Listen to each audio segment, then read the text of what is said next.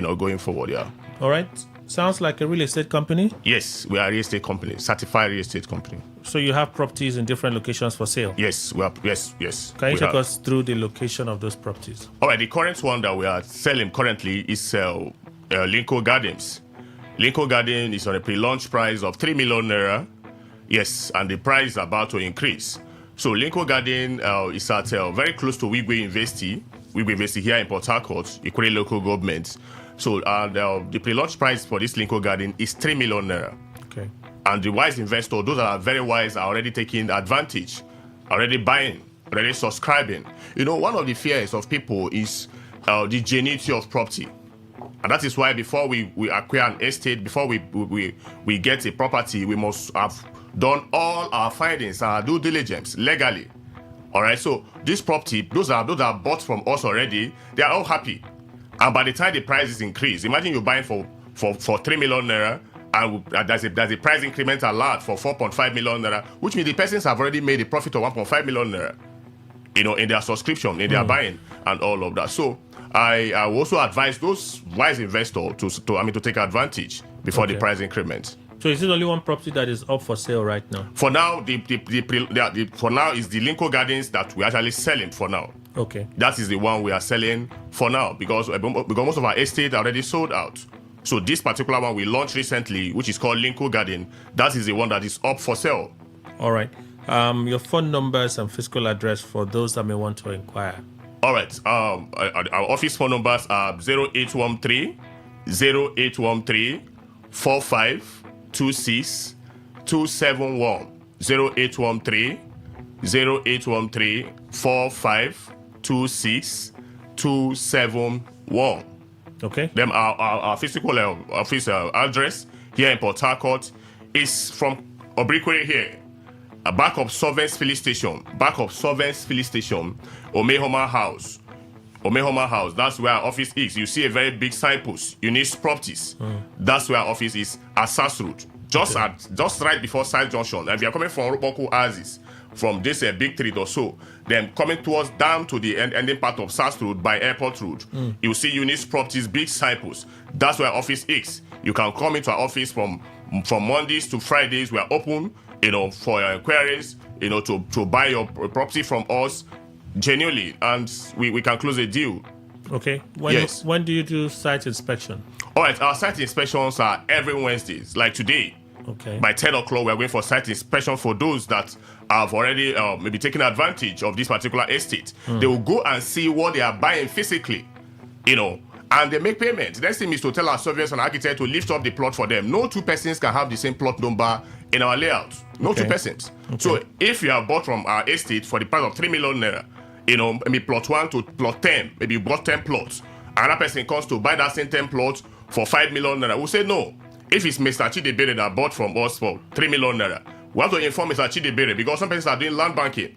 Are you ready to sell your plot? Somebody's coming to price it for 5 million naira. If he's ready, then he can sell off and make his profit. If he's not too, then the property belongs to him because by the time we are done, all right, all the requirements, all the documents will be given to him as the owner of the property.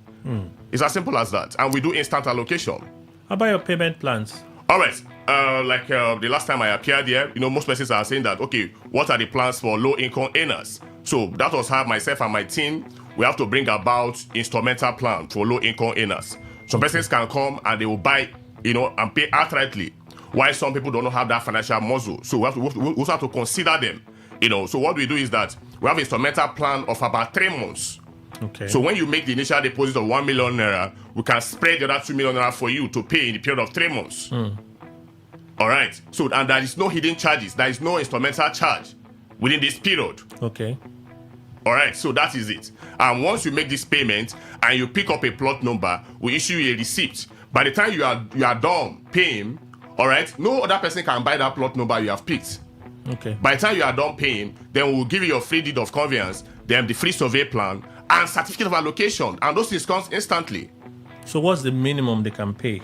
The minimum they can pay, all right, for a start is just 1 million naira. 1 million. 1 million naira, yes, that's the minimum. Then the other one can be spread. And they have 3 months to pay, and there is no charges. No charges. Yes. So what if they exceed 3 months? All right, if they exceed 3 months, the only charge it will incur is 200,000 naira instrumental charges. Okay. Yes, that is if you exceed 3 months to 6 months, you have 200,000 naira instrumental charges because land appreciates. All right. So let's put it together.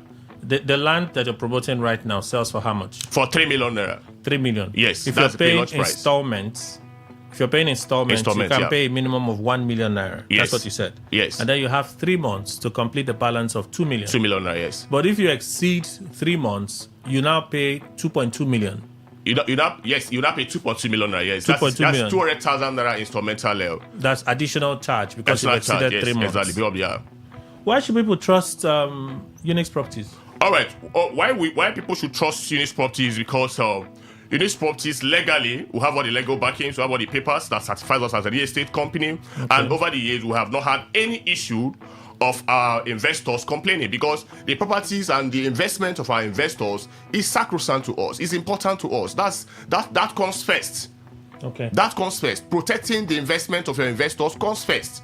And not by our strength, not by our ability, because we don't rely on our ability, but we crest all our hopes and our faith in God Almighty. We have never had issues all this while.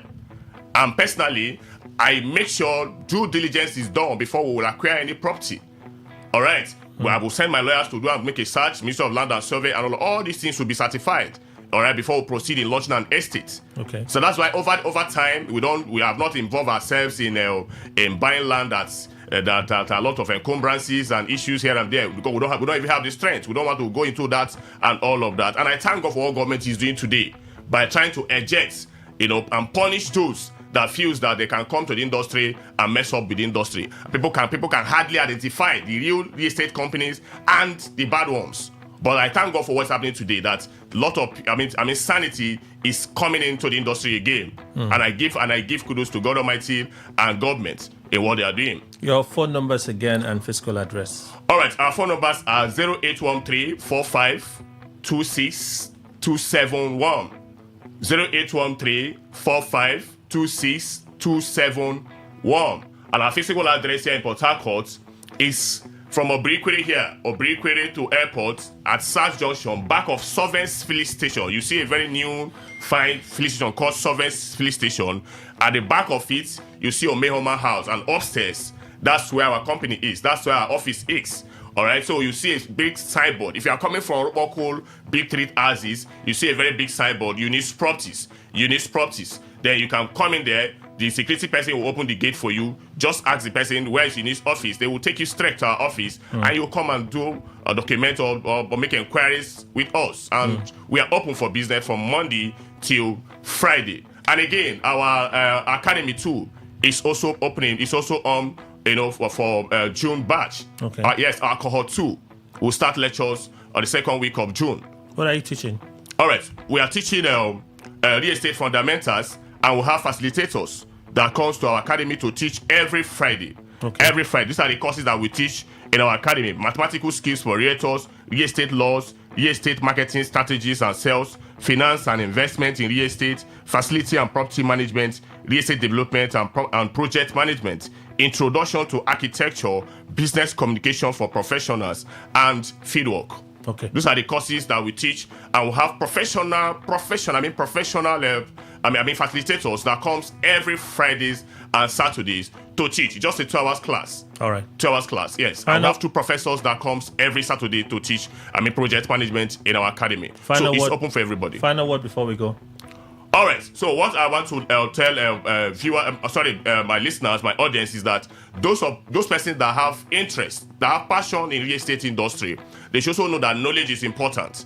The knowledge aspect of it is very important. All right. So I will advise them to subscribe to our academy, Unix Real Estate Academy. Okay. All right. And our classes are Fridays and Saturdays, so they should take advantage of that too. Phone numbers quickly. All right. Our phone numbers are 0813-4526-271, 0813-4526-271. Thank you so much, sir, from Unix Properties for making the time to be here. We'll return to the papers in a bit. Please stay with us.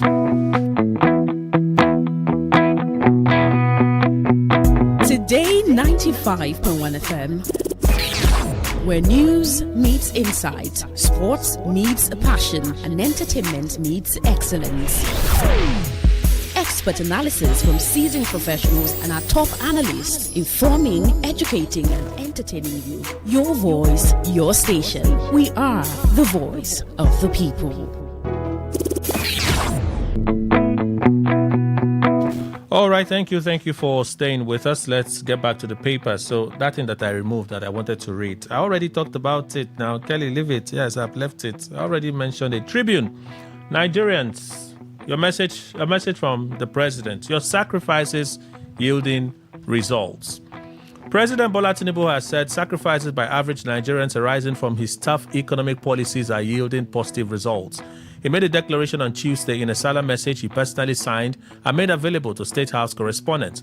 President Tinubu identified compassion, obedience, and willingness to sacrifice for a higher purpose as symbolic lessons exemplified by the Prophet Ibrahim's willingness to offer his only son, Ishmael, as a sacrifice to Allah. He expressed satisfaction that sacrifices made by Nigerians in the last 3 years have stabilized the economy, created jobs and economic growth, and turned the nation into preferred investment destination. President Tinubu acknowledged challenges on the security front, making reference to recent spate of killings and kidnapping by terror gangs, and reaffirmed his administration's commitment to root terrorists. He urged Nigerians to pray that those who commit crimes among us may rethink and abandon their evil ways or face the full weight of the law. I extend warm felicitations to our Muslim brothers and sisters across Nigeria and worldwide as they celebrate the glorious Eid al-Kabir, the festival of sacrifice. We give glory to Almighty God for preserving our lives to witness this important celebration once again. One central lesson of the season is a call to show mercy and compassion, regardless of race, ethnicity, or creed. There is no greater example of duty and devotion than Prophet Muhammad's Ibrahim's willingness to offer his only son Ishmael as a sacrifice to Allah. As a nation, we are on a journey of reconstruction and renewal. The reforms we have undertaken are challenging but necessary to build a stronger and more prosperous Nigeria for future generations. Just as sacrifice brings reward, I am happy that the sacrifices and efforts we have made over the past 3 years have yielded a more stable economy, making our country a preferred investment destination that will drive job creation and economic growth. The walk through the dark tunnel is over and the light is here. The light is here. I am confident that by the grace of God, the reforms we have diligently pursued will continue to yield improved security and greater opportunities for all.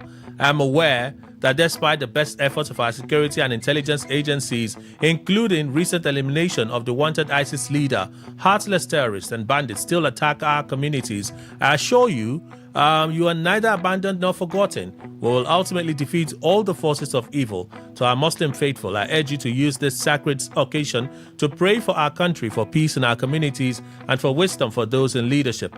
Let us also reach out to the less privileged, share with our neighbors, and strengthen the bonds of brotherhood that unite us as one people. My administration remains committed to building a Nigeria where all citizens can live in peace, worship freely, and pursue their dreams without fear. We will continue to invest in security, infrastructure, agriculture, and human capital to fulfill the great purpose of our great nation. I like that part. Where's that part again? The light is here. The walk through the dark tunnel is over. The light is here. President Tinubu. Sounds like a campaign slogan. Vanguard newspaper.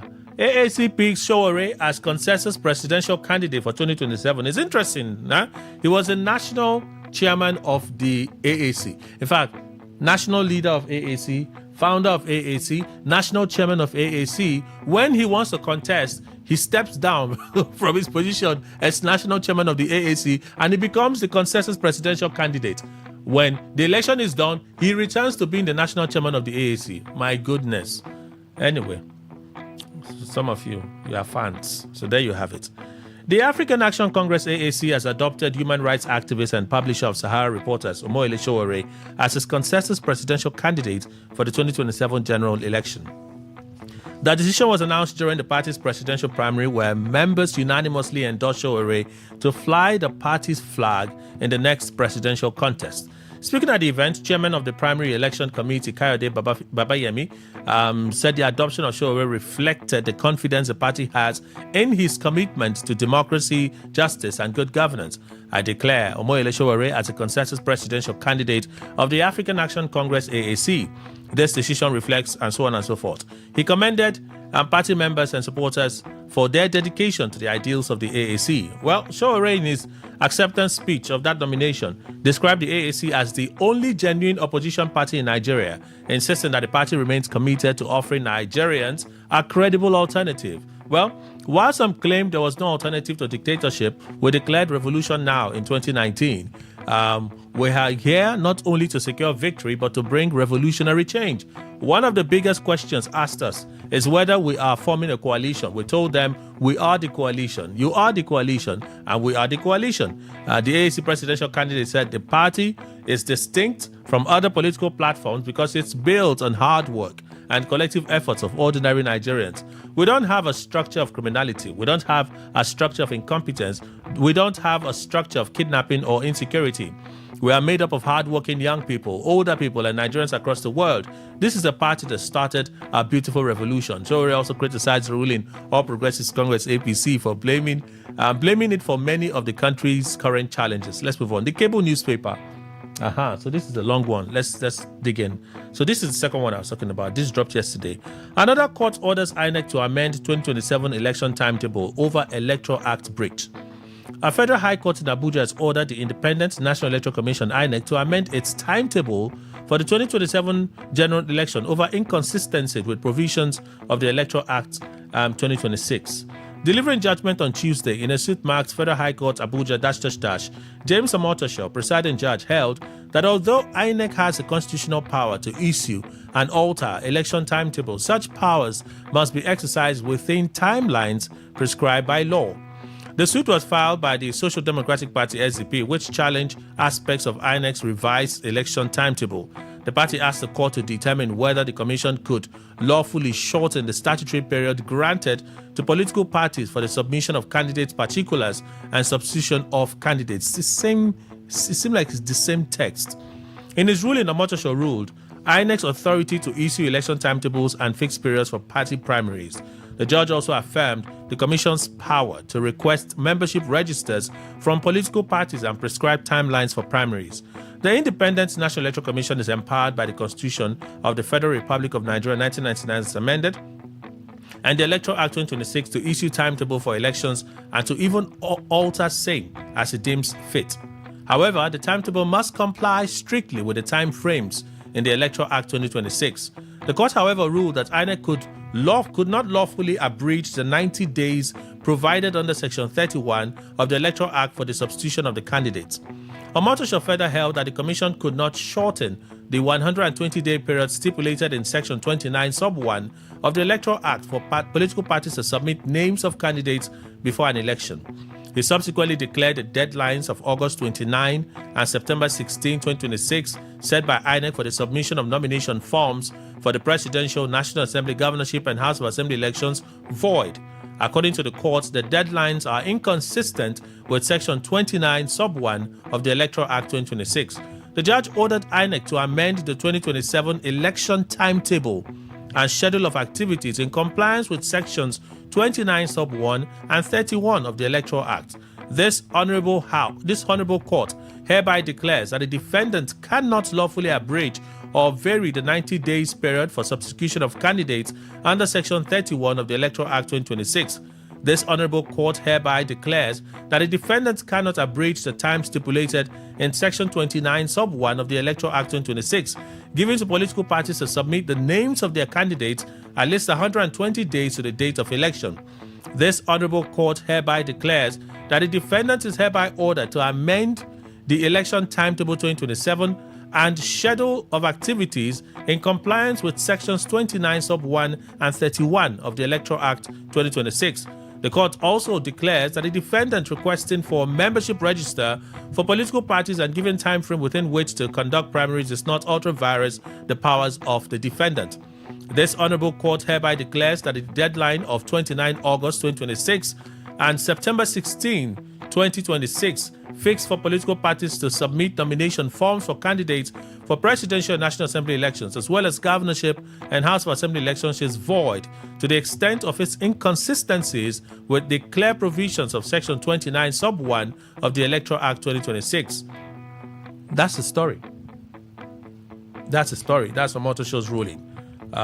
So, I was promised automatic ticket before joining APC. Yeah, Ned Woko. We listened to Ned. It's a viral piece, very hot video on social media. Court fixes July 20 for judgment in suit challenging 2025 digital lending regulations. The Federal High Court in Lagos has fixed July 20, 2026 for judgment in the suit challenging the legality of parts of the digital, electronic, online, and non-traditional consumer lending regulations 2025. Ambrose Louis Alagua, the presiding judge, announced the date on Monday after parties adopted their final written addresses and concluded arguments. The suit was filed by the Wireless Application Service Providers Association of Nigeria, WASPAN, against the Federal Competition and Consumer Protection Commission, FCCPC. The association is challenging the legality of some provisions of the regulations. What regulations? The DION. That's the acronym, DION, that regulation. SSS demands death penalty as court reserves judgment in trial of our church attack suspects. The Federal High Court in Abuja has reserved judgment in the trial of 5 suspects arraigned over alleged involvement in the June 5, 2022 attack on St. Francis Catholic Church, Owo, Ondo State.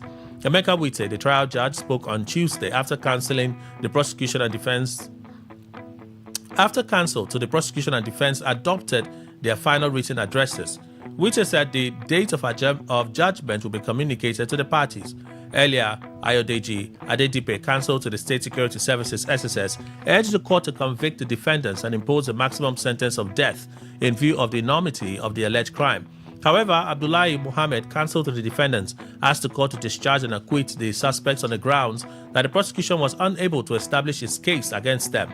The 5 suspects are Jamiu Abdul Malik Omeza, Al-Qasim Idris, Abdul Halim Idris, and Momo Otuho Abubakar. They were arrested in connection with the attack on St. Francis Catholic Church in Owo, Ondo State, which left 41 worshippers dead and more than 140 others injured. All right, that's the story, so let's wait. World Bank, federal government cancelled $717 million power scheme loan over rising tariff shortfalls. The federal government and the World Bank agreed to cancel about $717.7 million in undisbursed financing under the Power Sector Recovery Operation PSRO program. The cancellation was due to a worsening tariff shortfall, implementation delays, and changing realities in Nigeria's electricity sector, according to a restructuring paper shared with the cable on Tuesday. In the paper, the World Bank said the development followed a formal request by the federal government on March 26 to discontinue financing under the program and close the operation ahead of schedule. This comes weeks after the Office of the Accountant General of the Federation, OAGF, denied threatening the...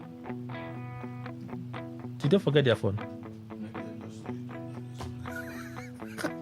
Sorry about that. If you're listening to us, Mr. Unix from Unix Properties, I think your phone is in the studio. So if you're listening to us, please just come back and get your phone. Thank you. All right.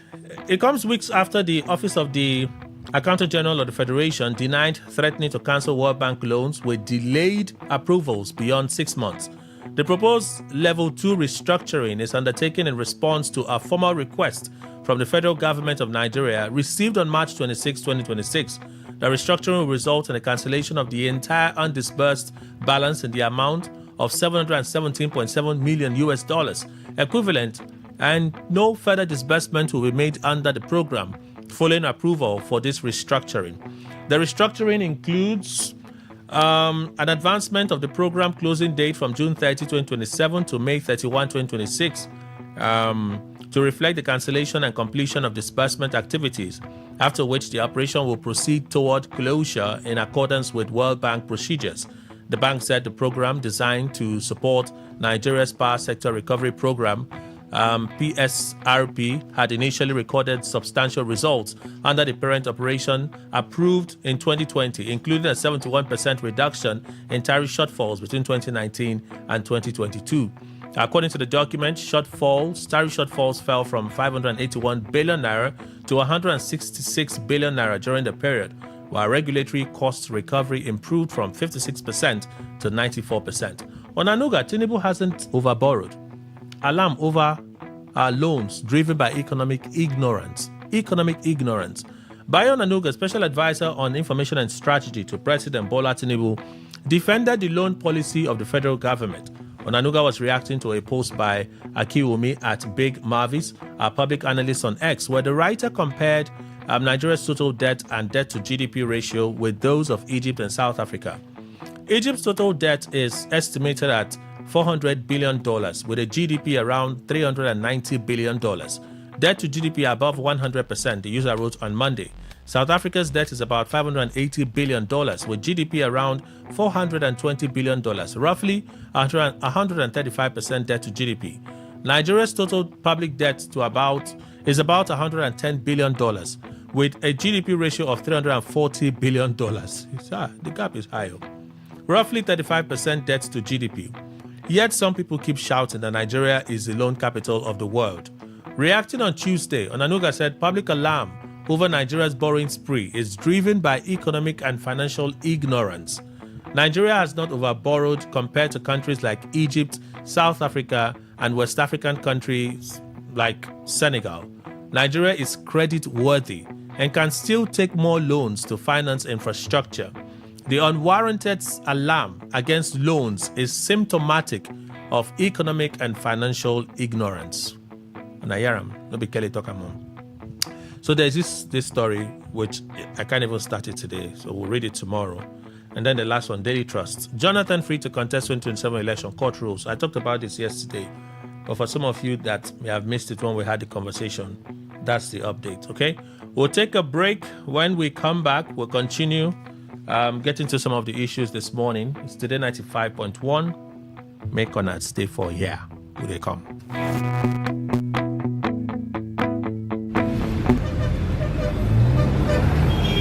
Live from the Garden City of Port Harcourt, Nigeria. This is Today 95.1 FM. We have Mrs. Precious joining us this morning.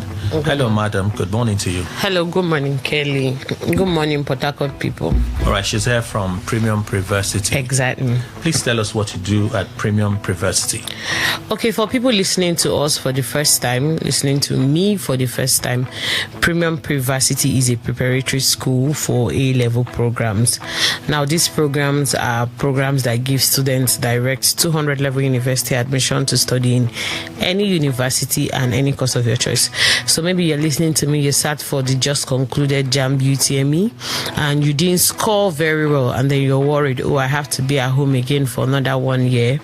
These are alternative to JAMB UTME programs that give you direct 200 level university admission to study in any university and of course any course of your choice in Nigeria and of course outside the country if you want to study abroad. Okay. Can we go into the programs now that you do in specific? Okay, so the programs we do are IJMB, that is Interim Joint Matriculation Board, and then we'll also do JUPEP, Joint University Preliminary Examination Board. These programs are programs that were introduced by the federal government to help cushion the effect of university admission for those seeking university admission. I tell you what, some students have written JAMB like 2, 3, 4 times.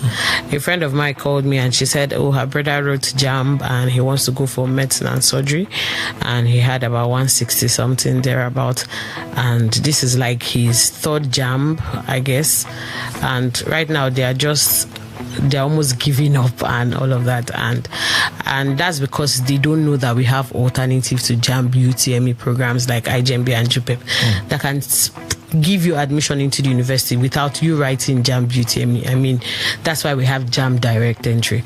So these programs run for 1 academic year. So for those persons who sat for JAMB this year and you didn't pass your JAMB, you enroll for the program. Come next year, you're going to be meeting your mates in 200 level. Okay. I mean, that makes your graduation year the same. Okay. Your physical address and phone numbers.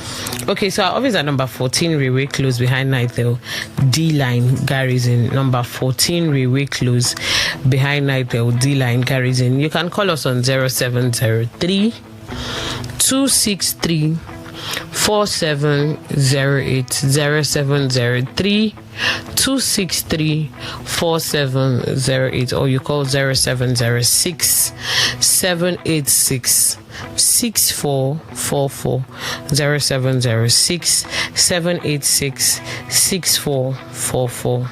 All right. Registration is still ongoing?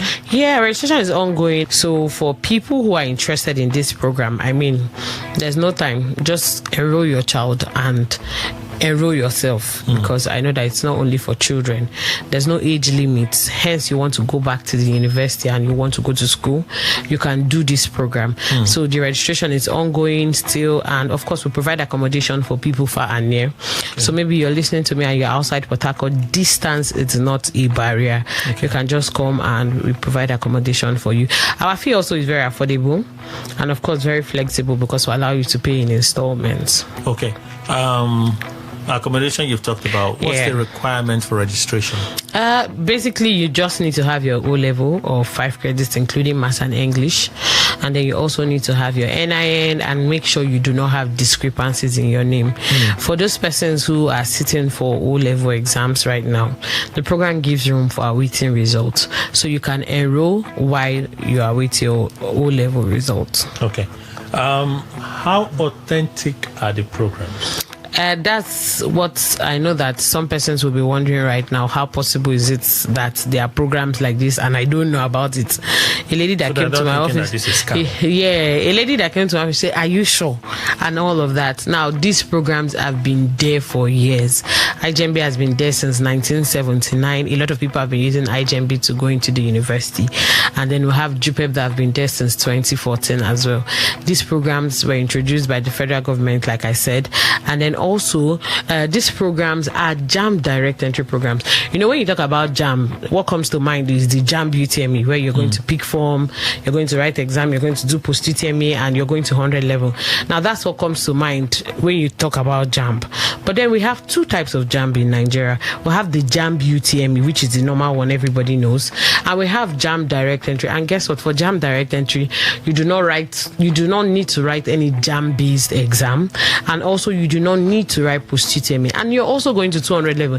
I mean, that's a way better alternative to JAM UTME, JAM direct entry. Now with JAM direct entry, you're going to be starting from 200 level, and then how do you apply for JAM direct entry if you're not going to be writing any JAM based exam? It means that you need to have a certificate. I mean, that's where the certificates we give at the end of this program come in, because you know that at the end of the program, the certificates you get, that's what you're going to be using to apply for your university admission. So what that means is, for JAM direct entry, you need to have a prior certificate for you to be able to apply for JAM direct entry, because of course you're not writing any JAM based exam. So I'm not saying that JAM direct entry is way easier, but then it is a better alternative. I mean, it's not like JAM UTME that one day determines what the next 1 year of your life is going to be like. I mean, for JAM direct entry, even if you did well in the first exam, you still have the post UTME to go for. Yeah, exactly. You still have post UTME in front of you, but JAM direct entry is a process, like IGMB and JUPEP programs. This is not a one-day program. It is a program that runs for one academic year. You have your first semester exams, you have second semester exams, you also have your external exams. These are times you have to make up for whatever it is your end goal is at the end of the day, depending on the course you want to study. So basically that is it. And of course, these programs were endorsed by JAM, like I said, and they are NUC accredited. Remember, I said you can take it to any university and you can study any course of your choice. And it is designed to give you 200 level admission, because some parents will call and say, "Oh, I want to do this course. Am I going to start from 200 level?" The program is designed to give you 200 level admission. Do you understand? Yeah. And it's JAM that admits? Yes, it's a JAM direct entry program. Okay. So now the way you made it sound, guarantees. Students will be wondering, okay, you have told me that it is authentic, yes. But how certain am I that I'm going to land that 200 level admission? Okay, first we have fewer students who apply for JAM direct entry in relation to JAM UTME. I mean, I think this year there are about over almost 2 million students that applied for JAM UTME. Okay. Almost 2 million. Just say UTME now. Why you call it JAM UTME? UTME It's JAM is JAM. UTME now. It's all JAM. UTME JAM. Post UTME JAM. Post UTME is the school, right? That's why I have to separate it. If you just go on. So, and then we also have, JAM direct entry registration is still ongoing anyways, but you don't have as much persons that applied for direct entry in relation to the people that applied for JAM UTME. So population wise. Yeah, and that's first on, like, that gives you an edge first. And then outside that also, over the years, Premium University currently is doing her 9th academic session. And then over the years, we've come to understand that students are very picky when it comes to choice of universities. My friend is in this school, I want to go to this school. And then it's not just students. Sometimes parents will tell you, oh, I don't want my child to leave this state. Oh, I want my child to do this program. I want, and all of that. So over the years, we've noticed that this is a problem. And how do we make things easier for people who are doing these programs in Premium University? Because the beauty of doing the program is finishing and gaining admission in 200 level in your choice university and your choice course.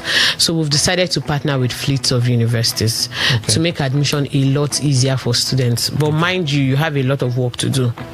I always tell parents the first step of getting admission is passing your exams. Okay. Yeah.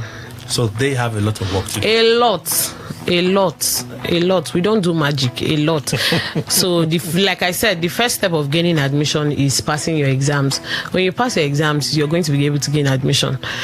So, for people listening to me, maybe you just want to head off, our office at number 14 Railway Close behind Nightel D Line Garrison.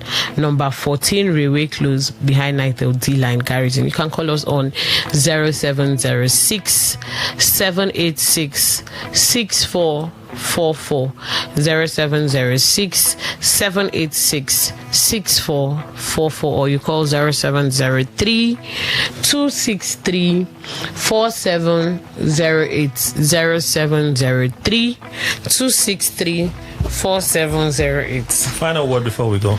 Okay, so for people who are, for those persons listening to me and you're interested in this program, this is an alternative to JAM UTME programs that is giving you a direct 200 level university admission. I mean, like Kelly said, you've written JAM UTME, you still have post-UTME in front. I'm not saying that you will not pass post-UTME, but then who knows? So you come and enroll for this program. Some of you narrowly escaped this JAM UTME. Right. So you come and enroll for the program. There's no age limits. Hence, you're done with secondary school, you can enroll for the program. We provide accommodation for people far and near. And of course, our fee is very affordable and flexible. You can call us on 0703 263 4708 0703 263 4708. You cannot even tell me to slow down with What's the second number? 0706 786 6444 0706 786 6444. Thank you very much. Mrs. Precious, thank you so much for your right. time and information. Stay informed, stay ahead. Tune in to Today 95.1 FM for the latest news and exciting sports updates. Your trusted source for everything you need to know. Today 95.1 FM, the voice of the people. Welcome. If you're just joining us, it's Today's Quest, the newspaper review segment this Wednesday, May 27, 2026. Yours truly, Kelly Kemenjima is my name. Let's get into the issues. Mr. Emmanuel Indukwe, our in-house analyst, is around, very much available. Good morning to you, sir. Welcome. Good morning, Kelly. Good morning, Nigeria. I wanted to get into some of the thicker things. We have Club 401 today from 9:30 a.m. And we have a packed schedule. But let's begin with Showore. Showore has emerged the presidential candidate of the AAC. He was the national chairman of the party. He's the national leader of the party. Now he's the candidate of the party. In the last how many years since he registered AAC, he's been the sole presidential candidate. If he shifts to another person, people know they. You see, Kelly, it's always very easy for somebody that is not at the center of, or let's say, spectator, to be criticizing others. But if that particular spectator happens to become a participant, he might not criticize that way. You know why I'm saying this? Showore will criticize right now is President Tinubu and other presidents in the past. And even other political parties. Good. But he has a grip hold on that presidential ticket. Every year that is going to be an election year, he will eventually emerge as the presidential flag bearer. So that is just it. I always ask people, now this president is bad, he's not doing well in Nigeria, this and that, in your own little corner. How are you managing it? Are you sure you are not going to be more of a dictator if you are given the wide latitude that that president has? Well, I think those listening to me and myself, even though I've talked a lot on this, we should use our tongue to counter it. But you even look at that. You look at how he has performed in the previous elections that he contested.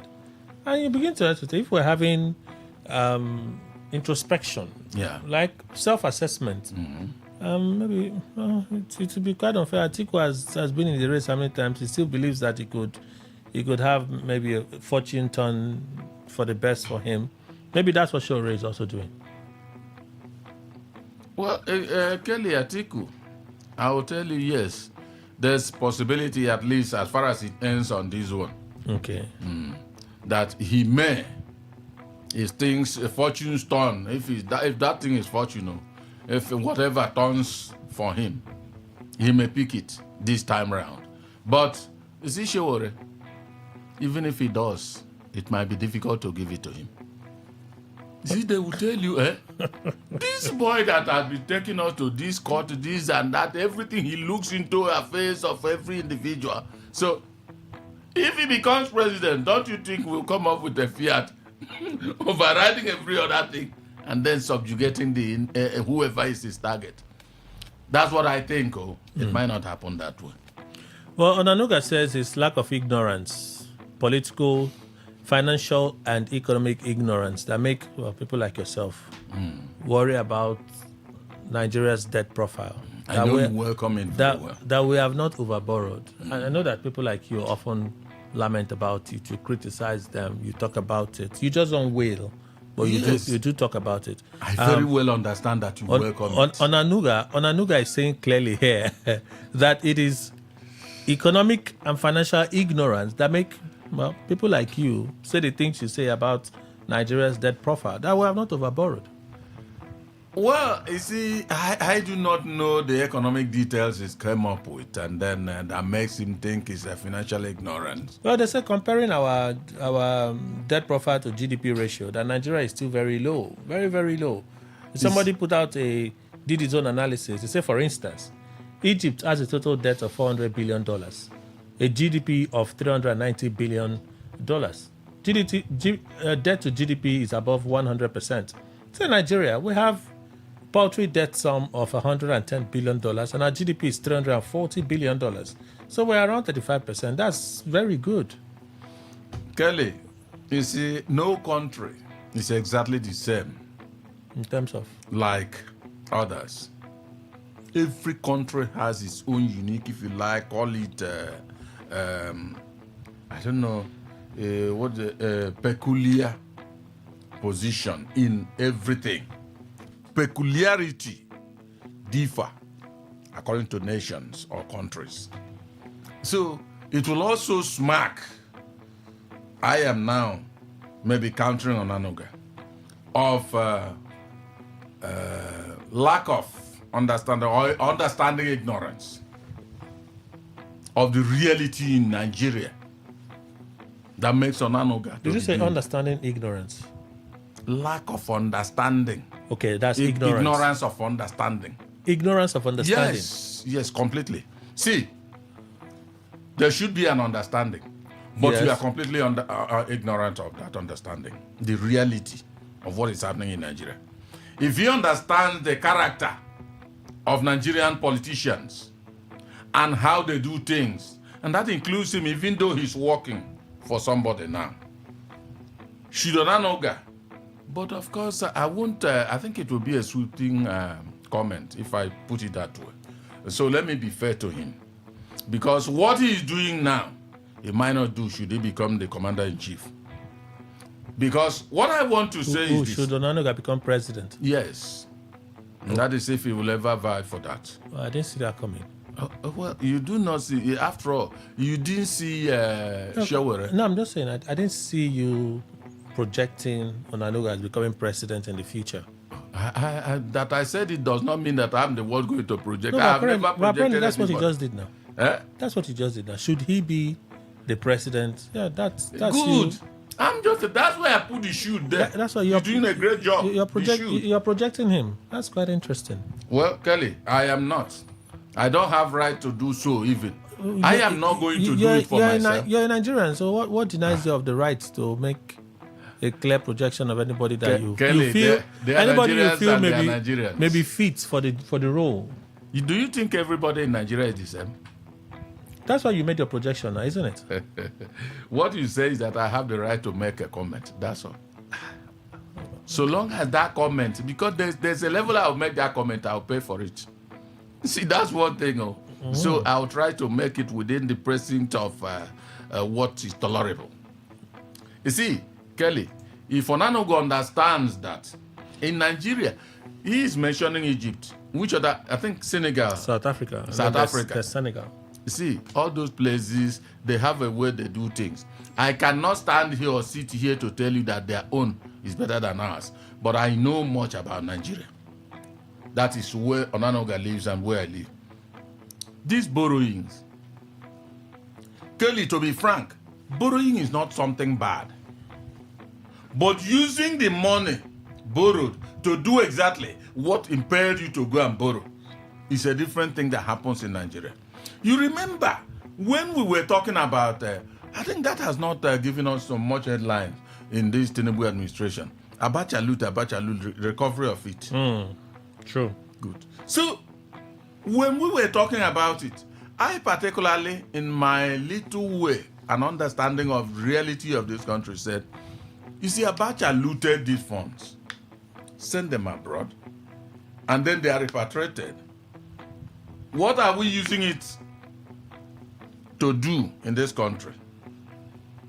I heard they mentioned about certain things like Lagos Ibadan Highway. Thank you very much. Is it I think they mentioned Niger. Very expensive highway. Is it Niger Bridge, the second Niger Bridge, something like that? Yes. Good. We've heard that too. But the truth is that are there other things that the funds would have been deployed into? I said if they use it particularly to build, for instance, whichever FD fees that is needed to do and discharge and do something, then we'll know, we'll put a finger on that and say, okay, it was Abacha loot that was recovered that brought this one into life. But these things, it looks as if the way it was going, I might be right, I might be wrong, that they brought it back and then it became relooted. So you can see that it might not happen that same way in another country. It might happen, it might even be worse. But Onanoga should learn to look at his own place and don't compare statistics while the exhibition of character might be different in those nations. Okay, we have to go for a break. Ngowari from Non's Luxury Home is already in the studio. Let me have her say something this morning. Hi, Ngowari. Good morning. Welcome. Good morning, sir. All right, so let's go over what you do at Non's Luxury Homes. Good morning, my country people. My name is Ngowari Allen Jack. But before I go start, I want to wish everybody happy Children's Day this morning. From Non's Luxury Homes Limited, we want to say a very big thank you to all our Bonge customers. We love you guys, and we pray for plenty money for inside your account. Today we bring to your doorstep North Garden Estate, where they 5 minutes drive from airport roundabout Omagwa by AP Junction. If you there for airport, if you there for Port Harcourt, you are coming from University of Port Harcourt. Now just 5 minutes drive from the Alu. The land na complete dry land. Now buy and build. It get correct road network. Street lights safe day inside. Now well designed layout. North Garden Estate. Promo price na 1.8 million naira. This land na correct dry land, na complete 50 by 100 meters. Even as the rain dey fall, if you come, we go take your eye see say the place na correct dry land. Oya make una call us for 0913 238 2724 0913 238 2724. Our second number na 0808 414 6285 0808 414 6285. Our office address dey for number 120 Airport Road, Igritali. Yes, so my country people, we still get another ogbonge brand new estate when we dey call North Blossom Estate.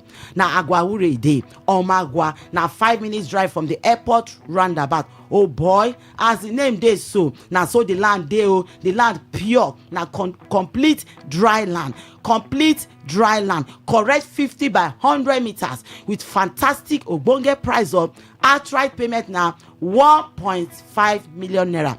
North Blossom Estate, e dey hot like fire. Na Akanchawa, na 5 minutes drive from the airport roundabout. E get better good road network with well designed layout for just 1.5 million naira. Now they see so that is very affordable for you and your family. No way before you hear say the land don't finish. So sharply call our number again 0913 238 2724 0913 238 2724. Our second number na 0808 414 625. Our site inspections now from Mondays to Saturday 10 a.m. to 4 p.m. Come, we carry you go show this land. The land they correct for you. North Blossom Estate, Omagwa, outright payment now 1.5 million naira. While the installment payment now 1.8 million naira. You no get bush entry, you no get community wahala, no matching ground. Just come and see and buy and build with immediate alacrity.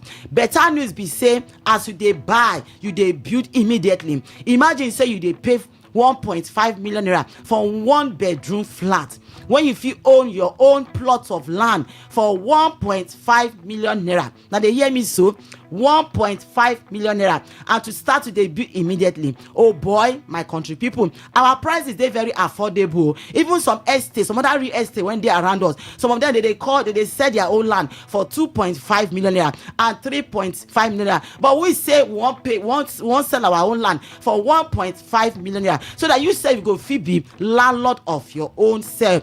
Once you buy this land, we go summer you with 50 blocks to start building immediately. Remember, say land where you buy today, they increase within just a month. Land na asset, land na necessity. Make you know they wait as you dey hear us now. Prepare yourself come our office so that we go carry una go show the place. Remember, say I don't tell una say North Garden Estate, Omagwa, AP Junction, Agwawure, na just 1.8 million naira outright payment, while the installment na 2 million naira. The land sharp, even electricity don't even enter the place. Make una call us again.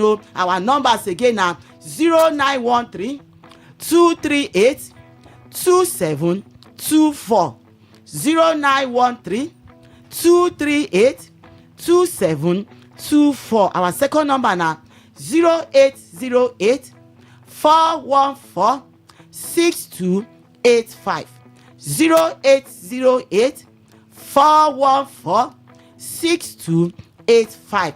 Our document now with the issue free deed of conveyance and instant allocation. Yes, instant. Once you deposit your money, you pay your money, we go give you instant allocation with 50 blocks to start building with immediate alacrity. 3 days, your document don come out o. Our company no dey waste time at all. As we dey pay, we dey give you instant allocation. Our site inspections na from Mondays to Saturday, 10 a.m.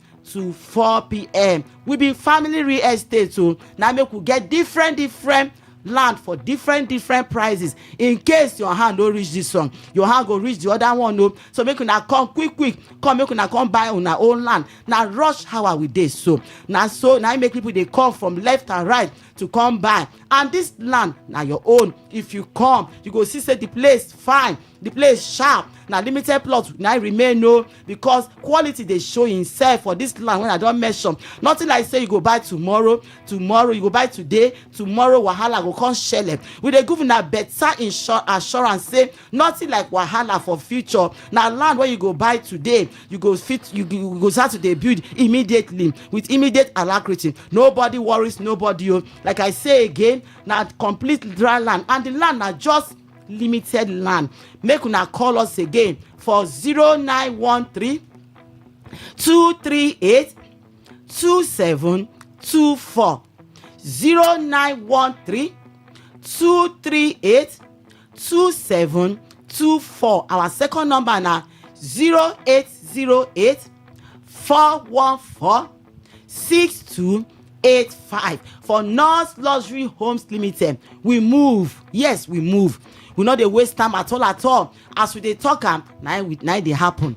Okay. For those paying in installments, how much are they expected to pay, and what's the period for them to complete their payments? For those paying installment for North Garden Estate, na one for Alu na 1.8 million naira. An installment na 2 million naira. You fit pay deposit for installment, you fit deposit 1 million naira. Then within 3 months, yes, from that 3 months to 6 months, we will help you balance am. Then you pay the remaining one. Why Nonce Blossom na 1.5 million naira. Installment na 1.8 million naira. And this land when I don cost so na table land. E no get wahala at all. E no get bush entry, e no get community wahala, e no get matching ground. We don pay all this one. We don clear the ground for you. Your own na just to come buy and build. Okay, your phone numbers again and physical address.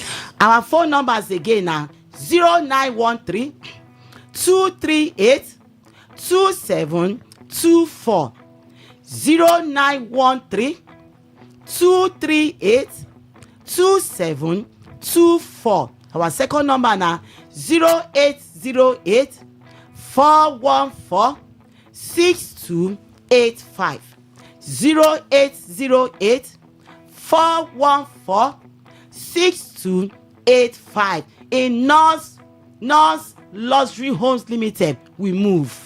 All right, final words before we go. Our final word be say no allow landlord dey usually dey do cash out every year o. Una know say things don cost, so na make una come our office come buy, and our prices dey very affordable. We be real estate, family real estate. We get different prices for different land. If your hand no reach this one, your hand go reach the other one, and we dey give free deed of conveyance with instant allocation and 50 blocks to start your building. Thank you very much. Thank you so much, Ngowari from Nonce Luxury Homes. The news update next. Please stay with us.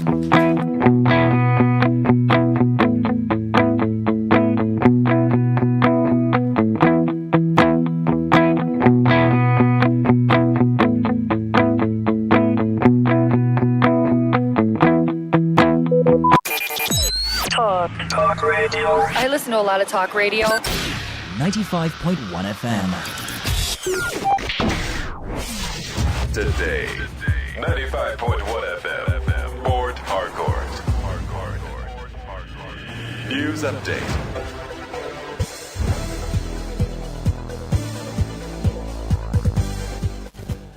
Good morning. Here is the news update on Today 95.1 FM. I am Kelly Ikemenjima.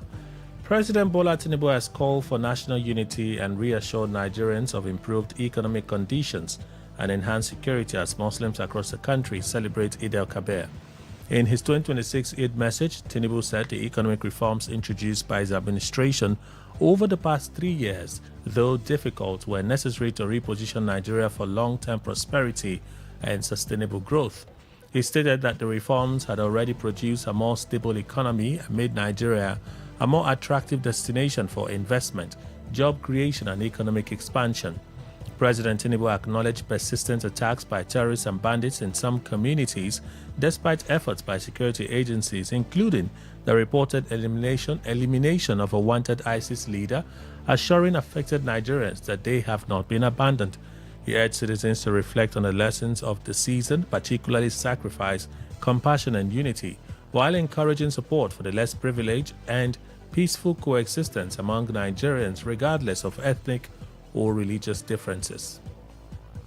The Chief of Defense Staff, Olufemi Oluide, has directed the deployment of special forces and aerial surveillance assets to Oyo State following a recent surge in kidnapping incidents across the state. Military authorities say the move was part of intensified efforts to track down perpetrators and restore security in affected communities. Speaking during a briefing on the Armed Forces operational activities for May, the Director of Defense Media Operations, Major General Michael Onoja, said the Defense Headquarters sympathized with victims and assured residents that operations would be sustained until peace is fully restored. He noted that the CDS had ordered comprehensive reinforcement involving advanced aerial surveillance platforms and specialized ground troops working in coordination with state authorities. According to him, during nationwide operations for May 2026, the military arrested 314 suspects, neutralized 118 terrorists, and rescued 221 kidnapped civilians across different theaters of operation. The former chairman of the African Democratic Congress ADC, Ralph Wosu, has dismissed claims of crisis and factions within the party, insisting that the ADC remains united and focused ahead of the 2027 elections. Speaking during a television program, Wosu said the party had grown into a strong national brand with millions of supporters across the country. He accused political forces within the ruling establishment of attempting to undermine the party's rising popularity through media narratives and internal disruptions. Wosu also stated that disagreements involving some former party officials should not be interpreted as a major division within the ADC, maintaining that the party's leadership remains intact and committed to building a winning platform ahead of future elections. He expressed confidence in the leadership of former Senate President David Mark, noting that the former military officer is disciplined, focused, and determined to reposition the party for electoral success. On the foreign scene, Israeli air attacks have killed at least 11 people and wounded 15 others in eastern Lebanon as Israel expands its military operations amid mounting tensions and a fragile ceasefire. According to Lebanon's Ministry of Public Health, the strikes hit the village of Mashkara in the Bekaa village or valley. Israeli forces also reportedly carried out raids between some communities in southern Lebanon alongside sustained shelling in parts of the Tyre and Nabatea districts. The Israeli military say it struck more than 100 Hezbollah infrastructure targets and fighters across the Bekaa Valley and southern Lebanon, while issuing evacuation orders for several towns, including Mashkara, Shama, and Nabatea. The escalation comes after Israeli Prime Minister Benjamin Netanyahu authorized intensive strikes against Hezbollah, further straining a U.S. brokered ceasefire. Reports from the region indicate that Israeli ground operations may be expanding beyond the previously defined buffer zone along the southern border, with Hezbollah also claiming continued attacks on Israeli forces. That's the news update on Today 95.1 FM. Good morning. Thank you for your time. Please listen to this announcement. NKE VIP Hotel presents Children's Day Celebration 2026. Join us Wednesday 27th May, 12 p.m. for a fun-filled day of games, bouncing castle, face painting, costume characters, magic display, comedy, free swimming, gifts like cartons of noodles, books, pens, and lots more. Venue, NKE VIP Hotel, Choba Extension, First Mechanic, off East West Road, Port Harcourt. Come celebrate your children in style. Dropping a cube, let the flavors flow. Watch every meal, steal the show. Terra, ooh, Terra.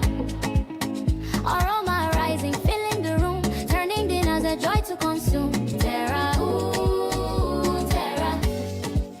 Terra Q or Rap Joy. Unleash taste.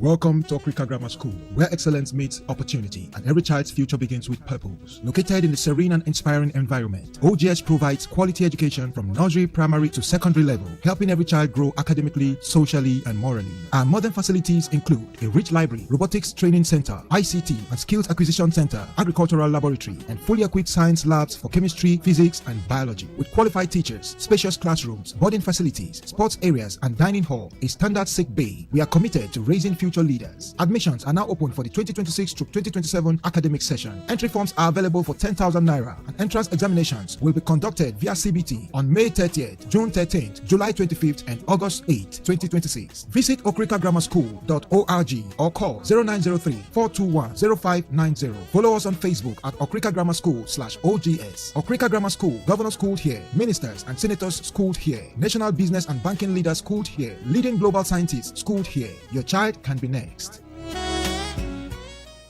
Mom's love is pure.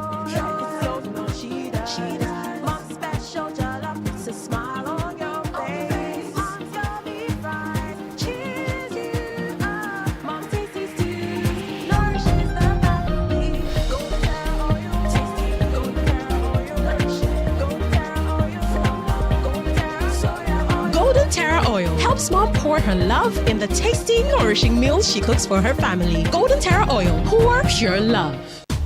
Good tasty food is worth living for. Worried about your oil every time you enjoy your favorite meal?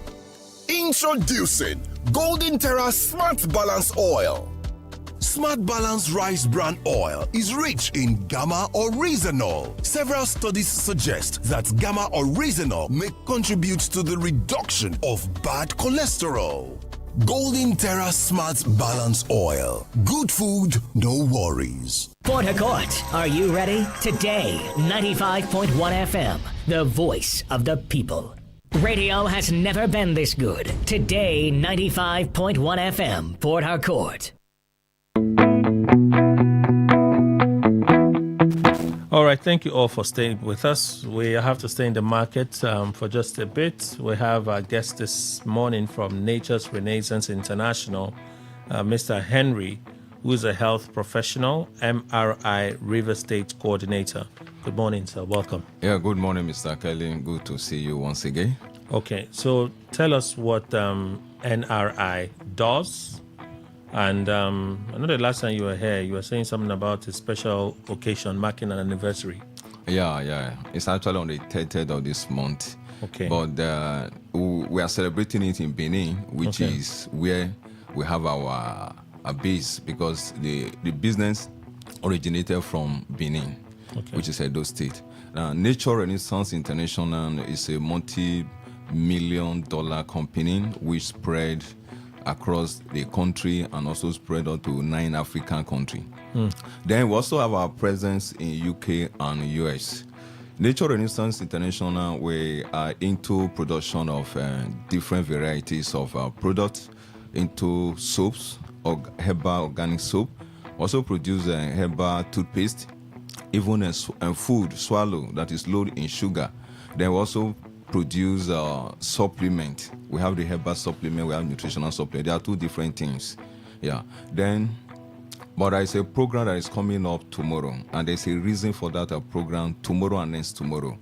Now, NRI is a company that is actually fronted by highly medical people. It's not just anyhow people, because all our products have been researched and proved by and certified by NAFDAC. Okay. Now, the reason why sometimes when you mention like a herbal product, many people actually condemn it. Why? Because they are still looking at it from that angle that somebody have to look for jerry can and just fetch something and give to you without understanding the constituent, even whether the chemical can harm someone or another. But right now, what is obtainable in a developing country and a developed country, that the body that is regulating anything that has to do with food and drugs, like NAFDAC, we have to certify. When NAFDAC certify, what it means is that this thing that you are consuming is free from, is safe. That's what it means, is safe, and you can use it.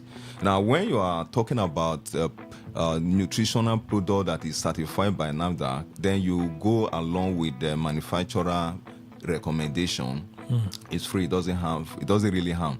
But when you go beyond, or you didn't take their advice and you just take anything you like, that is when those things are coming at what people are saying. But we have a very big program after we have researched on several things, that if we can actually help people to check their body at the primary state. What I might mean that we have what is called vital sign. You know your BP right now, you know your sugar level, you know your cholesterol, you know your uric acid. Because all these small things we are saying that you can actually check using strips without even quantum machine, they are so important that if they are okay, then your health is actually, in fact, you have secured a lot. But if they are not okay, they are the one that will lead you to you spending money on big things. Like, for instance, somebody have BP, you are not taking drugs and you are not checking in, it can lead to stroke. That when you get to stroke level, then we are not talking about MRI of the brain or CT scan of the brain. The same thing that if you have sugar level, and your sugar is high and you are not regulated, you don't even know about it, over time it can damage your eyes, damage your kidney, damage your heart, damage your blood vessels. At this point in time, you are not spending more money. But when you know these things at the tender stage, that you find out that your cholesterol is high, then you know what to eat. You know some things to take that will help you at that level when it has not complicated, well, not cause complication in your body. Now, these are things that many people need to know, that NRI is a movement. NRI is like one family, that they believe that when people are healthy, then they become productive. It's not all about just waste. It's all about, they are looking at the nation. Every nation today that is productive, they are healthy people. That we could actually start from somewhere and achieve this goal. Then they also do a huge research about where does the health, when we're talking about living healthy, where does it really anchor on? Many people are not aware that immunity plays a very big role. When you tell me, Mr. Kelly, that if you tell me now that you have not taken drugs for more than 5 years or 10 years, I will argue with you. Do you know what happened? That is, we call it divine health. But you are dwelling, or it is tied to your high level of immunity. Because if your immunity is low, what it means is that anything can crawl into your head. And it can knock you down fast. Yeah, yes, nothing to fight for you. You know, immunity simply means the security network. In every nation today, let me just look at it this way. A nation that is the strongest nation on earth now is not because of their best, they don't have the best economy. They may not be the richest country. But what makes them the strongest nation is the level of their immunity. Now, your body, when it's well immune and your immunity is strong, that shows that you can actually live a healthy life. And where do you get this immunity? You get it from natural things.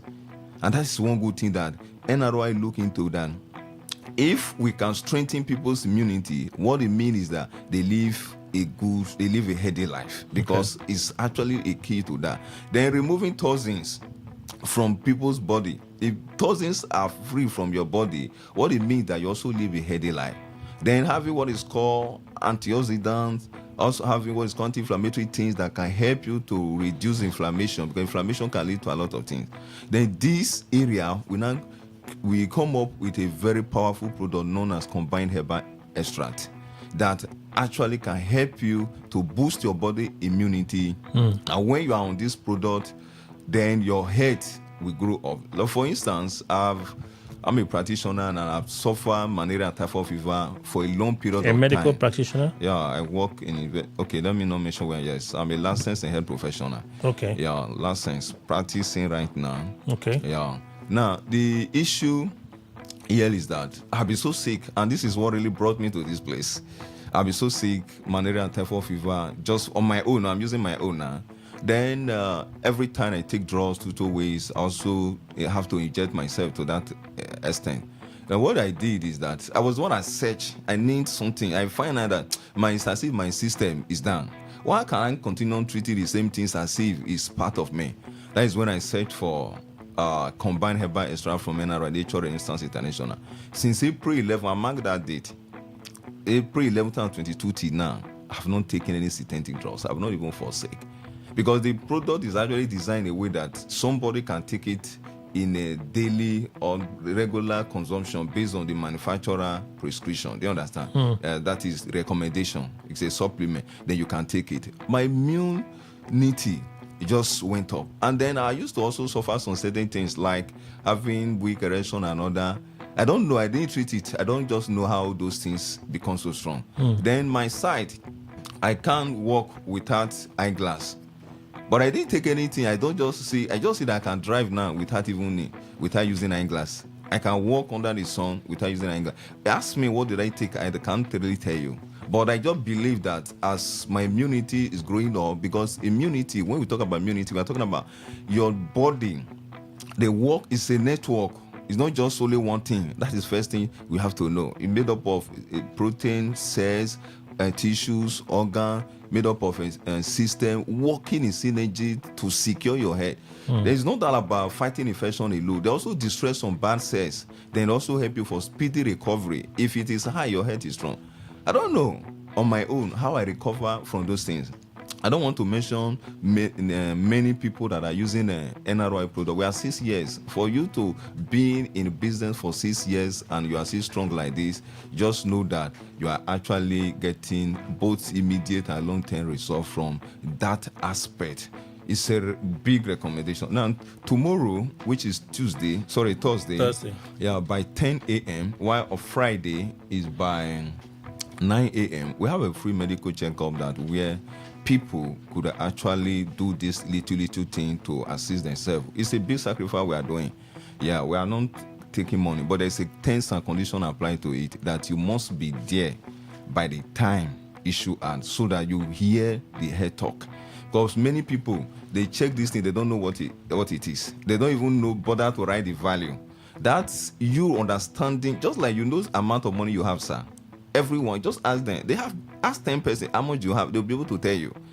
We also need to know our health status. When somebody asks you your BP, you'll be able to say the last time you checked. Your sugar level, your cholesterol, your PCV, all these things. Because these are primary things. If they are okay, when you are drinking a bottle of mineral, you know that your sugar level is already balanced. You will not be afraid whether it will be triggered.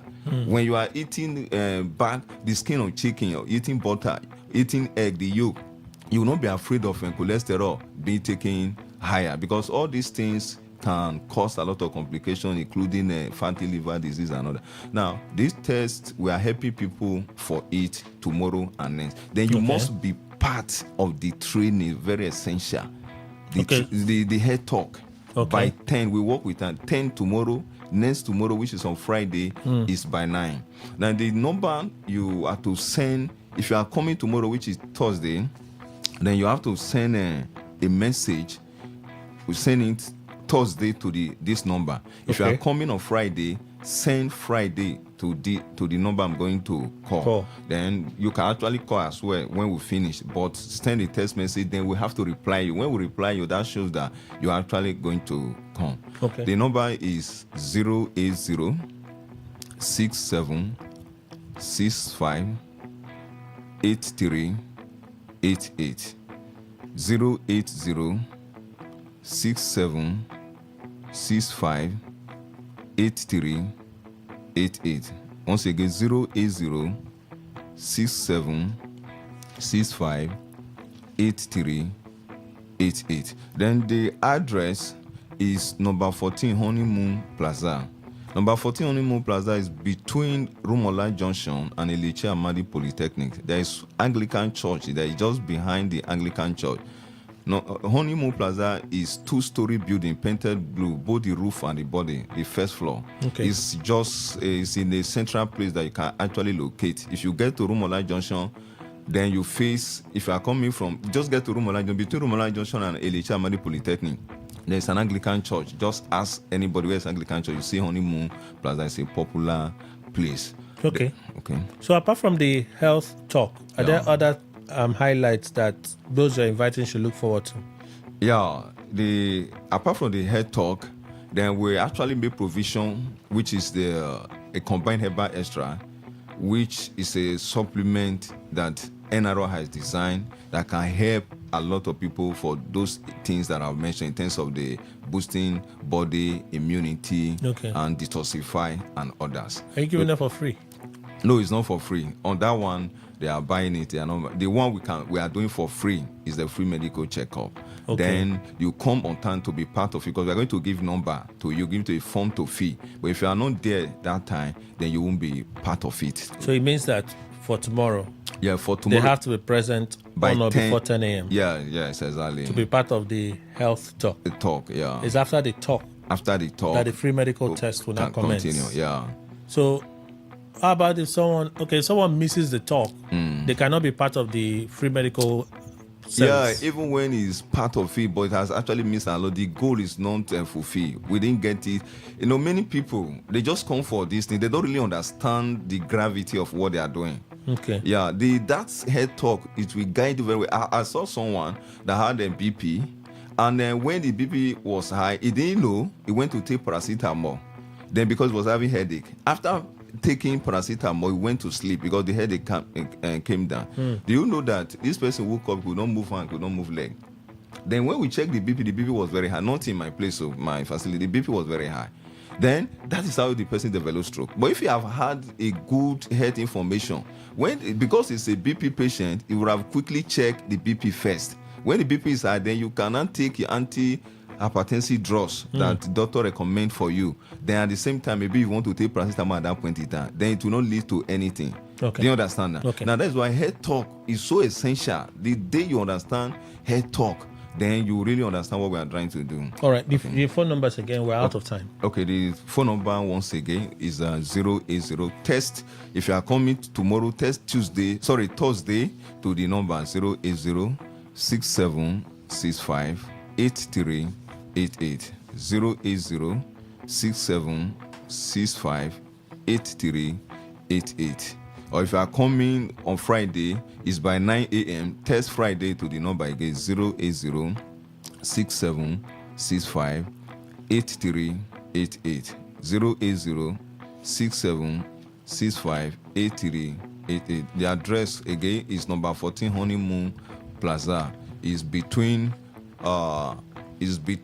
Rumola Junction and Elecha Amadi Polytechnic, which is known as the Rumola Road.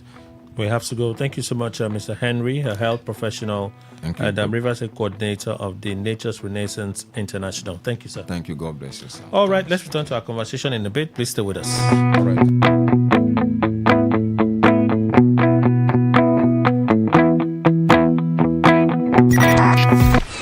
95.1 FM, voice of the people. And we're back. All right, thank you for staying with us. Let me call the channels for contribution 0810951091. Again, 0810951091. Call-in number, that is 0701 9339 962. 0701 9339 962. You can use that to send messages across to us this morning. WhatsApp, traditional text, voice message.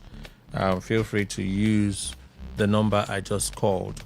Okay, panelists will join us in a bit. Let's read some of those that already have the numbers handy and have sent your contributions. Let's begin with this one.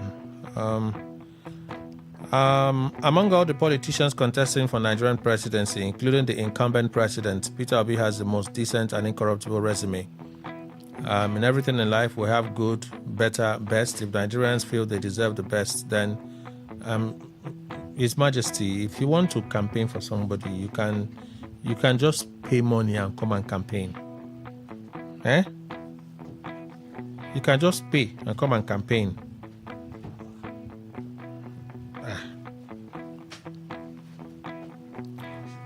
Gift from Port Harcourt. Kelly, looking at the judgment of Justice James Omotosha, can boldly demand that the Nigerian judiciary be fumigated. Nigerian judiciary is the only legal body in the world that derives joy and honor in being. Like I said today, I don't really want to wake up from. Why is Amechi crying wolf? Yes, let him feel the pains. He ganged up with his likes, voted for brother Jonathan out of power, voted his brother Jonathan out of power, and denied his regional political power. Now in the morning, Rashid Lawal from NTA Road in Boba, a contribution. I thought Mr. Okay. Shore could be the commander-in-chief as a Nigerian first and perhaps other qualifications on a lighter mode. Bayo Onanuga should be gathering the much resources he could to be able to pay his own due to repaying that little President Tinubu has borrowed so far, according to him.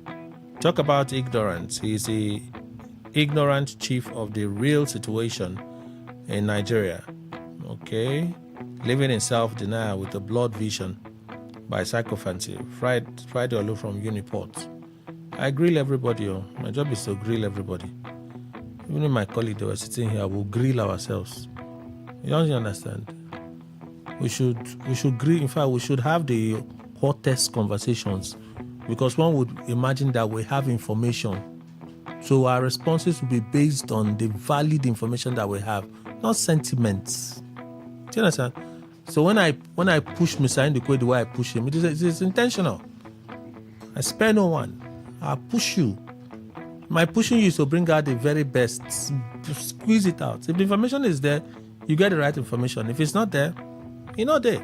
And some of you sometimes you would have seen that the information not just there, it's just sentiment.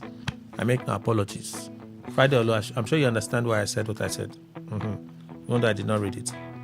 Good morning, Kelly. Bishop Ndukwe and all our guests, Senator Ned Woko, please stop crying because you fail to respect your leader, just like one governor here.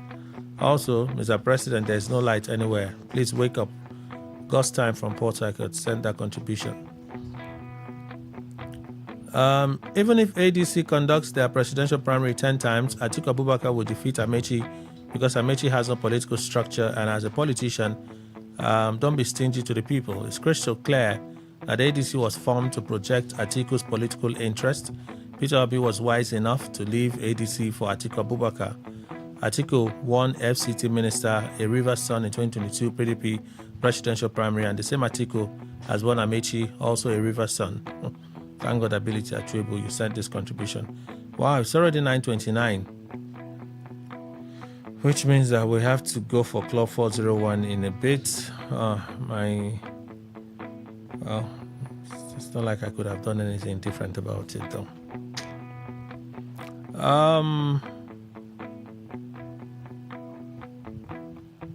Let me just read some more contributions. Let me greet Dr. Kalis, if he's able to. Dr. C.N. Dumle, Dr. Kalis, lecturer at Rivers State University. Doctor, good morning. Welcome. Thank you, Kelly. Good morning, Rivers people. Happy Children's Day to me. and as well to me also. Are you a child? No, I am. Why are you joining me in my Happy Children's Day? I am. Felicitation.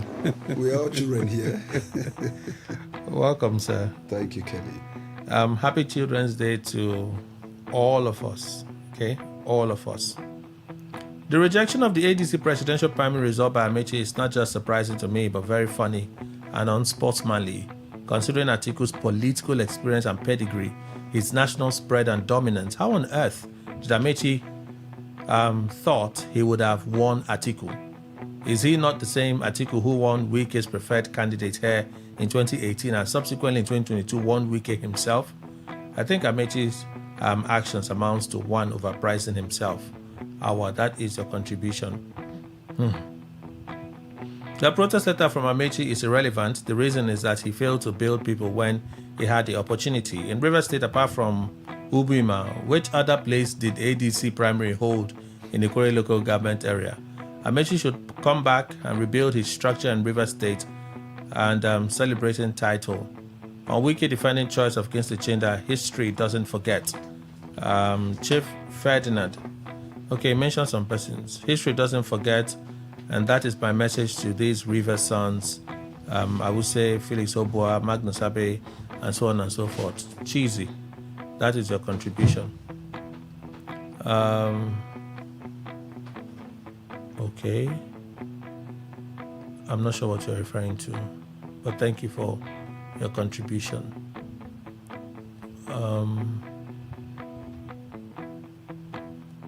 Okay. I think I understand this one, so we'll look into it. We'll clearly look into this. Thank you for your contributions. Give us a moment.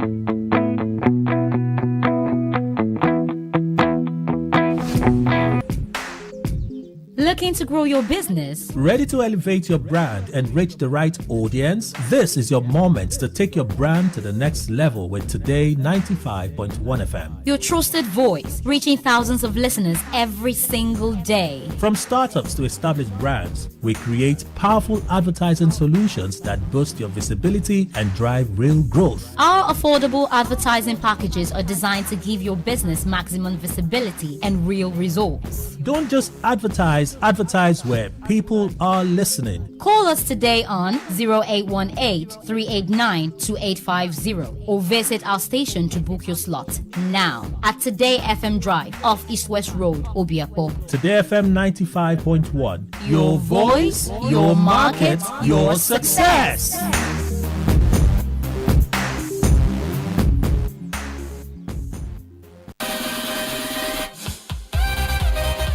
Get ready to turn up the volume and dive into the heartbeat of entertainment. From the hottest celebrity gist to trending music, movie buzz, viral moments, and behind-the-scenes drama. This is where the fun never stops. Tuning to Entertainment Today, only on Today 95.1 FM, Voice of the People, your station for pure entertainment. Weekdays, 11:30 a.m. Entertainment Today, where your favorite stars and stories come alive. It all begins with breaking news. Now make no mistake, this is a difficult mission, and it will remain difficult for some time. Then it keeps trending. Events, issues, personalities, all struggling to gain attention. But in the race for deadlines, the intrigues, power play, undercurrents are often missed or underreported. Insecurity here is basically a product of poverty. But not anymore. As the platform on radio steps in to fill the missing links on events, issues, and personalities in the news. I'm not afraid of anybody. Yeah! The platform on radio serves only the hottest topics and trending issues. Only on Today 95.1 FM. 95.1 FM. Port Harcourt. Weekdays, 4 p.m. Get on the platform on radio and be served.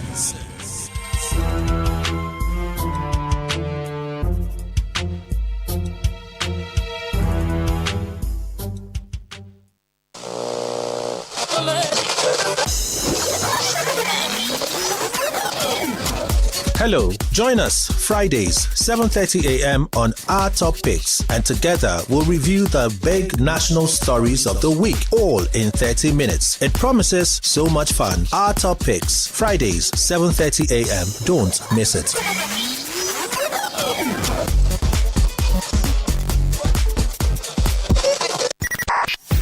95.1 FM, Voice of the People. And we're back.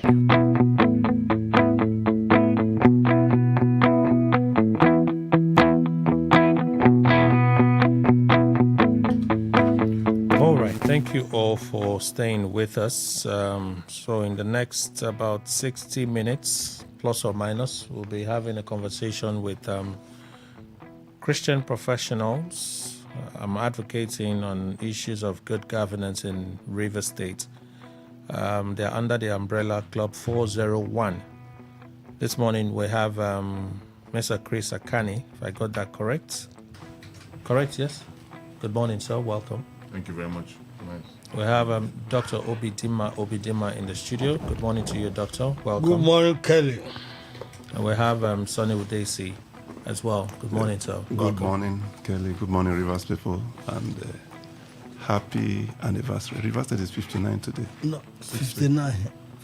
59. 59, yes. Children's Day and Rivers State anniversary. So happy birthday to Rivers State. Former governor's birthday as well. Robbie Chibike Rotimi Amechi. Very correct. Yes. As well. Yes. Okay, so plenty of things to celebrate.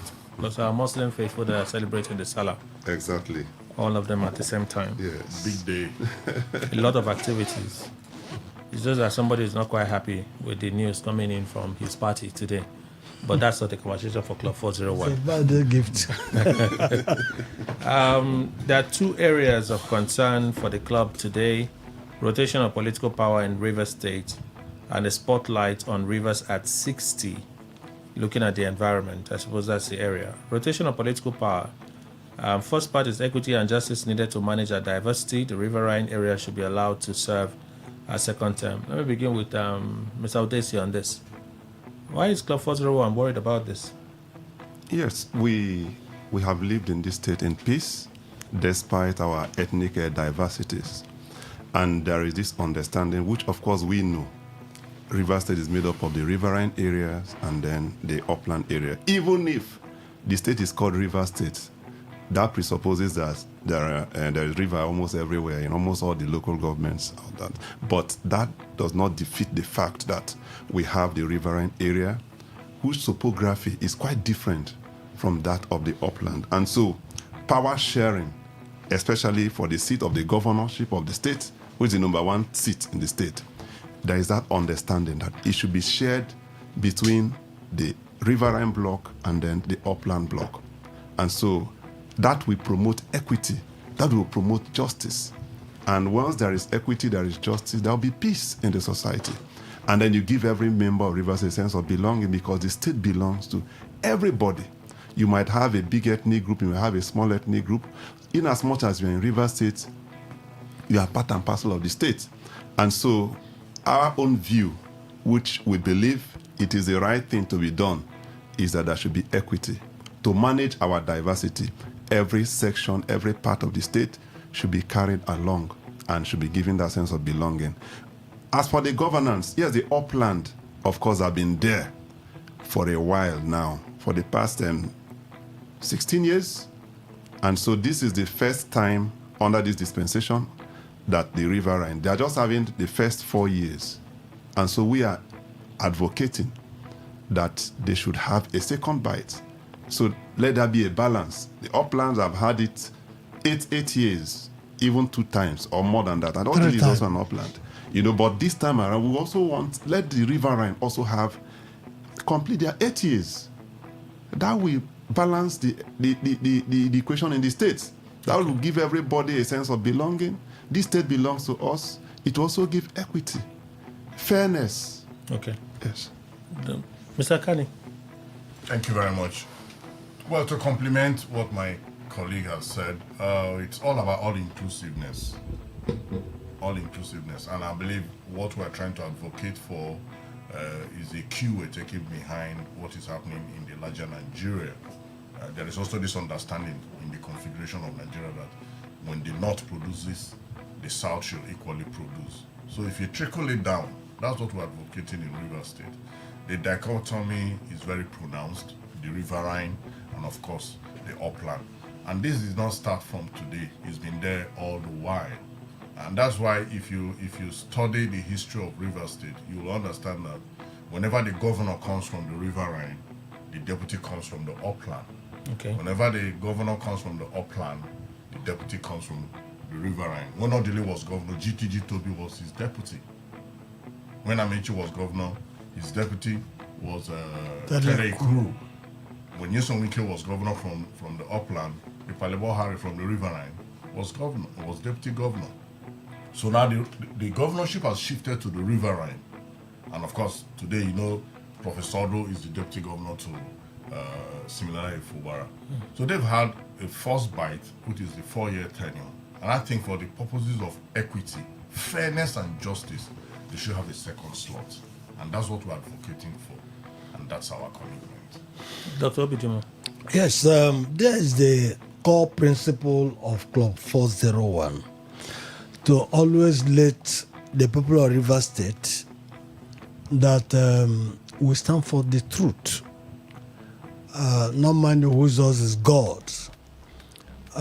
In any plural society, they always find a way to manage it.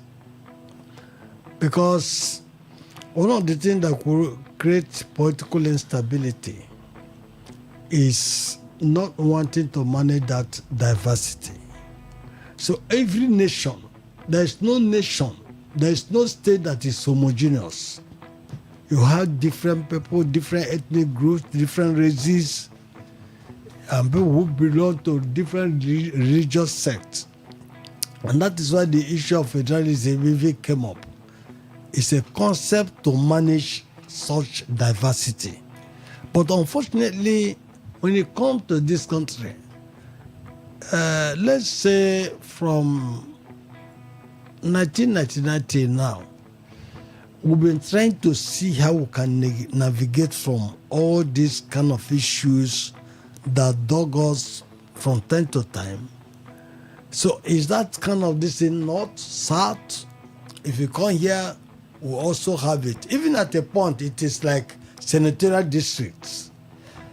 Rivers West had it first, orderly, and it shifted to Rivers East and went to Rivers South. Listen, even if we say, look, it's riverine and upland. Now, similarly, is from the riverine and from the Rivers Southeast. And that area, if it's not going to Southeast Senatorial District, it should go to the core riverine communities. They should get us credible persons and let River East, as much as possible, try to stay away from it. Not just River East, Ikwere ethnic group. After Delhi, Omeya came, short-lived, and Amechi took over. After Amechi, Nyesowike for 8 years.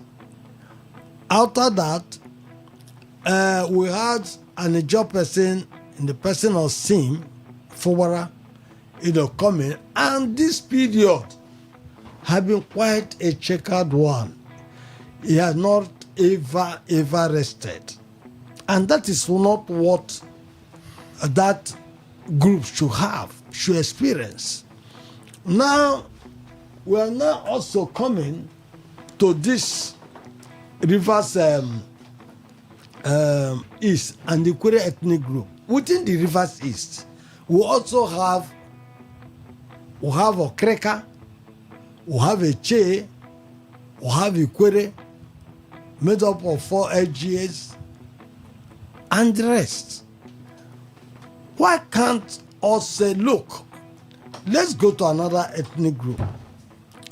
And this is what we are saying, that it goes against the grain of equity and the natural justice.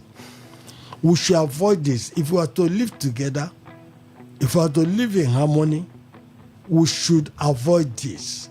Okay.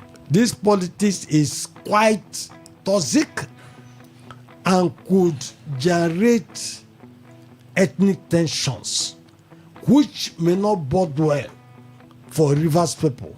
Okay. At the long run. So is this called to the political parties or is to a group of persons, Mr. Kani? Well, it's for the larger Rivers people. My idea is I pray the votes count, and voters should look forward or should look towards the direction of parties that will field candidates from the riverine. Okay. Not just candidates from the riverine, credible candidates that will be able to deliver the dividends of democracy. And we'll have quite a number of them. We've been hearing, I supposedly call it rumors. Individuals like Dumolulu Briggs, we're hearing Farah, Dagogo, and the rest of them. But by and large, bottom line, our commitment is from the riverine. I'm sure we'll be able to shop a candidate that will be quite credible, knowledgeable, that will be able to deliver the dividends of democracy from the riverine bloc. I must tell you, they embraced Western education quite early in the configuration of River State, the riverine. Okay. It seemed like a very easy task for the people to identify those from the riverine. You mentioned Farah Dagogo today. The last time I checked, he did not emerge the candidate of the ADC.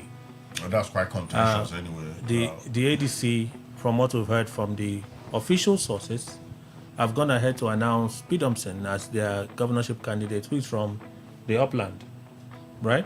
So the ADC, they have made a decision to go upland.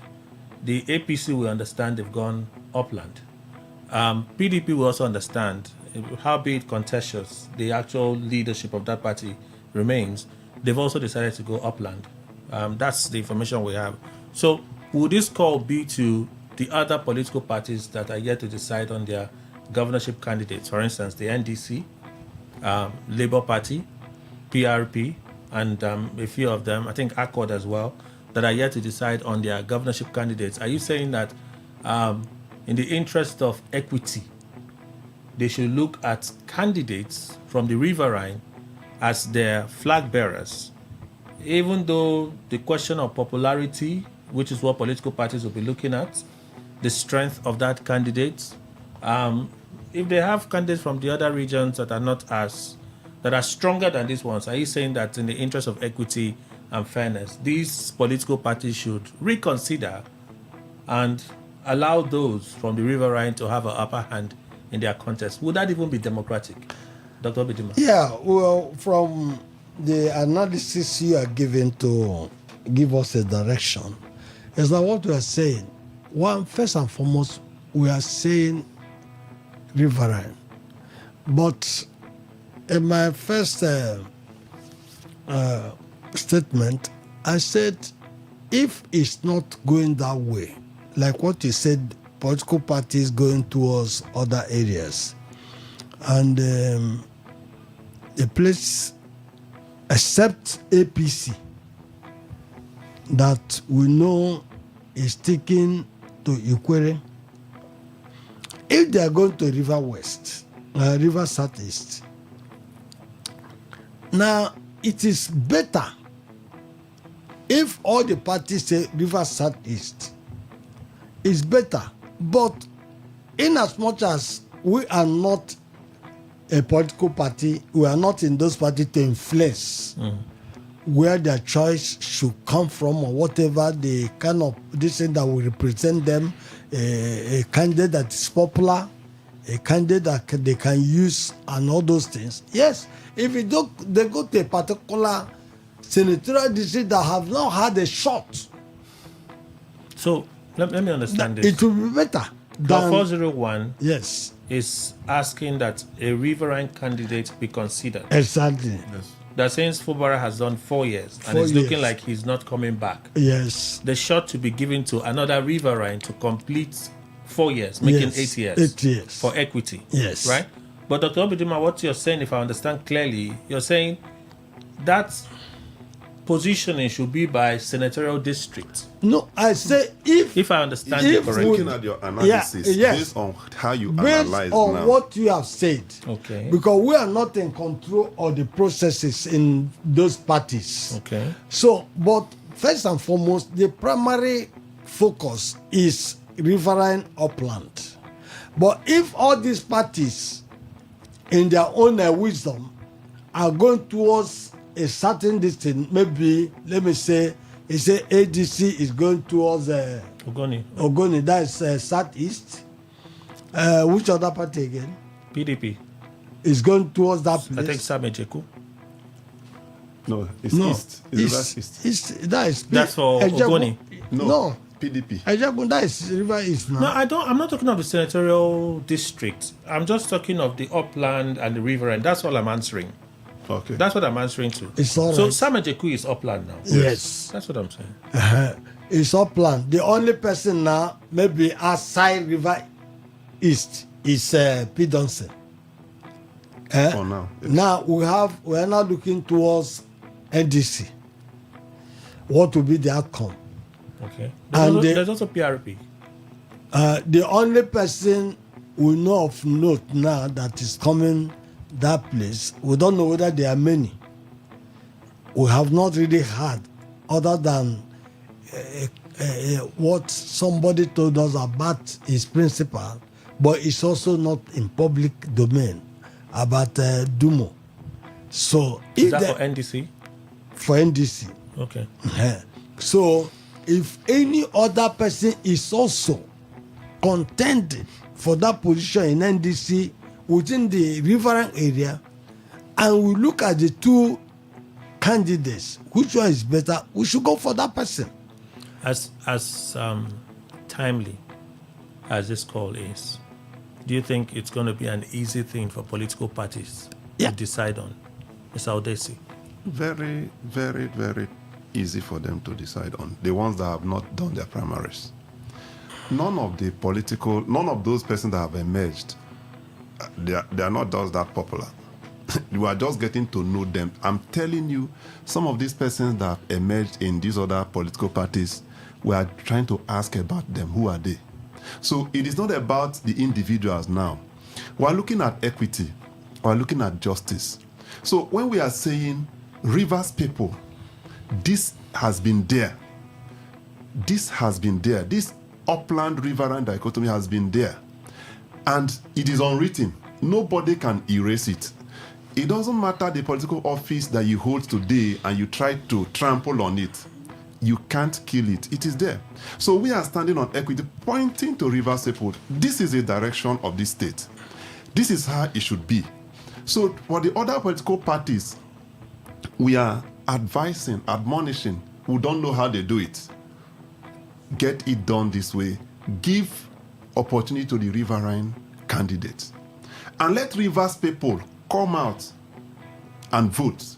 If I vote in my place for my tribe vote for a particular, let's say we support this vision, Rivers people buy into this vision and say, these votes right now should go to a riverine person. It will happen.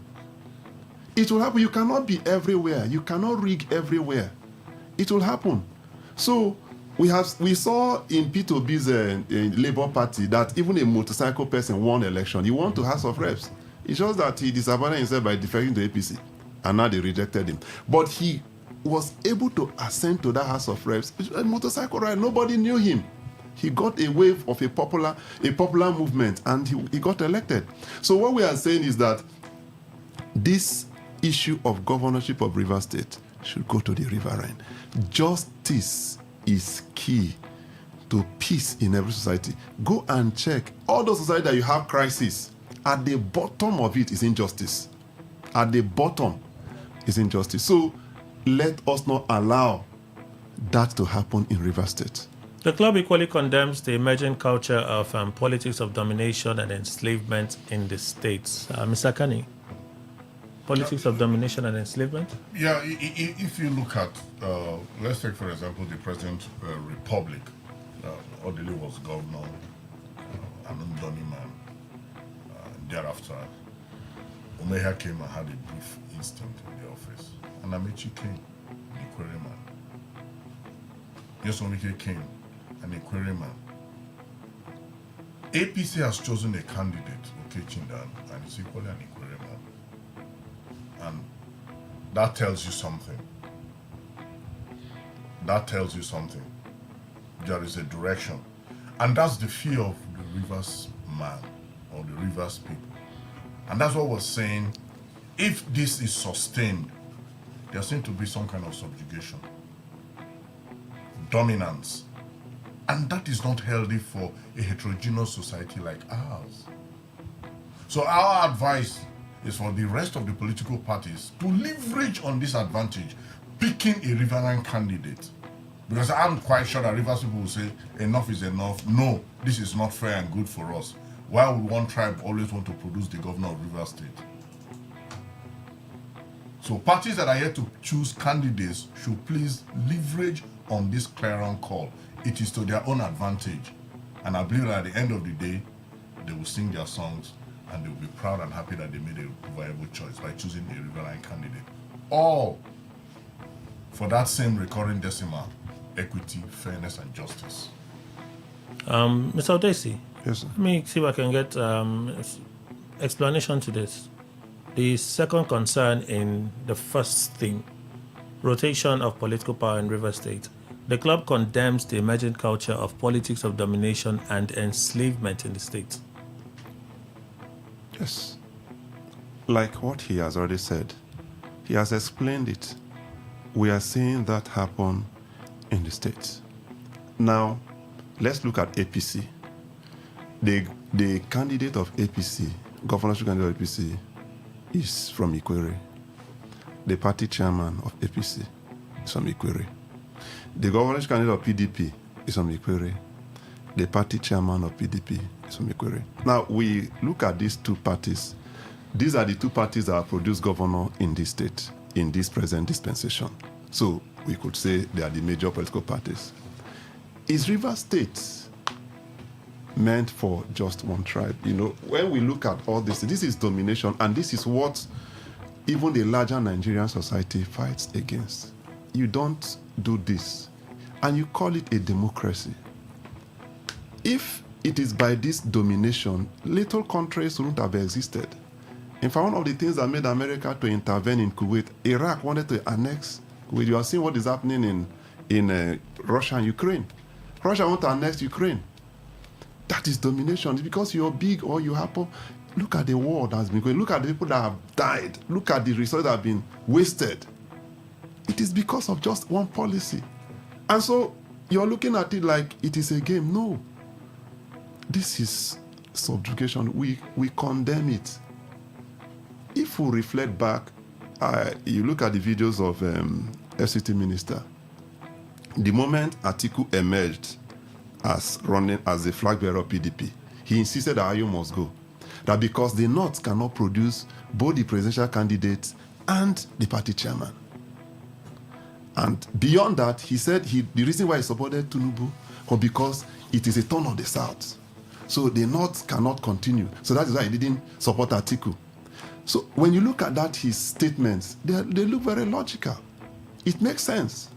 But now, come to Rivers State, it's like, he's not the same person.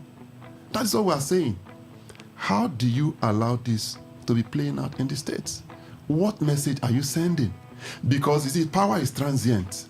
You cannot, nobody has been able to hold power permanently. It will always slip out of your hand. Someday. So, but what precedent are you setting? In a heterogeneous society like ours, we have lived in this state peacefully. You move from, before you move 2-3 kilometers, you're in another tribe. And we have coexisted in Rivers State. No issues, because we have been managing our diversity. But creating this, I know so many Ikwere people are not happy with what is happening. I spoke with my former landlord yesterday. He said, all of us, all Rivers people should come out. We have to stop this. He said, this thing cannot continue. This is bad. You know, so that is what the club is saying. All right. Yes. I have to go for the news update. When we come back, we'll continue. Please stay with us.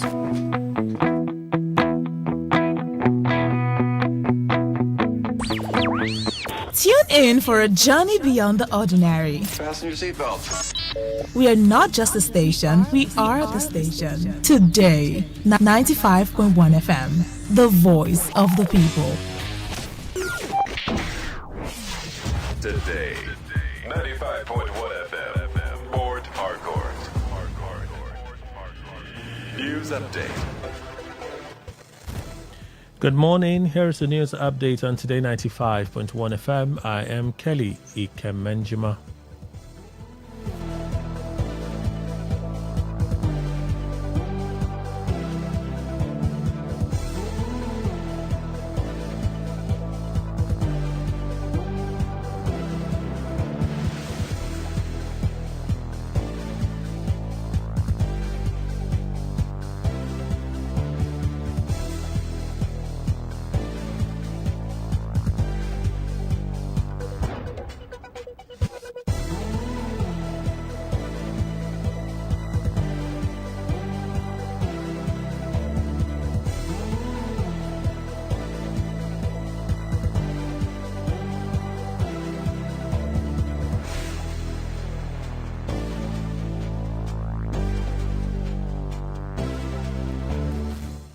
The Rivers State Police Command has intensified security operations and deployed robust safety measures across the state ahead of the Eid al-Kabir and Children's Day celebrations.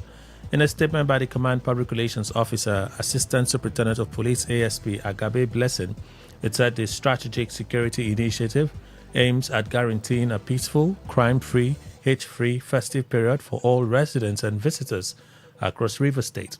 The statement maintains that in line with the commitment, Command has activated comprehensive operational strategies, including intensified confidence-building patrols, intelligence-led policing, strategic deployment of tactical and conventional personnel, surveillance operations, stop and search duties, and enhanced visibility policing in critical locations and other vulnerable areas across the state.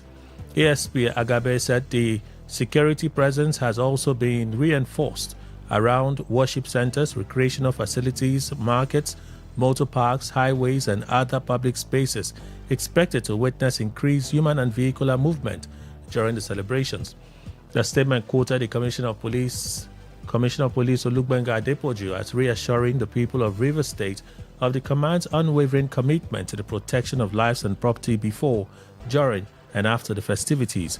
He further urged residents to remain vigilant, peaceful, and law-abiding, and cooperative with security agencies in ensuring a safe and successful celebration. The Vice President, Kashim Shettima, has called on Nigerians to embrace national unity, peaceful coexistence, and collective sacrifice as the country continues on the path of renewal and sustainable development under the administration of President Bola Tinubu. Shettima, in his Salah message, particularly noted that the lessons of Eid al-Kabir remain vital to Nigeria's quest for stability, peace, and inclusive growth. In a statement by his senior special assistant to the President on Media and Communications, Stanley Kwocha, the Vice President urged citizens to draw inspiration from the enduring values of faith, sacrifice, obedience, and compassion exemplified by Prophet Ibrahim.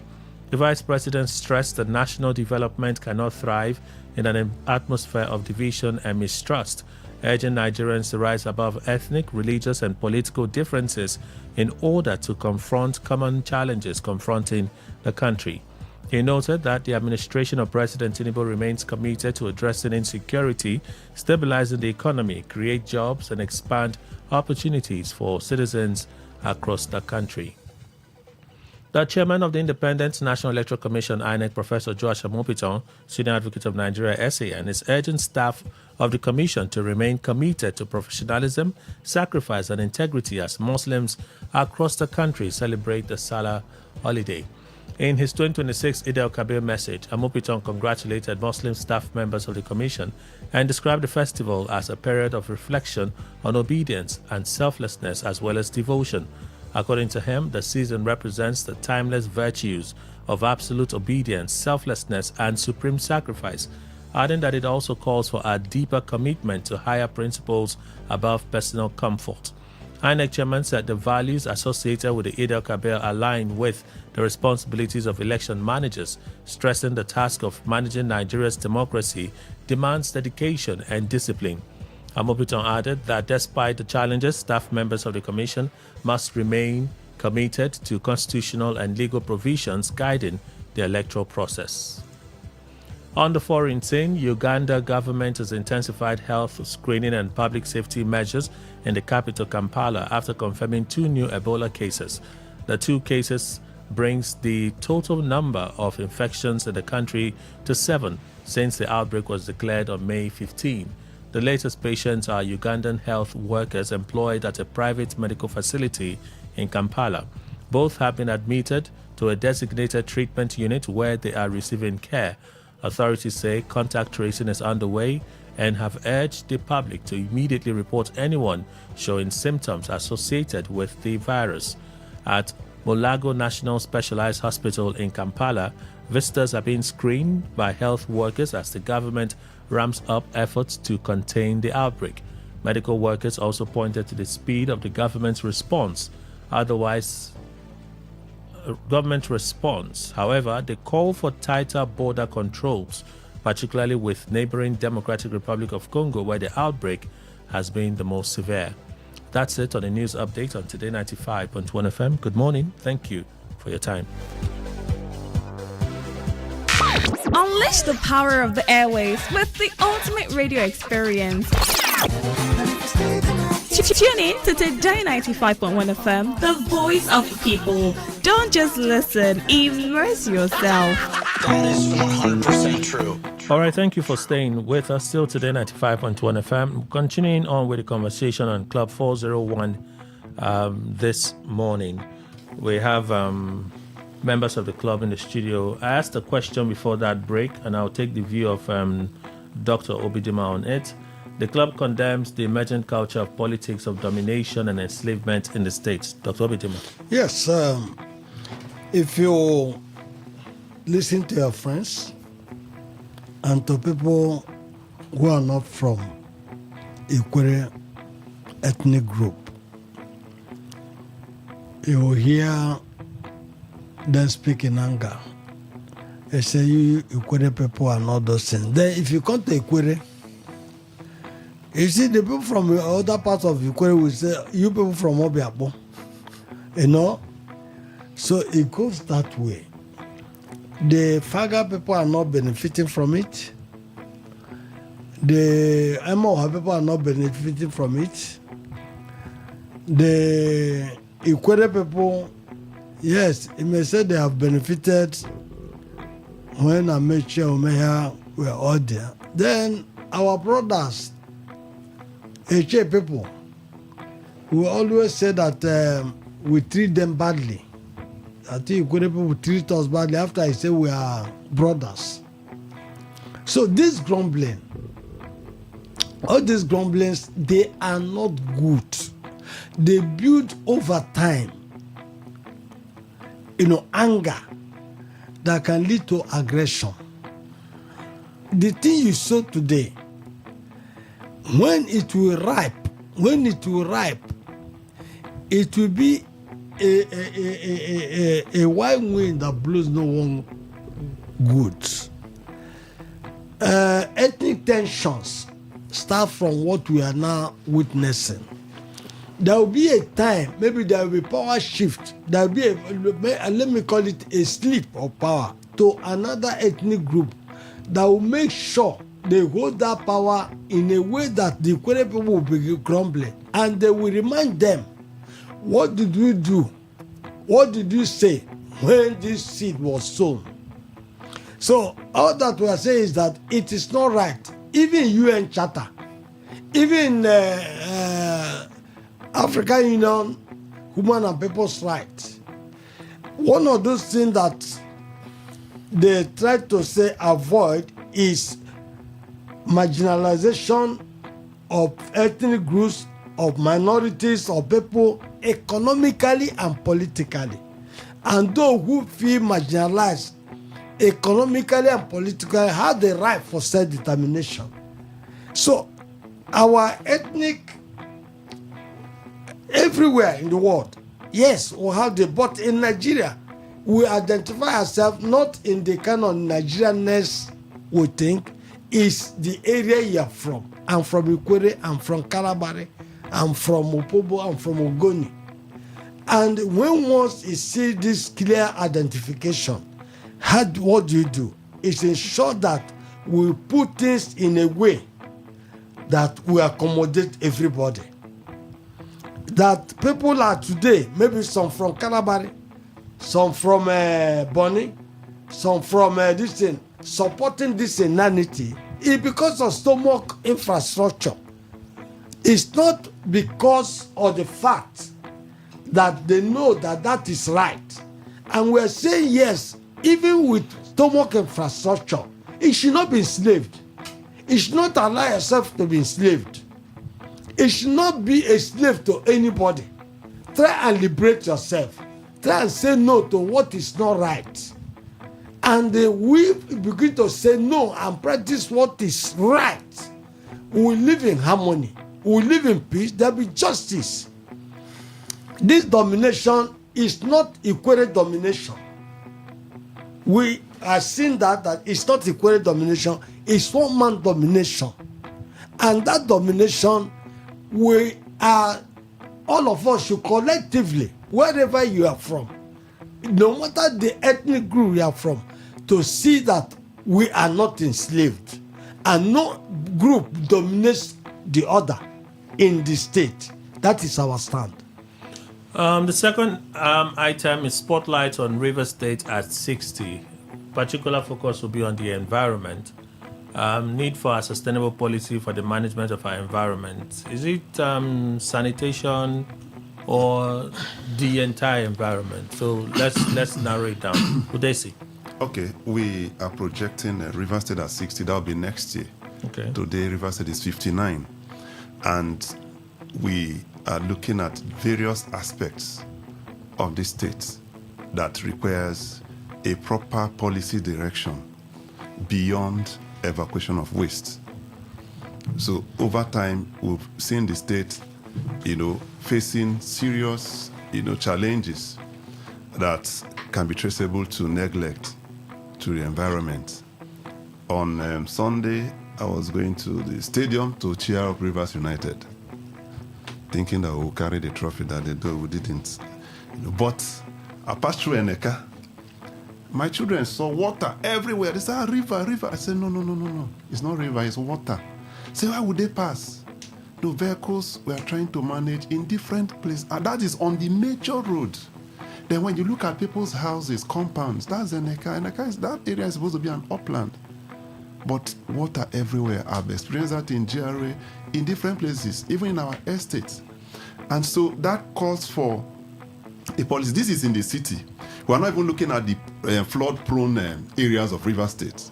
So we are saying that there should be a deliberate policy on the environment, because the environment is where we live. The environment is where we survive. I was listening to, I think, your radio station also, or a sister station, and they were complaining that somebody is selling river in Borokiri. That he's selling river, and the people are complaining. This place is water, and people are buying. And then sand filling. Water will always look for its level. There is no how you can chase water away.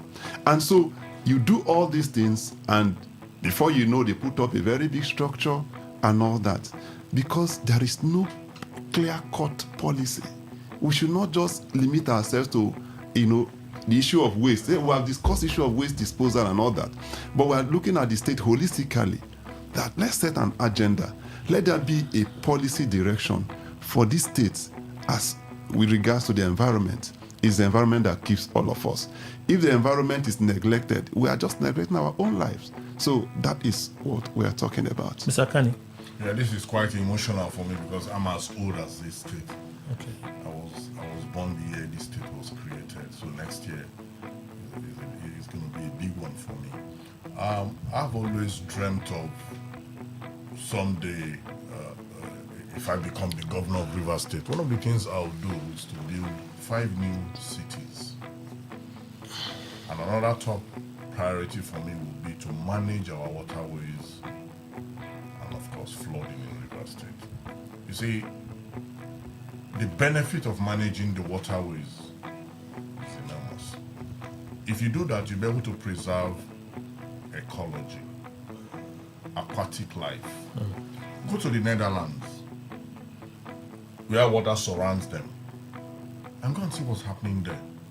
There has been a total neglect to this sector in this state. Little shower, it will amaze you what flood does to this city. Quite embarrassing. A visitor comes into this town, wouldn't believe his or her eyes. We've not been able to manage drains properly. So like my friend said, there has to be a holistic approach, proper water channeling, preservation of our aquatic life and ecology, our waterways properly managed. What stops us from bringing fishing trawlers? There should be fishing trawling business in River State. What we call River State. We're crying for empowerment, employment opportunities and all that. And these are things available right there in our hands, and we can't take advantage of it. Because we have series of administrations that have not paid any attention to this direction. And that is why it is happening. I think we had better days in the 80s and early 90s. If you want to delve into refuse disposal and evacuation, we had this Sulu bin that was around Port Harcourt. Port Harcourt was comprehensively catered for. And we never had refuse littered here and there. And I want to say that these refuse are the things that block our waterways and destroy aquatic life and the ecology we're talking about. Today, wastes are disposed on pavements, on our streets, stinking. The trucks that are used in evacuating waste are eyesore. Sometimes you wonder if it is refuse disposal or refuse dispersal. So I think there has to be an integrated system that will be able to manage our waterways and preserve ecology and aquatic life for the betterment of our people, putting into consideration its economic value as well. Thank you. Dr. Abidema. Yes, lack of physical planning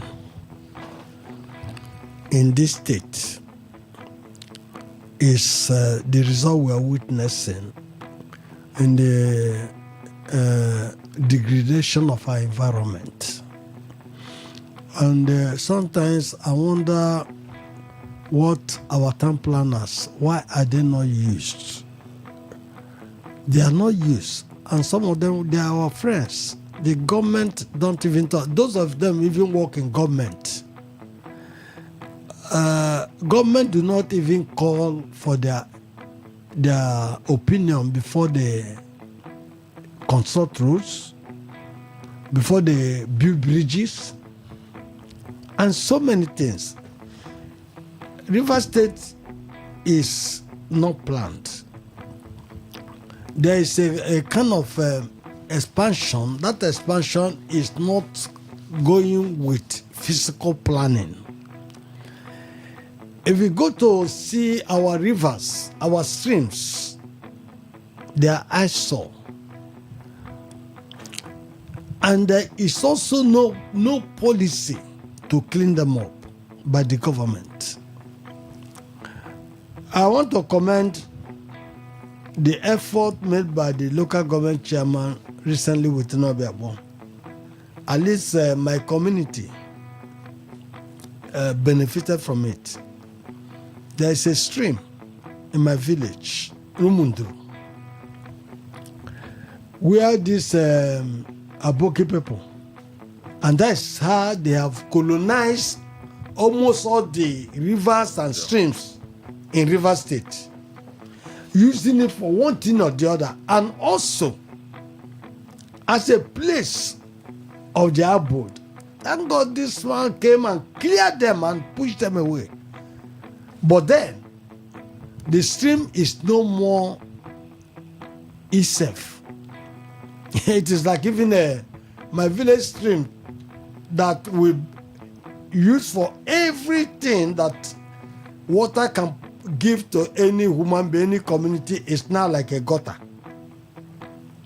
It has been devastated. And they also some fee. I don't know why government will allow this reckless filling of streams, rivers, and that thing is blocking waterways and causing the kind of flooding we are getting. No matter the kind of warning, alert that the agency gives about flooding, it don't see that effort by our River State government. It don't see anything they do that they are doing to mitigate, to change the narrative within our environment.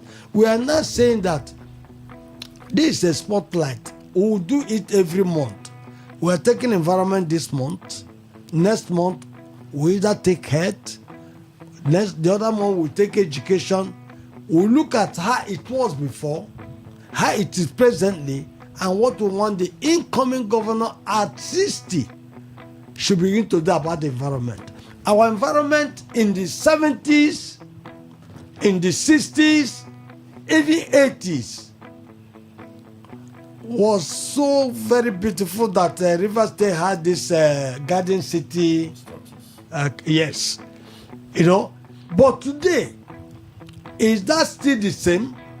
Anybody coming from outside this state, the first thing he observed is that where is the garden city?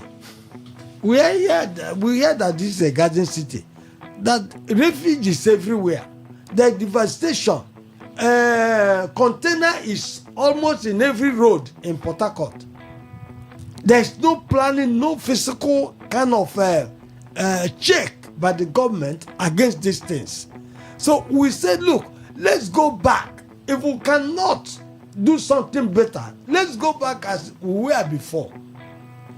But what we are saying is that other nations that they are running to, they are looking beautiful and all those things. It's the deliberate policy of government to make those nations, those cities, the way they are. And that can be achieved. It's not that we like the resources or the manpower, but the political will to do the right thing.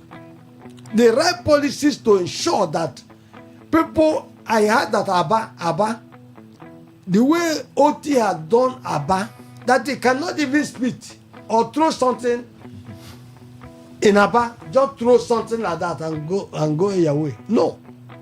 That place, nobody that visits Abba will not say that something has changed. And it takes leadership to do that. Whoever that will emerge as the next governor, start now to put it as your policy, environmental policy, sustainable environmental policy, that we return River State to that garden city status that it used to be. Okay, I'll open the phone line so people can call in, and you listening, you want to contribute, you can call in and contribute. I see some messages already. I'll just read them out, then call the phone lines for reaction, since we have just one item left to talk about. Good morning. When they gave the riverine the chance, how did they use it? Instead, they used it to fight. Maybe they don't trust riverine persons again. This message is from Victor Godwin. Another one from God's Time. Since they are not happy with that the APC candidate of that's going to change that for 2027, let them endorse their own candidates. Let's see their capacity. God's Time sent that message. 08109510951. Good morning, Today 95.1. Kelly, good morning. Welcome, sir. I'm calling from Ajib area of Port.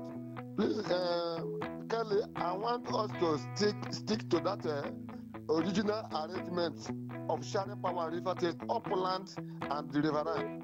This southwest, southeast will not help us. It will cause more problem. Please, thank you and God bless you. Good morning, Today 95.1. Very good morning. Welcome, sir. Yes, I called in to say that you said the ADC brought choose their candidate from upland. I just want to correct the impression that we are not upland, neither we are riverine. We are just, yeah. Good morning, Today 95.1. Good morning, Daddy. Welcome, sir. I want to greet the guest in this video. And I want to talk about what they are talking about, this riverine and the upland and stuff. I think as Rivers people, we should not be talking about upland and the riverine. Let's talk about how River State can be developed, how River State can compete with other states like Lagos, Abuja, and other places. So whether it is an upland person or somebody from the riverine, as long as the person is competent that can develop River State, that is what we should support. That's the what we should be talking about, and not whether upland or riverine. After all, the old River State, it was only those from the riverine that had the ruling River State, whether it is the military administrators or the civilian governor. It has always been those from the riverine. Okay. So let's not talk Point about made. riverine and upland. Thank you. Good morning, Today 95.1. Good morning. Good morning. Good morning, Kelly. Welcome, sir. I am Comrade Kabari calling from Malaysian Ghana. Kelly, a distinct views from others. Okay, Chinda, our progressive Congress is not the threat, the reason why river people are agitating. The simpler reason why river people are agitating is the ugly politics introduced in river by Yeso Mikel here, who in some quarters is perceived to be someone who has nominated him. Are you with me, sir? Today, in the case, you say, okay, so tell me, okay, that is not a threat. It is unfortunate that we have Umara as a governor. Okay. A man who is from, not okay, let me see. No, we don't A have the man time for you to take 2 minutes to finish. You have to punch it. who is from a tribe that nobody would have ever thought of, that they are to fall into people's hands. Okay, there you have it. Thank you. Can you respond to the few? One person said we should not base this argument on senatorial district. We should base it on the main issue of riverine and upland and riverine. That's the first call. The second call is I just moved on. The other one said, why aren't we talking about competence of candidates over where they come from? That's the two calls now. Competence of candidate over where. Why not float your own candidate? Well, I'll tell you something. One thing I've noticed about Nigerians is people try to feel comfortable when it is favorable to them. The man that said, "Oh, we're looking for competence. It doesn't matter where the person is coming from," I could tell you, it's most likely most of the candidates that have emerged or those that have been governors for some time now are coming from his own ethnic nationality. Okay. Now, this won't be the same voice you will hear him tomorrow if he's denied the governorship seat of the state. Okay. I know that clearly. Now, on the advice that they should bring up their own candidates. That's Club 401 should bring up their own political party. Well, I think they were asking the Riverine to bring their own candidates as well. Since they are not happy with the APC candidates, let them endorse their own candidate. Let's see their capacity. We're not partisan. We may not unilaterally endorse a candidate. We are not partisan as a club. Okay. We are a club that is saddled with the responsibility of counseling and, of course, ensuring that we have an egalitarian society. Okay. We're more or less like a watchdog. Okay. Proposing what ought to be. But I could tell you this, that competence could be found also from the riverine dichotomy. Any other contribution? Yes. Kelly, you see, some people make statement that they don't know where we are coming from. There was a time, that's why I say there is always ethnic tensions when a particular group appear to be dominating the other group. It happened here in this state when we were all together with Bayelsa. The upland group felt that they were being dominated by the Jaws. And there was tension even that led to the movement for creation of Port Harcourt State. So that we don't want to witness again. You know? So the point we are making is that every ethnic group, every senatorial district have 1 or 2%. It's for every party. Look, if we are doing this, we do it rightly. Go and source for what is happening in Abia State. This man Oti is from a place that people clamor that they should be given this thing this time. Okay. And the Labour Party, as he came up in 2000 and people voted for him, is Abia State not benefiting? Okay. Who is more competent than Alex Oti from all that are ruled Abia State from beginning till now? I need to go back to the phone line, so let's take a few more reactions. Good morning. Yes, good morning, Mr. Kelly. Yes, good morning. We hear you. Good morning. Please go on, sir. Yes, I go with the idea of the people in the stadium. I am one of the advocates that is against the current. Although I will not say that the Rivers people, I will not discourage Rivers people from filing their own candidate in any political party of their choice. But the point I am making here is we are setting a wrong precedent that tomorrow it might backfire on us.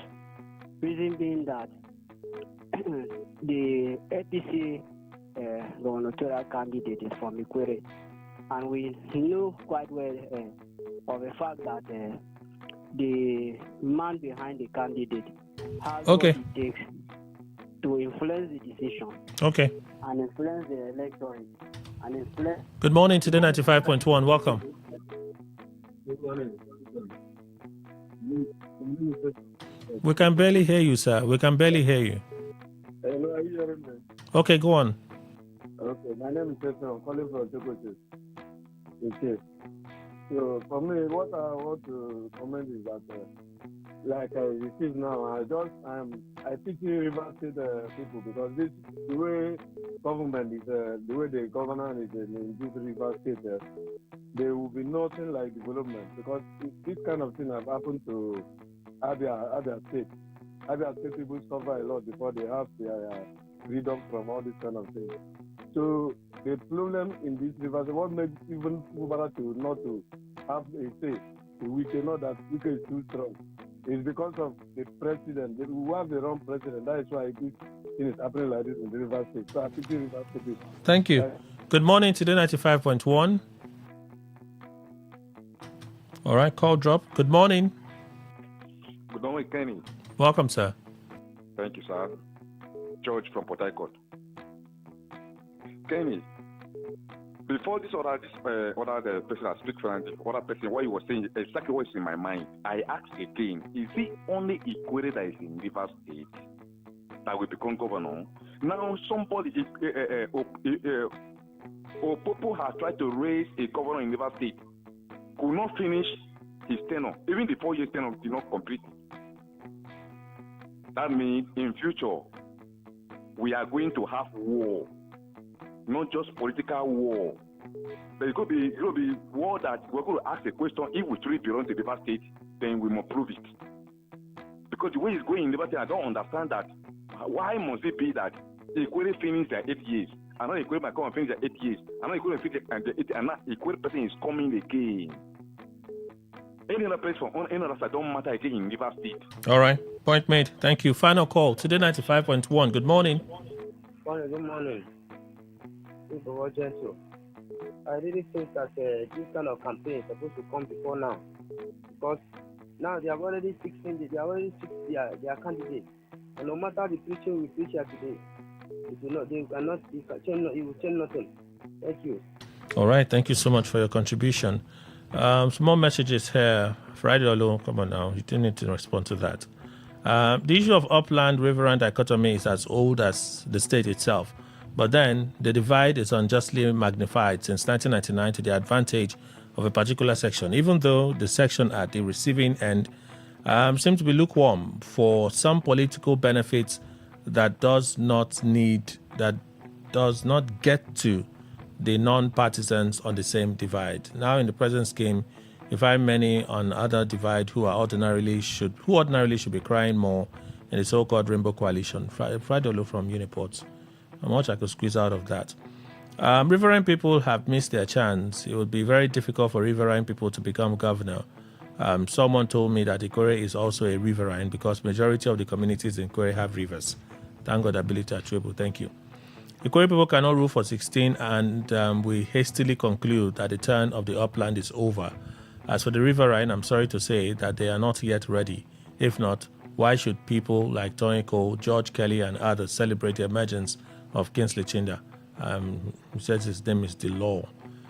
We have 5 minutes left. Can I read 1 or 2 more messages and then we leave here? Okay, this one. Any candidate by Wike should be rejected by Rivers people. Indu from Oibo. That is your contribution.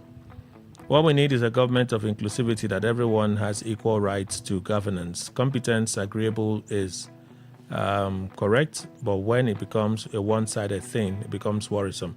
Kelly from Port Harcourt. So most of the contributions have either been for or against. So this is a serious, thorny issue in our state.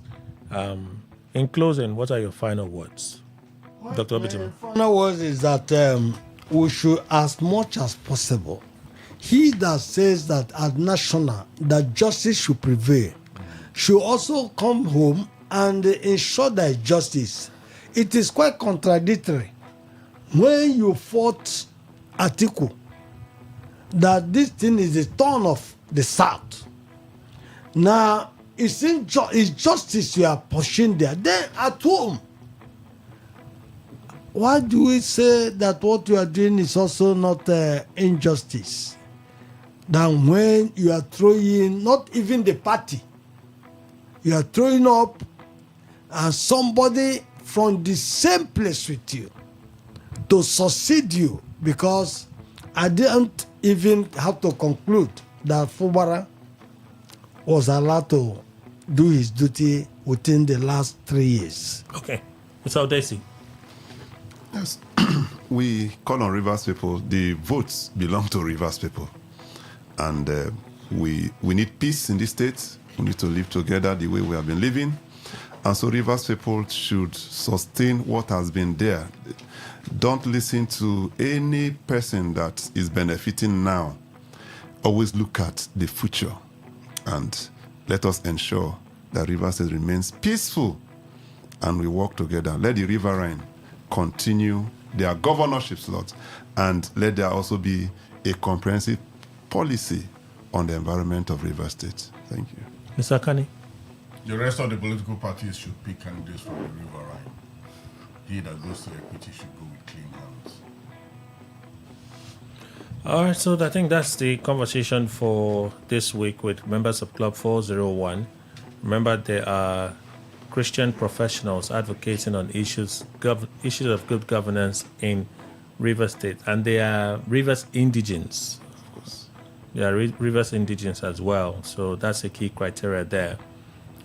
Just in case you're curious about how you could get more information about Club 401, there's a number to call, 0706 9799 3260. Again, 0706 799 3260. That's the number you can use in getting across to members of the club to get a bit more information about what they do and, if possible, how you can be part of it. Dr. Obidima is a member. Thank you, Doctor, for Thank you, Kelly. Mr. Chris Akani, thank you, sir. Glad to be here. And Sonny Odesi, thank you, sir. Thank you very much, Rivers. All right, that's the conversation for this month with members of Club 401. We'll return to the papers in a bit. Stay with us.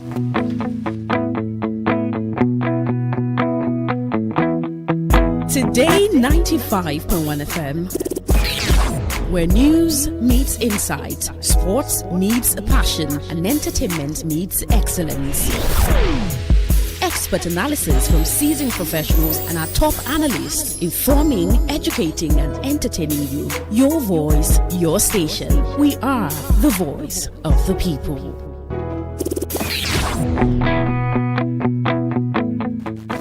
All right, let me squeeze in some contributions from you. I see messages, although this is related to Club 401, but something I can read. Please help me tell your guests that power is not given. They should stop deceiving Rivers people over this power or leadership rotation. Bring out your candidates and money for election and stop begging for power. DK from Port Harcourt, he sent that contribution. Hector, so Amechi thinks he can win Atiku. Even in his dream, he cannot win Atiku. If Wike cannot win Atiku, is it Amechi that has lost relevance that will win Atiku? Even I, Hector, will win Amechi at his polling unit if I chose to contest. Happy anniversary, Rivers State. Okay, you say you're that popular. What do I know? Omoyele Sowore is not in the business to win any election. Okay, he knows his plan. On the other hand, why is Justice James Omotosho seemingly the political hatchet judge in this current dispensation?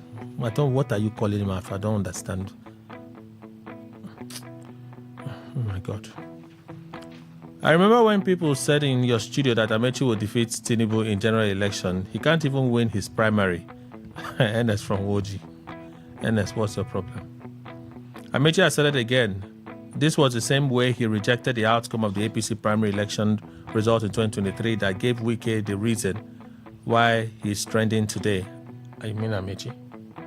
Even in his wildest dream, he can never defeat, Atiku. Comrade Dodo. Atiku winning the ADC presidential primary. It has not been declared yet now, but he has a good lead. It was highly expected because he's always believed that any party he belongs, the presidential ticket is his entitlement. Therefore, Amechi should accept defeat. Christian Williams from Igbo Eche. That is your contribution. Thank you. Sowore emerges AAC presidential candidate. Sowore is the only saint in Nigeria. I will make Nigeria heaven on earth. The way he talks down on others makes me wonder if he's truly a Nigerian. Okay, he should take his usual 10,000 votes.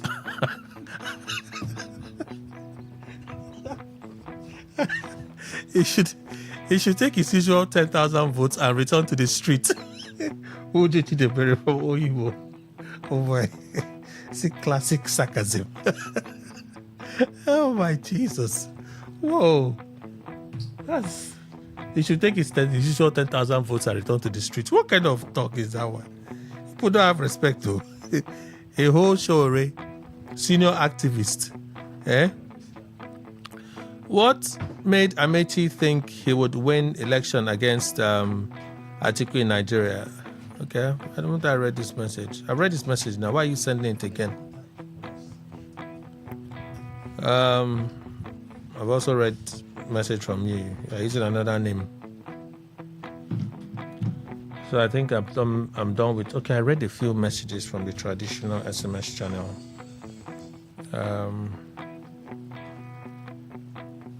Let me just confirm. So we'll get into our conversation in a bit. Friday, although I've read the message from you. So I read a message here. I read a message from Lawal. Okay, seems like I've read most of the messages here. Mr. Dennis. Please, what is the update on the Strait of Hormuz? The Strait of Hormuz is still effectively blocked. There's no progress on the Strait of Hormuz. Yesterday, a viral report that Project Freedom had commenced. Well, U.S. CENTCOM, that's the military command that is in charge of the operations around there. The U.S. military command came out to say it's not true. Project Freedom is a military campaign initially announced by Trump, where U.S. military ships would escort merchant ships to cross that very dangerous strait. That campaign did not last. It didn't last for 2 days. It was suspended by the U.S. administration. It remains suspended. Ships that intend to navigate the Strait of Hormuz are still having to negotiate with the Iranian government to cross. Those that dare to do it by themselves, when they cross will hear that they've been attacked. Yes, there was some kind of altercation, I think, on Monday when U.S. forces responded by firing at Iranian boats that were mining the strait even more. That attack, we heard that the Iranians are yet to retaliate, but yes, confirmation there were attacks on Monday in the strait by U.S. military aircraft that dropped bombs on some small boats trying to mine the Strait of Hormuz. We can confirm that. We also can confirm that there's a new agreement drafted by the U.S. The Iranians have some objections to it. Trump is upbeat about this new agreement, and so on and so forth. So, not much progress as far as the Strait of Hormuz is concerned. There were rumors on Friday that Trump was considering another fresh round of strikes, but in one breath you hear that Trump was considering fresh strikes, and then another breath you hear that they're working hard on those negotiations. So you see, it's quite confusing. So in terms of progress in that war, there isn't much progress. But I do know that with the news of the negotiations having advanced to the stage it has, price of crude globally has dropped. Why it has not reflected here is a big question. I know that Brent crude has dropped to somewhere below $100 now. West Texas Intermediate crude has dropped to, I think, $90 or $80 at the moment. Maybe I'm looking at a different template in terms of pricing. So I'm not sure why price has not dropped in Nigeria yet. But as far as the developments are concerned, Mr. Dennis, nothing much has changed. Okay, we would explore a few more things. I think two major issues before we close. It's 10:45, so we have about, give and take, 15 to about 30 minutes. Let's make progress. Frank Inawaji Ogonono is here, public affairs analyst, author, and columnist. Good morning, sir. Welcome. Thank you, everyone. Chief Lovedale Okere, JP Square, political analyst, social commentator, voice of a Chain Nation, living in River State. Chief, good morning.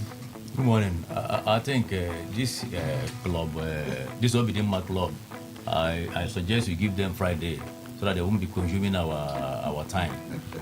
Just give them Friday. Let's know that they have that day. But it's paid for now. It's not free. I'm just trying to help you. Don't help us. We don't need your help. We need you to. Tell you, what if I pay more to cancel it? Well, he cannot. It's business. That's it now. He cannot cancel so it. After, let's. I think tell me how much they pay. So I can, even if I top 10 kobo. He can't cancel it. He can't cancel you do it. 10 kobo topping. The relationship will cancel out your 10 kobo topping. Oh, 10 kobo is higher than 10 naira. Chief, let me begin with you. Today's Amechi's birthday. Are you aware? May 27th. I've congratulated him. But I saw where the wife was singing, so I sent him message through the wife's birthday wishes. Oh, okay. So it was a very nice one. But it's looking like he's crying about the outcome of the ADC Congress. I heard Atiku has a massive lead at the moment. Hundreds of thousands of votes ahead of Amechi, who is second. Hayatuddin is crying. Amechi says he will not accept it. He has also always been saying that if he doesn't win, he won't accept. That's the funny part for me. If you don't win, you will not accept it. I saw those videos. I didn't go round, so let me not give myself some kind of, like one person that has superior knowledge and every omnipresence. But are you surprised he's crying? Did you really think that Amechi would defeat Atiku in a primary? I will respond in two dimensions. One as a Rivers man and the other one as a politician. First, as a Rivers man, I will not celebrate Amechi's loss because whether I like it or not, and it will change, their political future in one way or the other. Even if Amechi will not win the general election at the end of the day, but only running as a presidential candidate of a major political party. Amechi would emerge as candidate but lose in the general election. No, I'm just talking. Whatever I'm saying here now is an assumption. So assuming that Amechi had won the presidential ticket for ADC, only winning that ticket alone to run for election would have changed the political dimension of some persons from River State. Those close to him. And it's a plus. Okay? Then if he goes ahead to win at the end of the day, even if I don't benefit directly, I may also benefit directly. As a Rivers man, as a man from South. Okay? So, and for the fact that, from the way we look at it, there's no way I being a Rivers man will celebrate that he lost. I won't. But to respond politically, I will celebrate. You know why? The reason why I will celebrate is that, you see, politics is all about calculation. And if you miss any of the calculations, you miss it all. Amechi is one of those who gained ground in APC. And all of a sudden, he kicked off all those things he built within a twinkle of an eye. So today, he went into ADC. And me, who is not even playing politics at that level, no, here I have said it here, time without number. The only person I can also beat my chest to say he has been saying it is Ogema here, who has said that ADC ticket is reserved for Atiku. And I have said it continuously that anybody going there, and I tell you that Mr. P2B saw it and ran away. So there was no way, I didn't know why Amechi didn't see that coming. Whether he was just playing that politics of, instead of me to be here, not minding that the politics interest is a game of who gets what, when and how. Forget about those mind of acrimony. Every time you have hatred is in your mind, kind of open it up, embrace your enemies, embrace your friends, and get what you want in politics. But Amechi is not such a player. Amechi is such a player that if he hates you forever.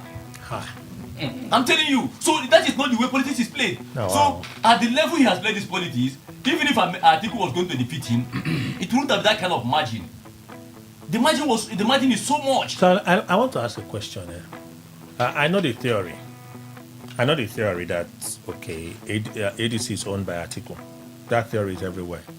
I'm saying in a contest, let's say the two candidates to emerge on the platform of the APC were Amechi and Atiku. That's ADC. I mean APC. APC, okay. A hypothetical situation. Okay, yeah. Where Atiku is not the supposed owner of the party. Okay. Are you saying that Amechi would defeat Atiku in a primary contest? You see, every political party rally around a particular person. So, if, for instance, let me use APC now. If Tinubu is out of the way, there will be another person that this party will be rallying, just like when Buhari was there. Buhari was the rallying point. So in ADC, Atiku is the rallying point. Just like if you come to NDC now, where Sarika Disin is the national leader. Sarika Disin is not interested to be president now. But whomever Sarika Disin wants to be president of that party will be. You know why? In fact, political parties in Nigeria should thank Tinubu for having created the opportunity of this. Maybe my question is not straightforward enough. let me ask it again. Ask it again. Yeah? In terms of national spread and relationships between Amechi and Atiku, who has more? Atiku has more. That's the question. That's the question I'm asking. Atiku has more. Mr. Ogono. So that's what you want to hear. That's the question. Because that's how you know. That's how you know competence. That's how I measure competence. Atiku has more. I have to be very sincere to myself. Yeah. Before I go to the other, Atiku has more. Mind you, in this part of the world, we are like people who don't want to say the truth because you don't like the person who has done the best. And most people, that's what we do in this part of the world. Ordinarily, maybe I was a boy when Atiku was the vice president of Nigeria. We heard about his impact. And even when the sitting president was like, you will not be with me again, we saw how Atiku also in a way stood just because he has background support. In politics, background support is very important. That's what most people do not understand. There might not be your people, maybe from your village, but when you have spread across the length and breadth of Nigeria, you are good to go. Coming back to ADC primary, for me, I feel that it is time that Amechi, if he actually wants to. But in politics, you don't just look at, if it's not my way, I will destroy. Whoever thought that Wike will now be working with Tinubu? Whoever thought in the history of the way we play this, what you call in Nigeria, dirty politics, that Wike, who are also openly, I will not be a vice president, I will not be a minister.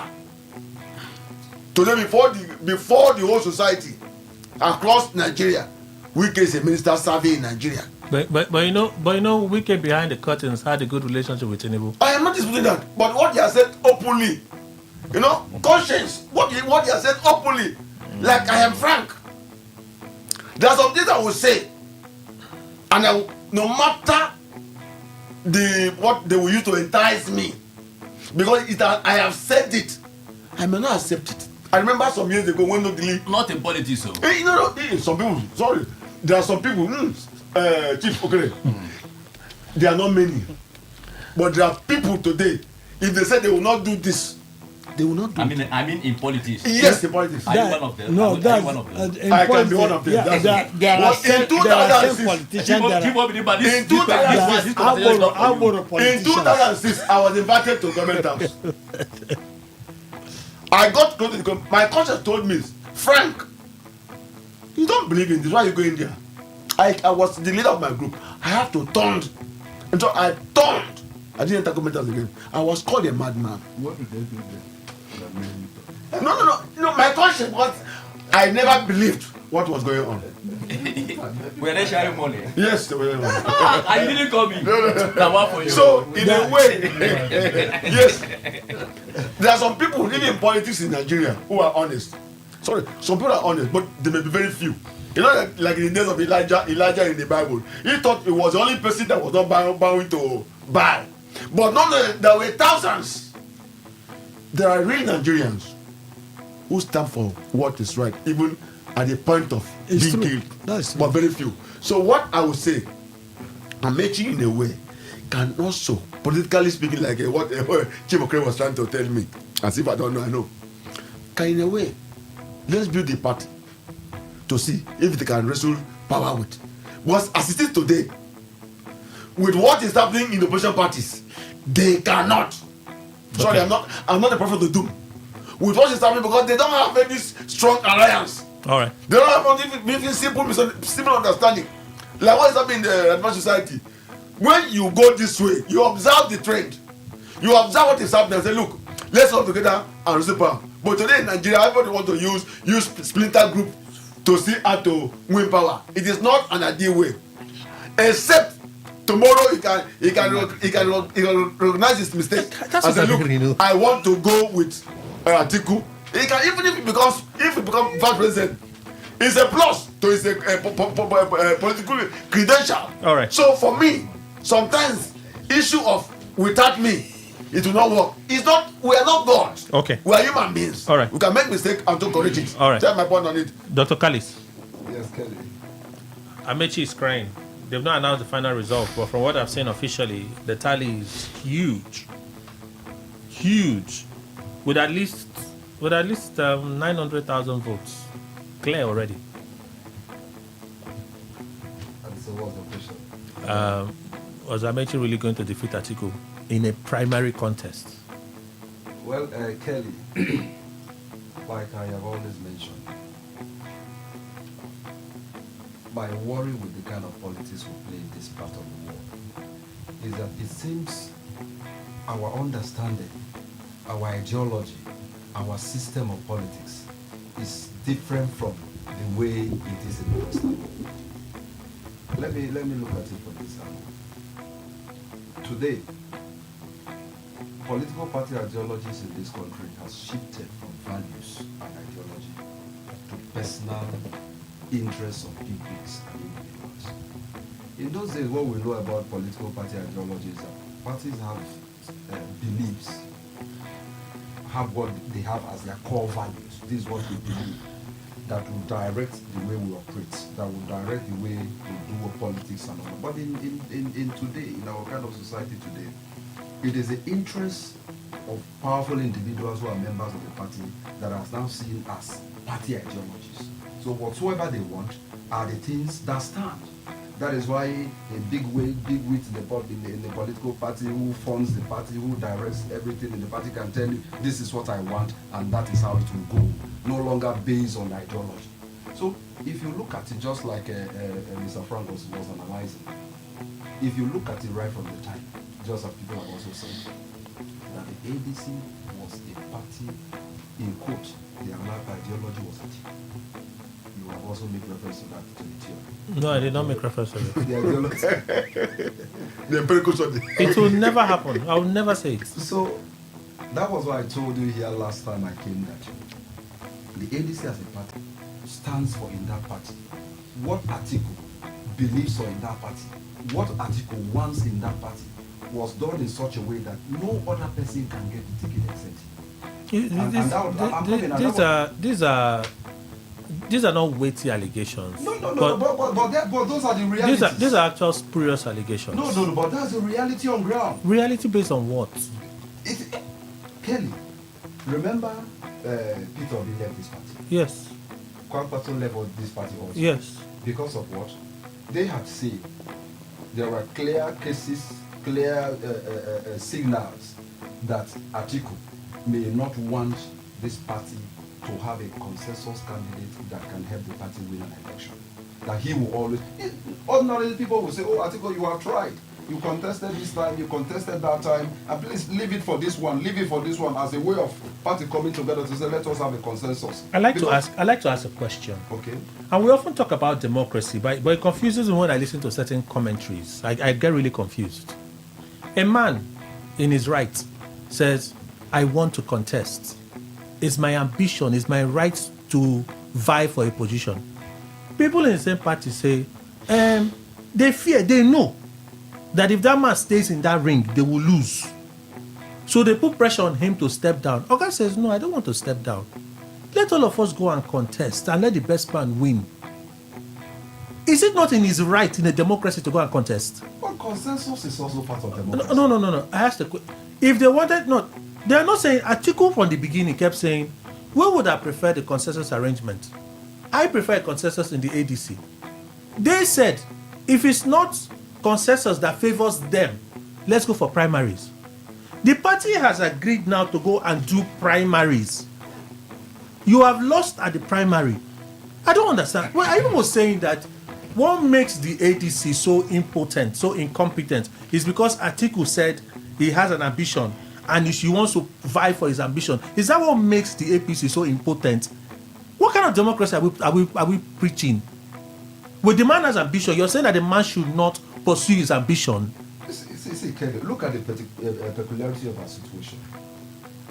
A lot of Nigerians would have preferred his situation where the ADC will field candidates. You say a lot of Nigerians would have preferred. Yes. Those that voted for him in the primaries, where did they come from? Those are his supporters. I'm not saying he doesn't have supporters. 1 million plus people. I'm not I don't saying know he people. doesn't have supporters. But we are trying to look at a support base that can help the party rescue power from the opposition party. A support base of over 1 million people. But certainly Amechi did not have, from the results we have seen so far, did not have up to 500,000 votes. That is what we are saying now. We are saying so what are we saying? What we are saying is that, yes, Atiku has supporters, but we are looking at a party that will field a candidate that has a wider, or rather a national support, where people from the south, people from the north, people from the east, and all over will galvanize support for. Did he win? Yes, Atiku, did he get votes? Did he get votes in the south? Atiku may have succeeded in winning this ticket, but let's look at what plays out in the general election. Whether he will use that same support base that you're thinking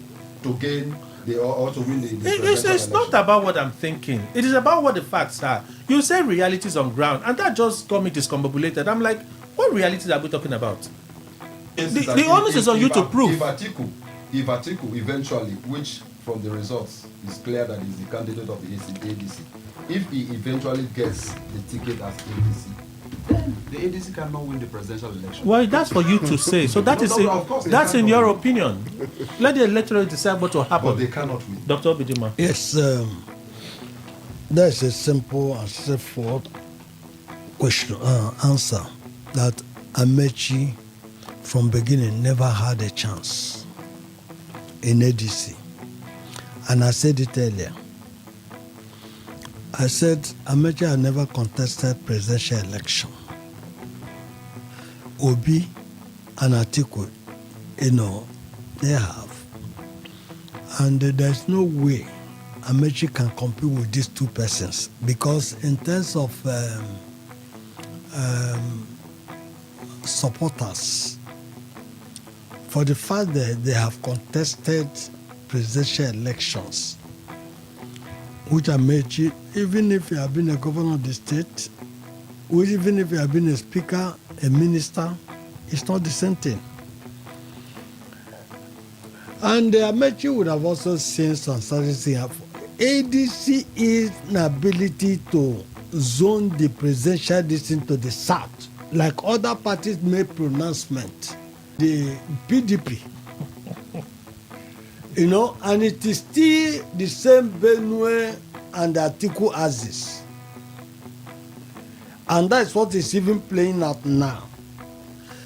And yes, we are talking of democracy, primary, yes, but Atiku is also known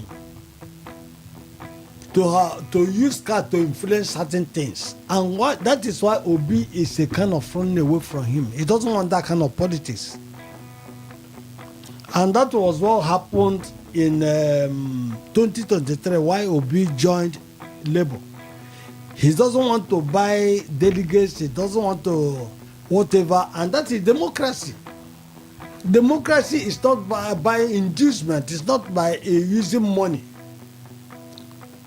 And that is even what Obi is trying to change, a culture Obi is trying to change in our nation, because it has happened in this country. What are we talking about? It has happened in this country.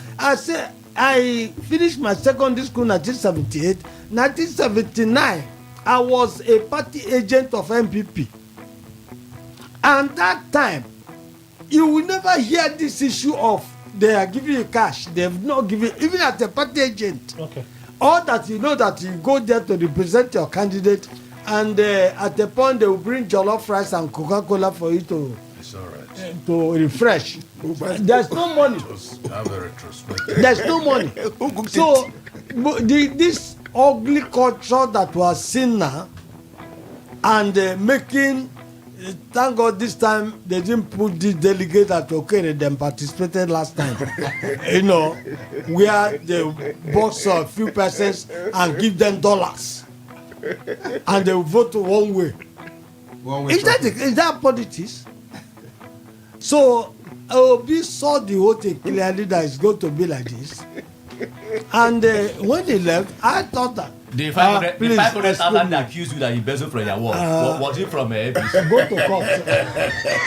Because they accuse him. Go to court. Yeah. And you have never taken those people to court that they accuse you of embezzling Labour Party's 500,000. Nobody can say that except a street urchin that can make that statement. So, what you are saying that We're not talking about Obi. You have had enough time to bring Obi into this conversation to glorify him. Please, let's come back to. Let us come back. Thank you very much. Let's come back to the issue. So Obi saw it and ran. He didn't run. Right now. Oh, okay, I said. He walked away. He walked away. He walked away. Okay, he walked away. From this kind of politics. And I asked one question. Yes. That's the question I keep asking, and I had to ask that same question to Chief Okere. The question is not based on wait, I've not finished. And my question is very simple. It's done with you. In a primary contest between Peter Obi, yes, Rotimi Amechi, yes, and Atiku Abubakar, who will win? Yes. Obi is no more than to say, but the point that if Obi had remained there, if Obi had remained there, Obi with his movement, with his supporters, with that. The reason they were all shouting, "Give us tickets," ensured. Guarantee us that you give us the ticket. They all know that in a contest of a primary against Atiku, they will lose. Because of this issue of they will lose to Atiku. Whatever they call it, not the issue. Mr. Ndukwe. You see, Kelly, one thing I don't understand. Is there breaking news? One.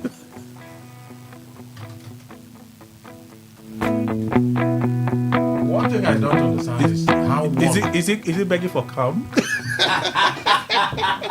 Understand this kind of thing. You see, he will not send the signal to me. I will amplify it. Why one will not understand it that his opponent is bigger than him in one way or the other? Nobody is supreme except God. But as for humans, they are not equal. I keep on saying, in the equality of being human, yes, we are at the same level. But this one has this more than this. Like Obidima is, there are things he understands more than myself, and there are ones I understand more than him. That's how we live. Variety makes up the life. Atiku, see, is a money bag, whether anybody accepts it or not.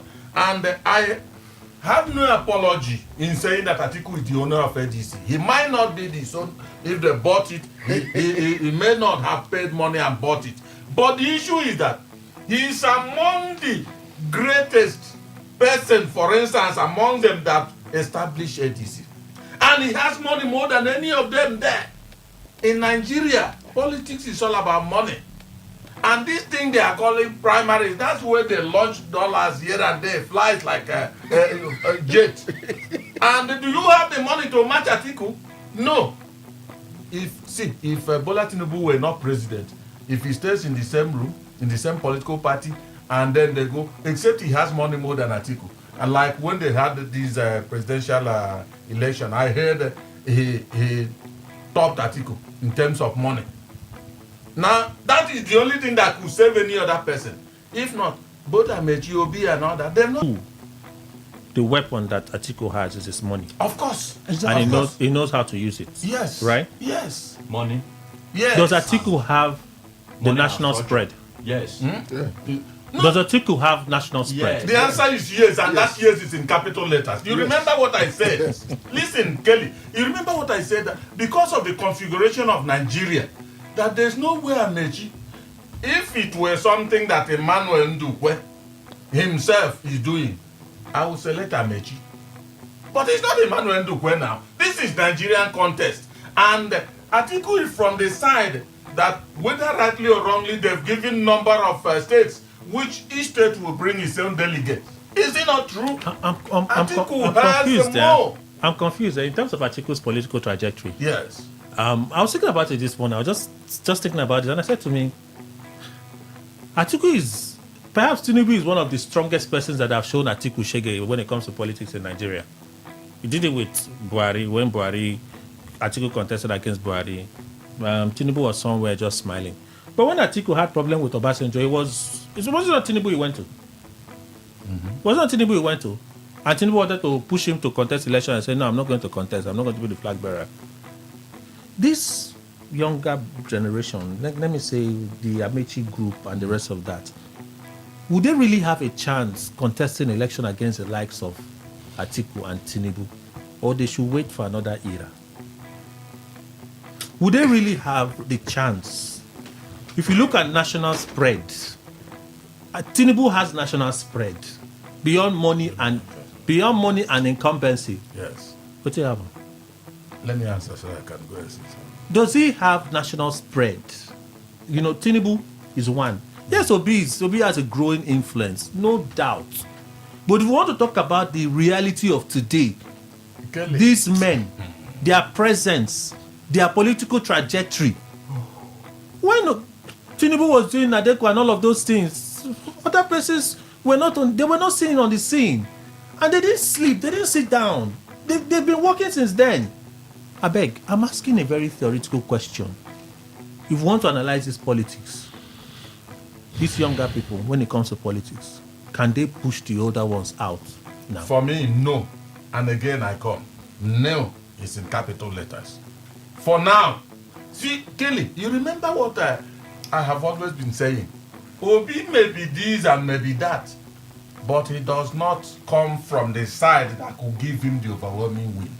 And that as he will be trying, he will keep on losing. I'm telling you, not that he's not outstanding, but he is from the southeast. Can you compare the southeast with the north? In terms of, and what they call democracy, even though it does not exist in Nigeria, is by majority. Dr. Khalid, Okay. same question. Well, just as Bishop said, I would say no, because the bigger politicians, as you made the reference to, they have the money, they have the spread, and they are also not willing to give the younger ones the opportunity to enjoy it. And so as long as they are there, more better if someone like Atiku had looked at his influence, pocket-wise, looked at his influence nation-wise, and say, fine, let's... Please go on. Looked at his influence. Let him come and touch his microphone. And say, let us give support to this person. It would have done ADC enough or a lot good than him coming that he really want to come. Okay. So for me, the answer is no. So go no. Oh yeah. See, sometimes we confuse ourselves with this philosophical statement. The youths are the leaders of tomorrow. When you grow up, you become a leader. Anywhere in the world, even when an adult, somebody of 70 years, 50, 80 years, is vying for any election, who are the supporters? The youths. The truth is that there is no place in this part of the world, in Nigeria, that you have the background support of these political juggernauts that you will not win election. Even Obi, if tomorrow Obi has a support from Tinubu and others, he will win election. All of us, as we're discussing today, we have seen people from nowhere who have become governors. Joe, why? They had the support of those who are in power, who have the spread. So for me, I feel that it's not about who you are, it's about the background, what you have as your support. And in this country, we have to learn. Even as all of us are discussing, sometimes I make reference to America. Trump is also an old man. What made him to even, or maybe overcame everything was also money and it also is spread. So in politics, money also is a factor that we must consider, and also your spread. National spread. That is it. So if you have national spread and your support group have national spread, you will win election. But as it is today, Tinubu is also eyeing second tenure, and so it takes a greater combination of powers to take him out. If you say the younger generations, which people are you referring to? Are you referring to the Amechis? Amechi is the younger generation compared to Atiku now. Okay, and who again? Obi and Amechi, they are in the same era now. Okay. Well, your question, the answer to your question is an affirmative. The reason being that in Nigeria, I'm not talking about Europe now or America, for you to win election, especially the presidency in Nigeria, you need the money, you need INEC, you need security, and you need that structure, that national spread, that structure. Very important, you need it. Now, if you take Tinubu away, take Atiku away, and now you have the likes of Obi, Makinde, those ones. Now, the next thing you will consider is which structure they are coming from. Are they holding the support of this INEC and security? If they don't have it, then your money may not go enough to give you the way.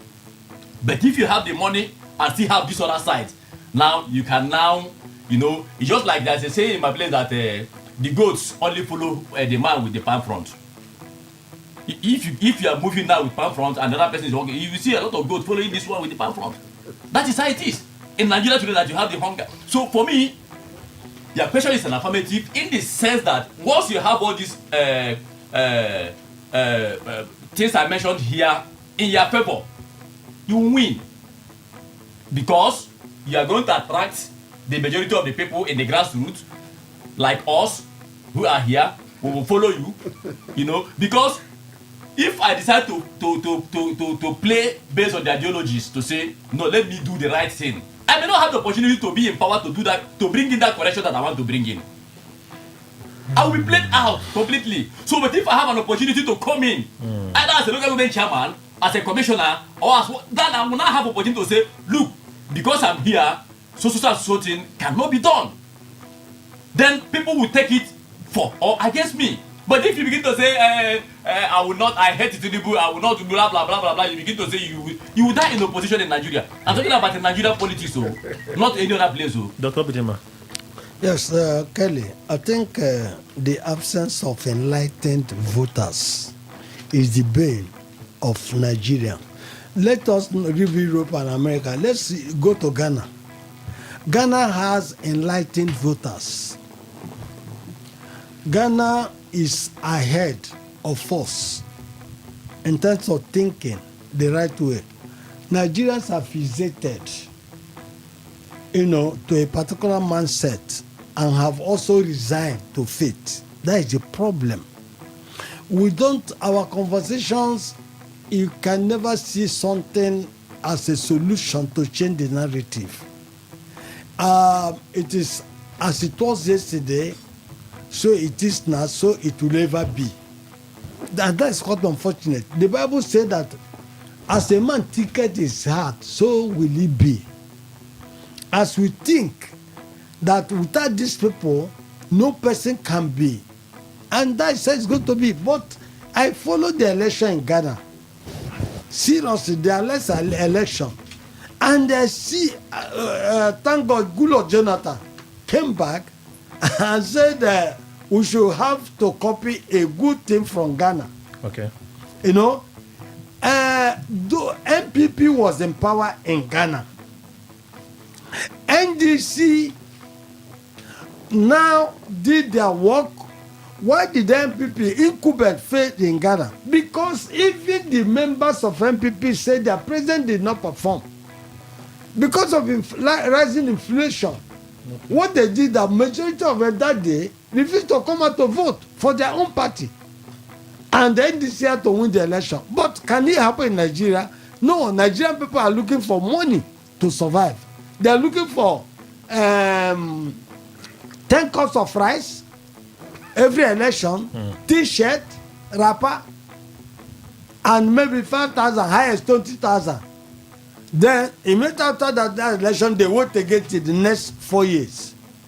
We have not said, look, we will not continue like this. We have suffered in the last 3 years, going into 4 years now. And no matter the amount, somebody is choosing to come and buy us.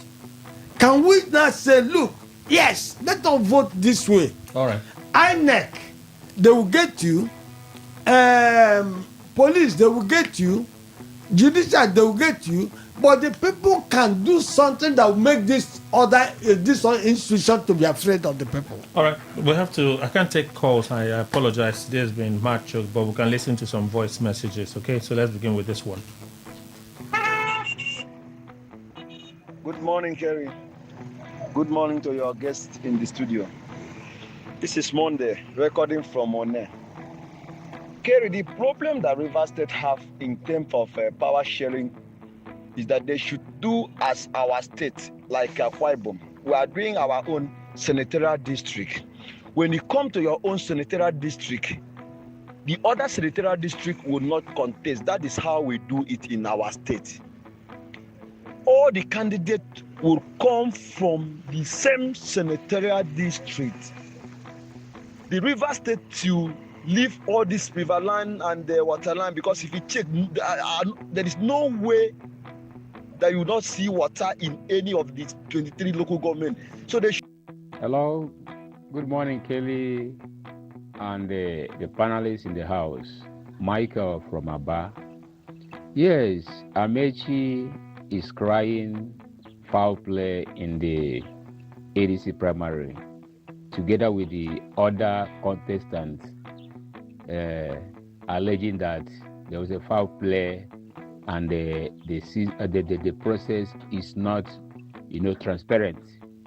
This thing is what Peter Obi foresaw, and he said that he is sensing that there will be no pure democratic process in selecting this the aspirant. So he left, and people started castigating him. You see that not everybody like fighting, dirty, or getting into altercation with anybody. That's why Peter Obi left. Now it's like Peter Obi have been vindicated by this.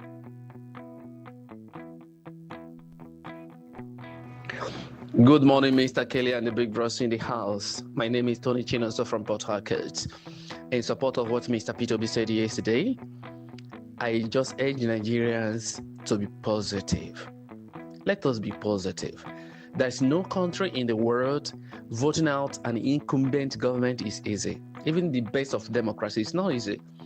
But we're passing through pain. We can't just be silent, for God's sake, because we believe it is agreement. They have said it, and they have the army, they have the soldier, the police, they have the judiciary, they have the INEC. Then we go and then we won't even listen to the radio stations. We don't listen to any program, political platform, because it have already been done and dusted. But if we believe in positivity, that things will work out, even if at the end it didn't work out that way, but let's just be positive. Hope is life. When you become hopeless, you are dead already. May God bless us. All right, thank you all for reaching out, contributing, and being part of the conversation. Sadly, I can't take calls today. Yeah, even can't get to Facebook and X because we're out of time. So I'd like to say thank you to you that listen, panelists in the studio. I say a big thank you. Dr. Obideba is a journalist, international affairs analyst, senior lecturer in international diplomacy, Rivers State University. Thank you, Doctor. Oh, thank you, Kelly. Dr. Sia Ndumle, Dr. Kalis, lecturer, Rivers State University. Doctor, thank you. Listener. Chief Lovedale Kerry, JP Square, political analyst, social commentator, voice of a chain nation, living in Rivers State. He just stepped out. Chief, you have our deepest appreciation. You want to eat rice. Mr. Emmanuel Indukwe, our in-house analyst, who has been summoned. Kelly Kabejima is my name. Peace.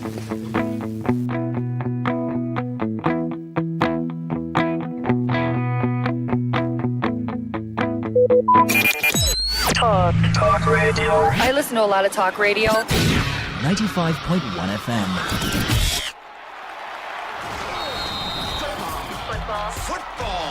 Football fans, the biggest football night of the season is here. This 30th May 2026. Get ready for the ultimate UEFA Champions League final experience with the unbeatable Today FM Sports crew and you, the real fans, live at Amora Resort. It's going to be action like never before. It's going to be Budapest away from Budapest. Massive screens, an electric atmosphere, fun games, fan battles, music, loads of giveaways, amazing freebies, and unforgettable moments with fellow football lovers. And guess what? Come rock in your favorite football club jerseys and represent your team with pride.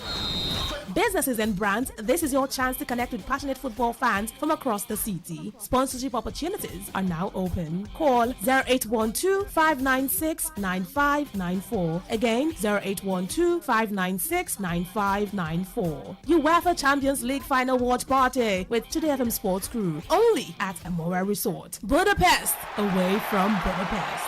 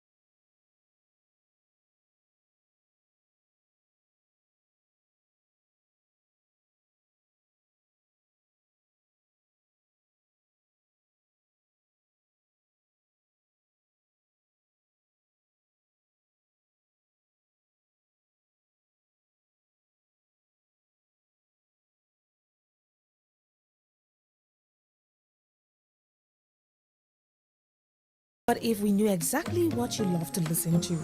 What if we understood your vibe, your voice, your opinion? Today, 95.1 FM. Today, 95.1 FM. We are the voice of the people. Hit the road, feel your drive. Ignite the vibe, stay locked. Today 95.1 FM, radio on the go.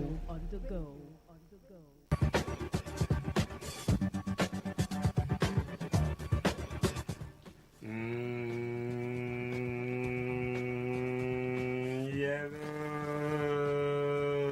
different feelings on a midweek, isn't it? Oh, God, that's because I was born on Wednesday. So I kind of love midweek. I don't know why they didn't spill it into Friday, so that I would have just been a weekender. But of course, it's still the voice of the Yellow Santa Claus officially welcoming you to the world's most exciting planet on radio. MTN Infocom half hour on Today FM 95.1 FM Port Harcourt. Remember, every addiction is a bad thing, but I just one that is recommended, prescribed by me. But remember, I'm not a doctor, but that's the truth. Addicted to MTN and Today FM is the best therapy for heart attack. Okay, it's that time of the day. You just take leave to your radio now, be faithful to that dial, and then get all those information, absolutely all the information they'll say to you on high. Want to take your word now, right? So everything we do today revolve around tech. Yeah. And then the big is having to do it yourself makes it better. Is there anyone like Fauna or Fauna? I'm on radio.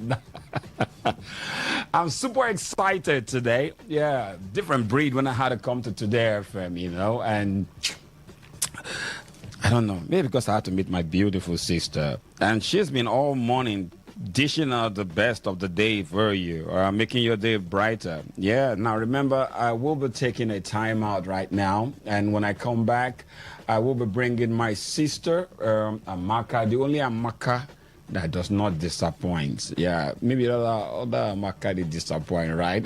You can ask too, Baba. But of course, she'll be letting us in on all we need to know about the MTN Ziggy. You want to know what Ziggy is all about? After this time out, let's dance a little bit, pay my bill. I'll leave you with hardest truth. And I come back with talk more.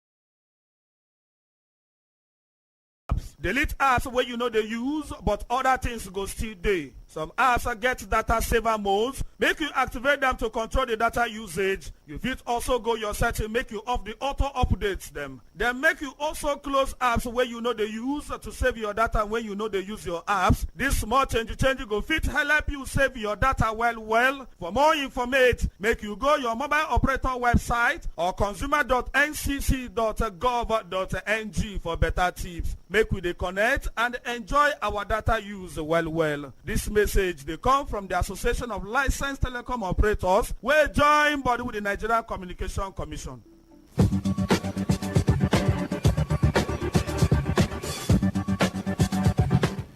Yo, Prince Nnamdi Obi, the Yellow Santa Claus is still on the building, and then joined by my predecessor. Remember, one of the criteria to work in MTN, but it had to be beautiful. And my sister, oh, she's dotless. But anyway, she's got something for us today, and she's going to be letting us in on how we can solve our hella. I got out of a gig, kept me there playing song. I said, hey. So Amaka is here, the only one that does not disappoint. So she will tell you how you can solve stuff yourself without having to hear music endlessly. But I know that our customer reps also come through after a while because they want to, and then they get back to you. So the music is just to relax you now, letting you know that we must solve your wahala. Amaka, how you keeping, sweet? Great. Now, she's so beautiful.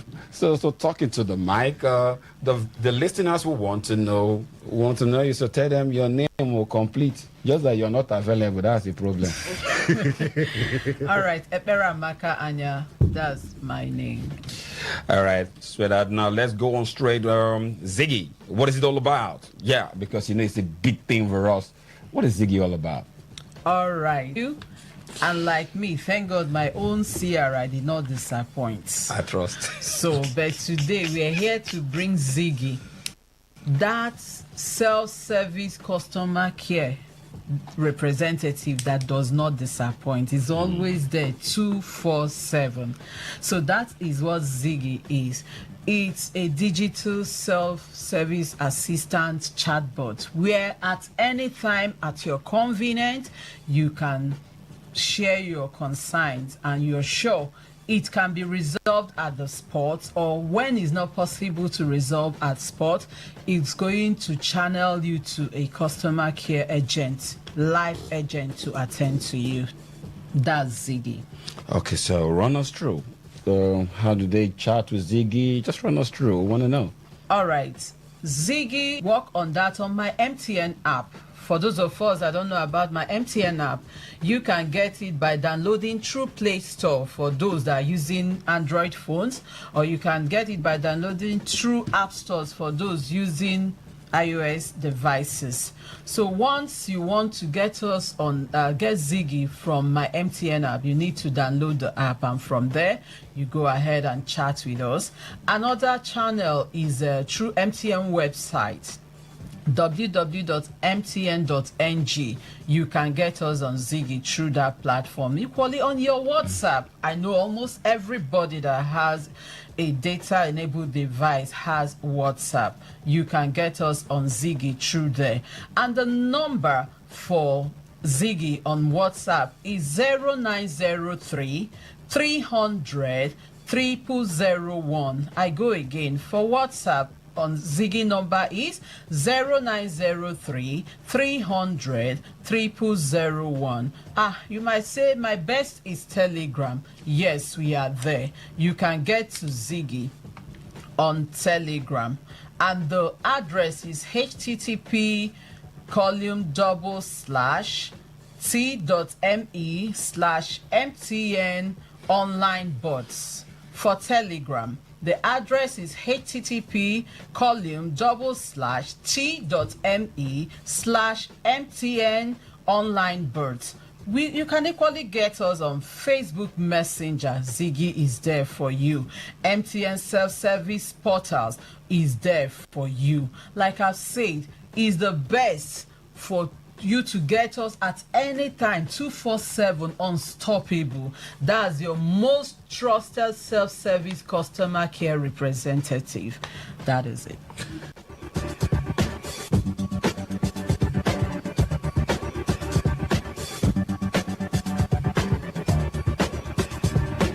hurt feelings. Stack funds, not favors. Chase goals, not gossip.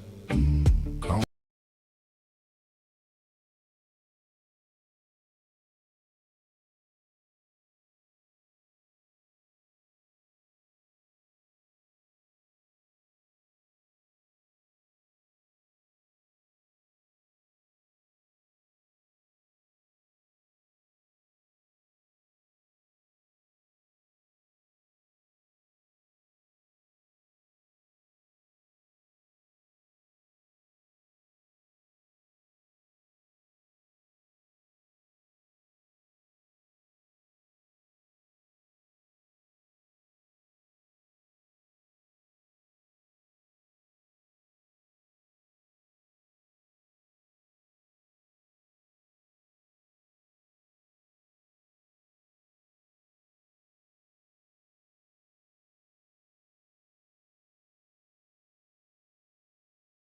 But there is more. Most apps have data saver modes. Activate them to control data usage. You can also go to settings to turn off auto updates. Lastly, close unused apps to save data when you ain't using your apps. These changes can make a big difference. For more information, visit your mobile operator's website or consumer.ncc.gov.ng for more helpful tips. Stay connected and enjoy smarter data usage. This message is brought to you by the Association of Telecom Operators and Nigerian Communications Commission.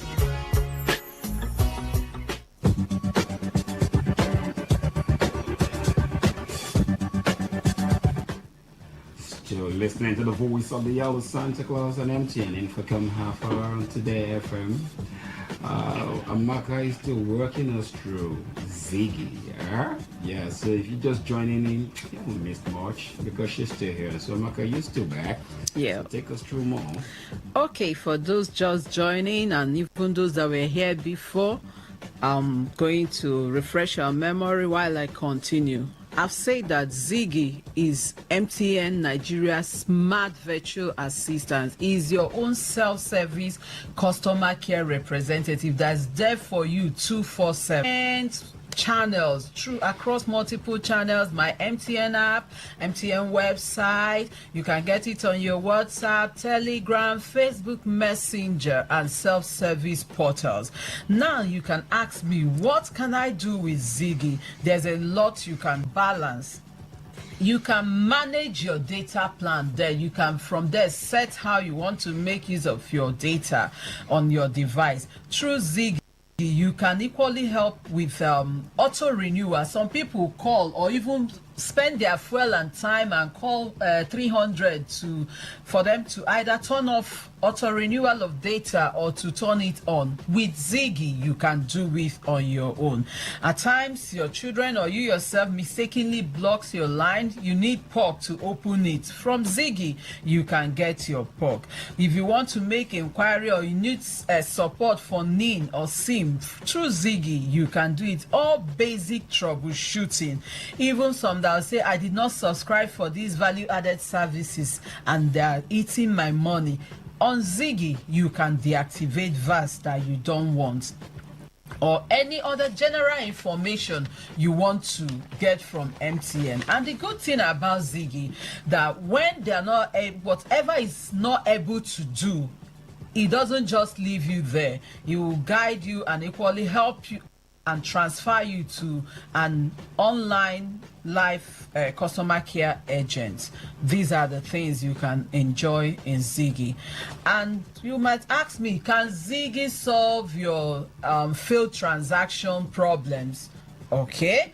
It might not be able to do it for you, but it's going to guide you on how to rightly escalate and transfer you to a live agent to help you. Ziggy can do that perfectly well. You might be listening and say, how can I communicate with Ziggy? Yes, currently Ziggy speaks 2 languages, English and Pidgin, although we are in the process of making it available for all in Yoruba Igbo, and Hausa. So this is it. At any time, 247, Ziggy is there for you. In case of emergency that you can't call anybody, or you feel that 300 is going to waste your time, Ziggy is there. Then one other very important question you might be asking, is it secure? Because a lot of people don't want to do their transaction online.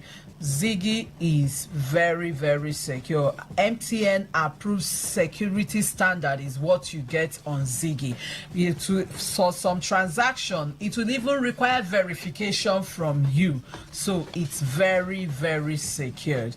So today you might ask, if I download, if I go to any of the channels like WhatsApp and so on, how do I start? Just type anything, any keywords, and you'll see it chatting with you, and from there your problems will be solved. Thank you. Your problems will be solved, but I need you to start immediately. So commercial break coming through. When I come back, I'll still drop some airtime rapidly so that smartphone users as well could get after this time out.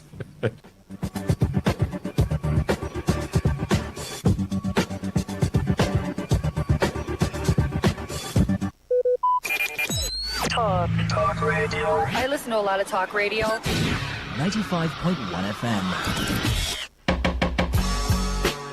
Looking for ways to save your data? It starts with your apps. Deleting unused apps helps, but there is more. Most apps have data saver modes. Activate them to control data usage. You can also go to settings to turn off auto updates. Lastly, close unused apps to save data when you ain't using your apps. These changes can make a big difference. For more information, visit your mobile operator's website or consumer.ncc.gov.ng for more helpful tips. Stay connected and enjoy smarter data usage. This message is brought to you by the Association of Telecom Operators and Nigerian Communications Commission.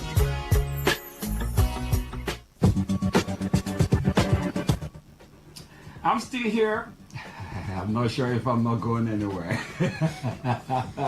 Now, trust me, you need to visit Today FM sometime. You just do not want to go where you come in here. You just can't think of going. I don't know.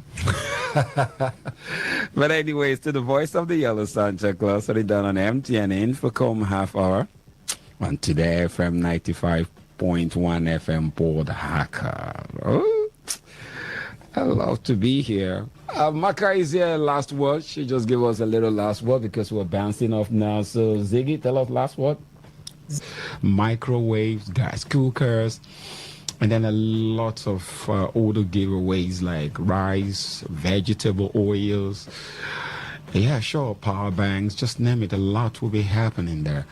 Now, no, don't feel bad. I know you, but okay, I will do a lot of recharge card from there. Maybe I will do 20 recharge card. 50. I'll just come up on air and just be giving a recharge card until Donnie says stop. So, but of course, we'll be having Mr. Reeve performing live there in Ilea. We have Lion Fuji as well coming through. We'll be having, you need to be there. You have to have the Black Brother DJ Kenyo performing live. Now, we've got lots of talent on our team. Boyke as well will be performing. Amy, the superstar as well, will be performing. So we've got lots of artists line up for that. Then we've got bands. And then the after party, which is the Afrofiction Rave.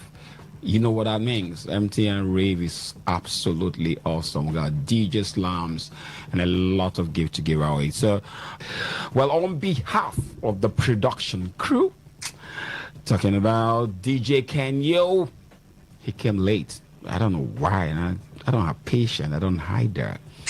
But anyway, I love him anyway. My dance coach, Terry, but not Terry G. Thank you, Amaka, for dropping by. You never disappoint. And for my ever-loving, always smiling, ever free and willing to help, Donnie. Thank you, sweet six. And a big shout-out to my friend. I can feel you from where you are. Honorable Daibi Sample, CEO, Daibi Global. Thank you so much for all you do. Appreciate you, bro. And then congratulations to Amy. Amy's wife just had a baby girl. Whoa, that's an addition to us on the Yellow family. So congratulations, Amy. We'll be coming to drink yellow drink, only yellow drink, Fanta, anything that is yellow, that's what we're drinking. This is me, the Yellow Santa Claus, Prince Nnamdi be saying, stay out of trouble, be good to yourself. Hey, stay here and here alone in Today FM, and you get the best of your day. Enjoy to the rest of the fullest, right? To the fullest, rather. God bless you. I'll be with you. Bye.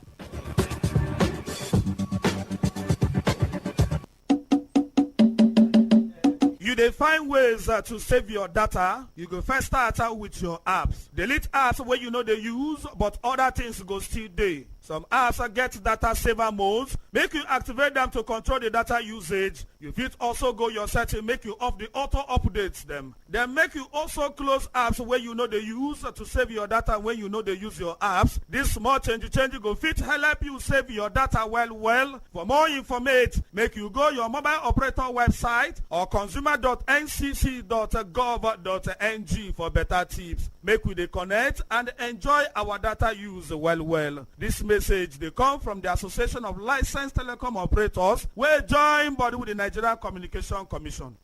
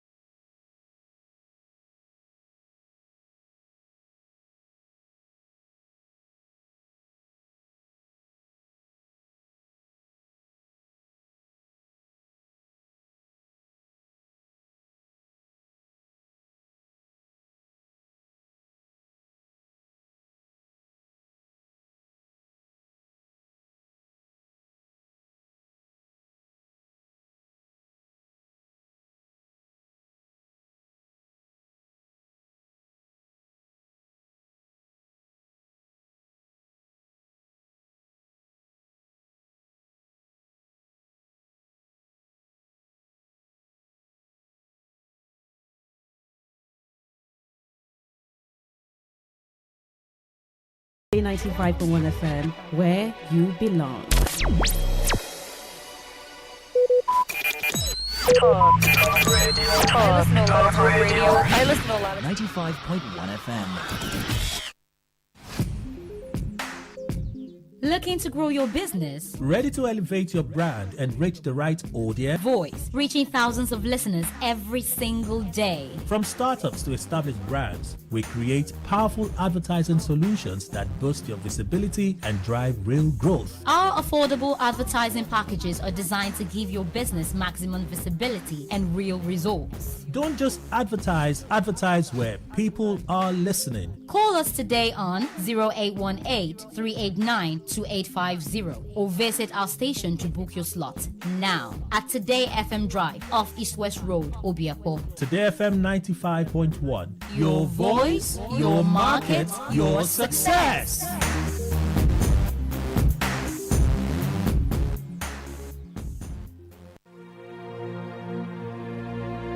Today is business. Today is a new trend for your businesses. We give you all the information you need to grow your business, new ideas and innovations that keep you earning more and staying relevant.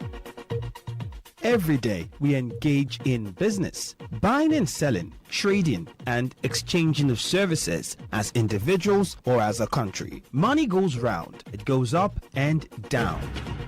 But have you ever wondered what business is all about? And have you ever wondered how you can stand out in your business? Today FM has got you covered every Wednesday between the hours of 1 p.m. to 2 p.m. Learn all you need from professionals on how the country runs its business affairs and how you can be an outstanding entrepreneur and grow your business. Business Today.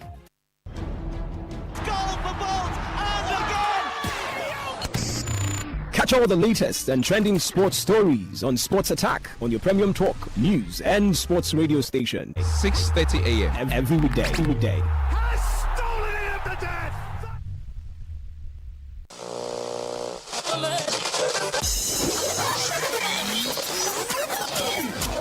Hello, join us Fridays, 7:30 a.m. on Our Top Picks, and together we'll review the big national stories of the week, all in 30 minutes. It promises so much fun. Our Top Picks, Fridays, 7:30 a.m. Don't miss it.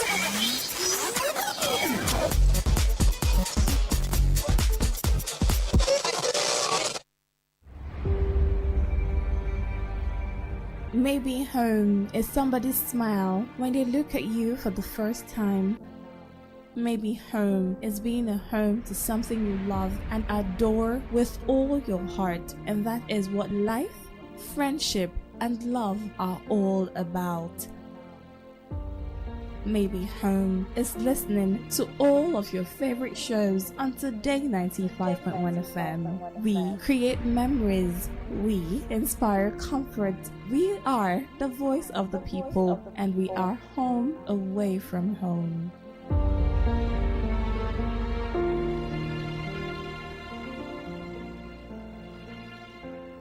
Whether it's happening in Port Harcourt, South South, Nigeria, or around the world, we've got you covered. On air, online, delivering balanced news and unbiased analysis. Today, 95.1 FM. This is Today, 95.1 FM, Port Harcourt. News.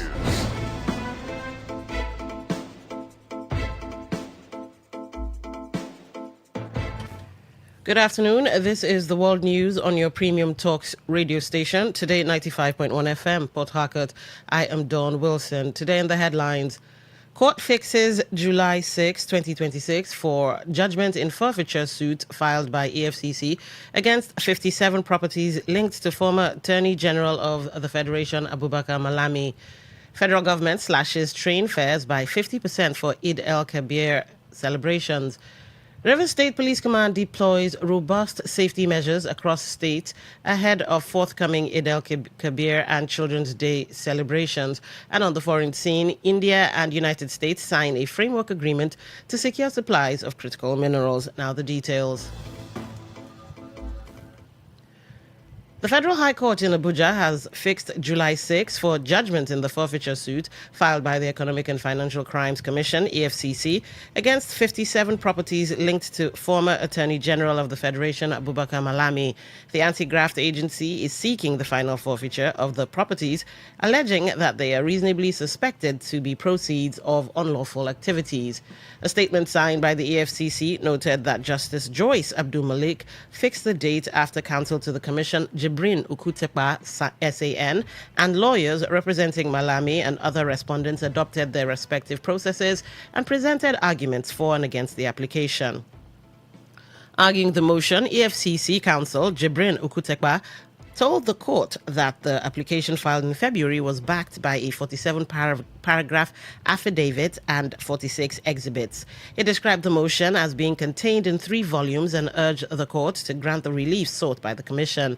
Relying on the filed processes, Okutekpa argued that Malami and other respondents had failed to sufficiently demonstrate that the properties were lawfully acquired. He urged the court to order the permanent forfeiture of the assets to the federal government. Counsel to Malami and the other respondents, Adedayo Adedeji, opposed the application and asked the court to set aside the interim forfeiture order earlier granted. The FCC is prosecuting the defendants on an amended 16-count charge bordering on alleged conspiracy, procuring, disguising, concealing, and laundering proceeds of unlawful activities amounting to 8.71 billion naira. The federal government has approved a 50% reduction in fares on all passenger train services operated by the Nigerian Railway Corporation to ease transportation costs for Nigerians during the Eid al-Kabir festive period. The discount takes immediate effect, and will run until Monday, June 1, covering all NRC routes nationwide. According to a statement by the Permanent Secretary of the Federal Ministry of Transportation, Funsho Adebiyi, passengers who had already purchased tickets at full price before the announcement will be eligible for a 50% rebate, which can be used for future train travel within the specified period. It added that train schedules and timetables will remain unchanged throughout the festive season as part of efforts to ensure smooth and affordable movement during celebrations. The Chief of Naval Staff, CNS Vice Admiral Idi Abbas, has reaffirmed the commitment of the Nigerian Navy to intensifying the fight against maritime crime within Nigeria's territorial waters and the wider Gulf of Guinea region. Abbas made the remarks during the inauguration of key infrastructure projects at Nigerian Navy ship NNS Jubilee in Ikota Abasi, local government area of Akwa Ibom State. Represented by the flag officer commanding Eastern Naval Command, Rear Admiral Chidozie Okehie, Abbas said the Navy remains focused on improving operational efficiency, maritime security, and national economic protection. He noted that personnel welfare remains a top priority, adding that the newly inaugurated facilities, including senior rate accommodation and remodeled amenities, are designed to improve living conditions, boost morale, and enhance operational readiness across naval formations. The president was accompanied by his chief of staff, Femi Gbajagba-Miller, the national security advisor, Nuhu Ribadu, the former Lagos State Governor, Babatunde Fashola, the Speaker of the Lagos State House of Assembly, Mudashiru Obasa, the Deputy Governor and the Lagos APC governorship candidate, Obafemi Hamzat, and other Muslim faithful observing Eid prayers in Lagos. Special Assistant to the President on social media, Dada Olusegun, disclosed this in a post on his X handle. President Bola Tinubu and other Muslim faithful observing Eid prayers in Lagos. Meanwhile, former Vice President Atiku Abubakar also joined Muslim faithful at the Aya Mosque in Abuja for the Eid prayers. Atiku, in a post shared on his social media handle, said the prayers were offered in gratitude to Allah for his blessings. Former Vice President Atiku Abubakar. The former presidential candidate called for unity, compassion, and peace among Nigerians during the celebration. He also extended Eid greetings to Muslims across Nigeria and around the world.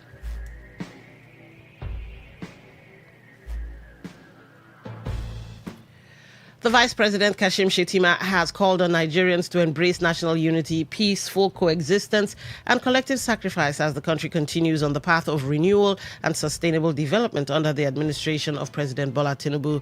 Shettima, in his Eid al-Kabir 2026 message, particularly noted that the lessons of Eid al-Kabir remain vital to Nigeria's quest for stability, peace, and inclusive growth. In a statement by the Senior Special Assistant to the President on Media and Communications, Stanley Nkwocha, the Vice President urged citizens to draw inspiration from the enduring values of faith, sacrifice, obedience, and compassion exemplified by Prophet Ibrahim. The Vice President stressed that national development cannot thrive in an atmosphere of division and mistrust, urging Nigerians to rise above ethnic, religious, and political differences in order to confront common challenges confronting the country. He noted that the administration of President Tinubu remains committed to addressing insecurity, stabilizing the economy, creating jobs, and expanding opportunities for citizens across the country. Shettima appealed to Nigerians to continue supporting the president's reform agenda, saying unity of purpose and shared sacrifice are essential to overcoming insecurity, poverty, and social dislocation. He assured the citizens that the federal government remains resolute in restoring peace and security across the country, while commending the sacrifices of members of the armed forces and security agencies. You're listening to the World News on Today 95.1 FM, Voice of the People. After the break, more news, sports, and foreign stories. Stay with us. Every day, every hour, when the big stories break, depend on our 24-hour news team to bring you the latest. Today, 95.1 FM.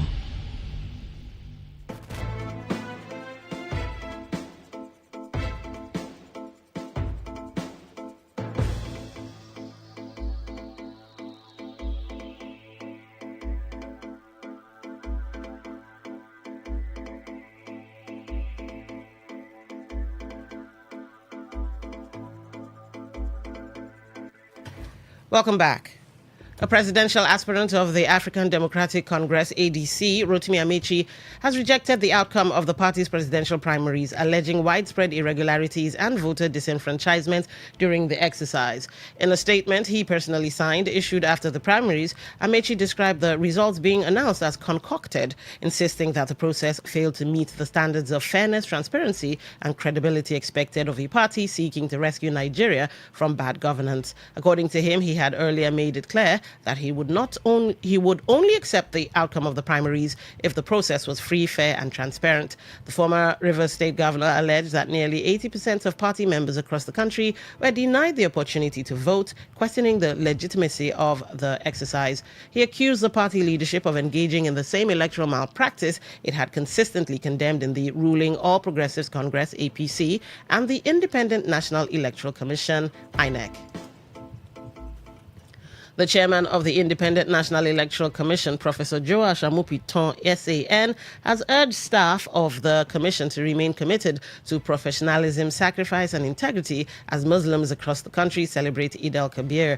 In his 2026 Eid al-Kabir message, Amupiton congratulated Muslim staff members of the commission and described the festival as a period of reflection on obedience, selflessness, and devotion. According to him, the season represents the timeless virtues of absolute obedience, selflessness, and supreme sacrifice, adding that it also calls for a deeper commitment to higher principles above personal comfort. The INEC chairman said the values associated with Eid al-Kabir align with the responsibilities of election managers, stressing that the task of managing Nigeria's democracy demands dedication and discipline.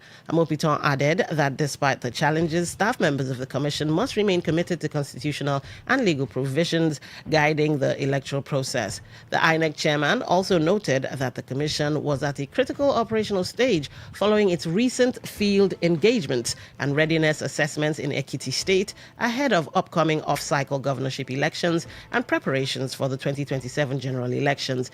He stressed that the lessons of Eid al-Kabir should guide the commission's operations, especially in the areas of compliance, precision, and execution. Reaffirming his commitment to the welfare of staff, the INEC chairman assured workers that the commission's leadership would continue to strengthen welfare packages and institutional support. Amopiton further urged staff members to use the festive period to renew the commitment to national service and the integrity of the electoral process. Amopiton wished Nigerians and members of the staff and members of staff, of the commission a peaceful Eid al-Kabir celebration. Similarly, the president of the Senate, Godswill Akpabio, has called for renewed sacrifice, unity and prayers for national development as Muslim faithful mark Eid al-Kabir. In a statement by his special advisor on media and publicity, Eseme Eyibo, Akpabio said the festival reflects the enduring values of faith, obedience and selflessness demonstrated by Prophet Ibrahim. He urged Nigerians to embrace compassion and generosity, noting that the lessons of Eid are especially important in a period of national challenges. Akpabio, while extending Eid al-Kabir greetings to President Bola Tinubu, Vice President Kashim Shettima, and Muslims in Nigeria and around the world, called for prayers for peace, security, and prosperity, particularly for troops on the front lines and farmers affected by insecurity, stressing that collective sacrifice and tolerance are essential for national progress. He further expressed confidence that the renewed hope agenda of the Tinubu administration, in collaboration with the National Assembly, would deliver meaningful development through shared responsibility and unity. The Rivers State Police Command has intensified security operations and deployed robust safety measures across the state ahead of the forthcoming Eid al-Kabir and Children's Day celebrations. In a statement by the Command Public Relations Officer, ASP Agabe Blessing Kabolo, said the strategic security initiative is aimed at guaranteeing a peaceful, crime-free and hitch-free festive period for all residents and visitors across Rivers State. The statement maintained that in line with the commitment, the Command has activated comprehensive operational strategies, including intensified confidence, building patrols, intelligence-led policing, strategic deployment of tactical and conventional personnel, surveillance operations, stop and search duties, and enhanced visibility policing in critical locations and other vulnerable areas of the state. ASP Blessing Kabolo said the security presence has also been reinforced around worship centers, recreational facilities, markets, motor parks, highways, and other public spaces expected to witness increased human and vehicular movement during the celebrations.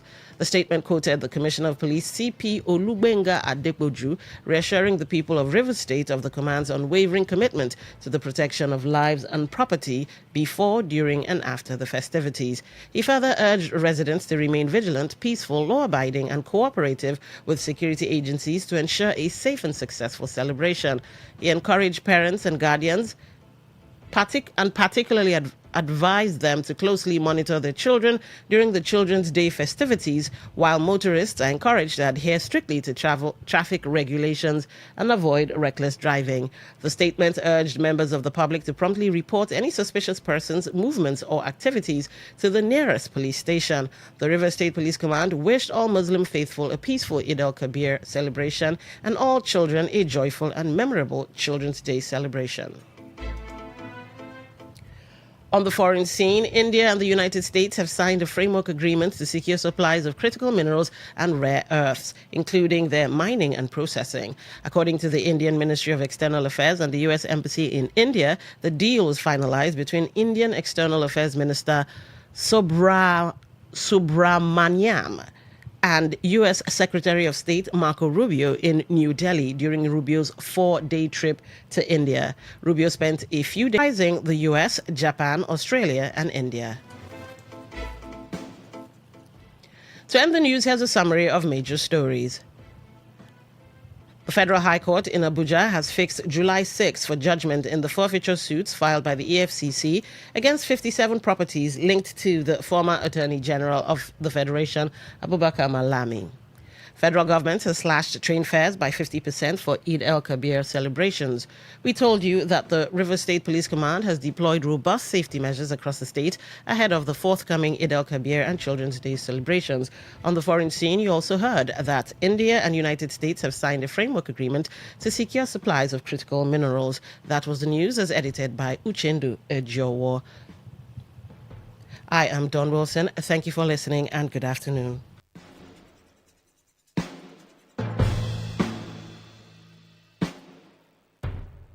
Long time no see you, which one you dey? Oga builder, Oga contractor, long time no see. That thing where they look for Sokoto, it don't land for Shokos of say, we don't carry our product enter River State, but say we still there for Aba. Anywhere where you did Agnes roofing product, go find you come. Our product don't enter market, long span, made couple, step tie, small gutter design. As big man consign, we still get stone coated roofing sheet, shingle, mineno, glass board, wood shake, and roman. No forget saying that Dr. Agnes one man with the manufacturer Agnes one man delta tooth powder. Nice to carry this product enter market. Wakaskele Wugali has not only enter office waiting for kilometer 20 at Port Harcourt Expressway. Equated Akaso bus stop behind Antwerp filling station or Bigbo LGA or Port Harcourt. You feel Waka enter our head office waiting for kilometer 7 at N Expressway. Ositema Bar for Abia. For more inquiries, call us on 0816 719 5073 or 0811 201 2831 or 0803 500 5489. Agnes Aluminium Roofing Product. I'm the product where go make your house the smile, whether under the sun or in the rain. Talk radio. I listen to a lot of talk radio. 95.1 FM. Red is passion.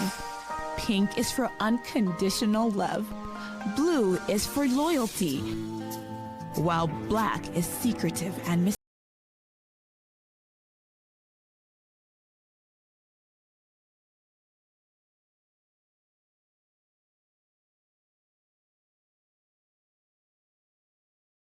In between on Lovey Dovey, Mondays to Thursdays from 11 p.m. beneath the night sky with D.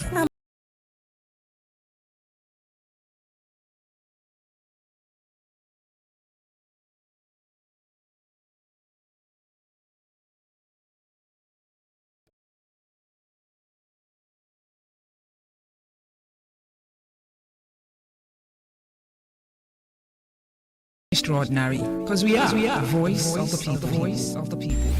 Today, 95.1 FM. Today, 95.1 FM.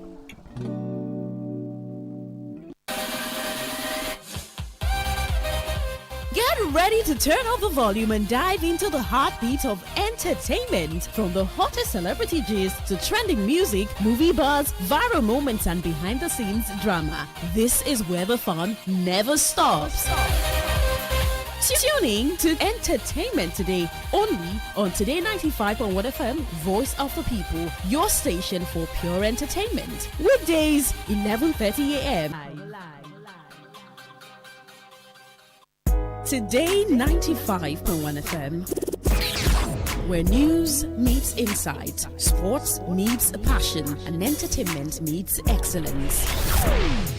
Expert analysis from seasoned professionals and our top analysts, informing, educating, and entertaining you. Your voice, your station. We are the voice of the people.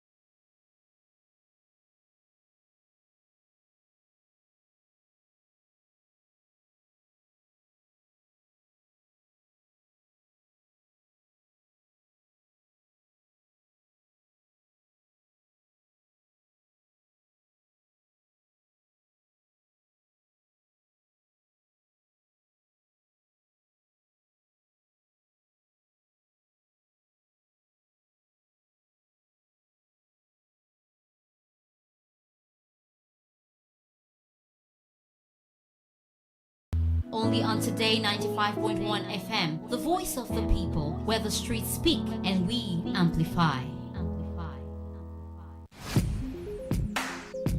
Looking to grow your business? Ready to elevate your brand and reach the right audience? This is your moment to take your brand to the next level with Today 95.1 FM. Your trusted voice, reaching thousands of listeners every single day. From startups to established brands, we create powerful advertising solutions that boost your visibility and drive real growth. Our affordable advertising packages are designed to give your business maximum visibility and real results. Don't just advertise where people are listening. Call us today on 0818-389-2850 or visit our station to book your slot now at Today FM Drive off East West Road, Obiapo. Today FM 95.1. Your voice, your market, your success.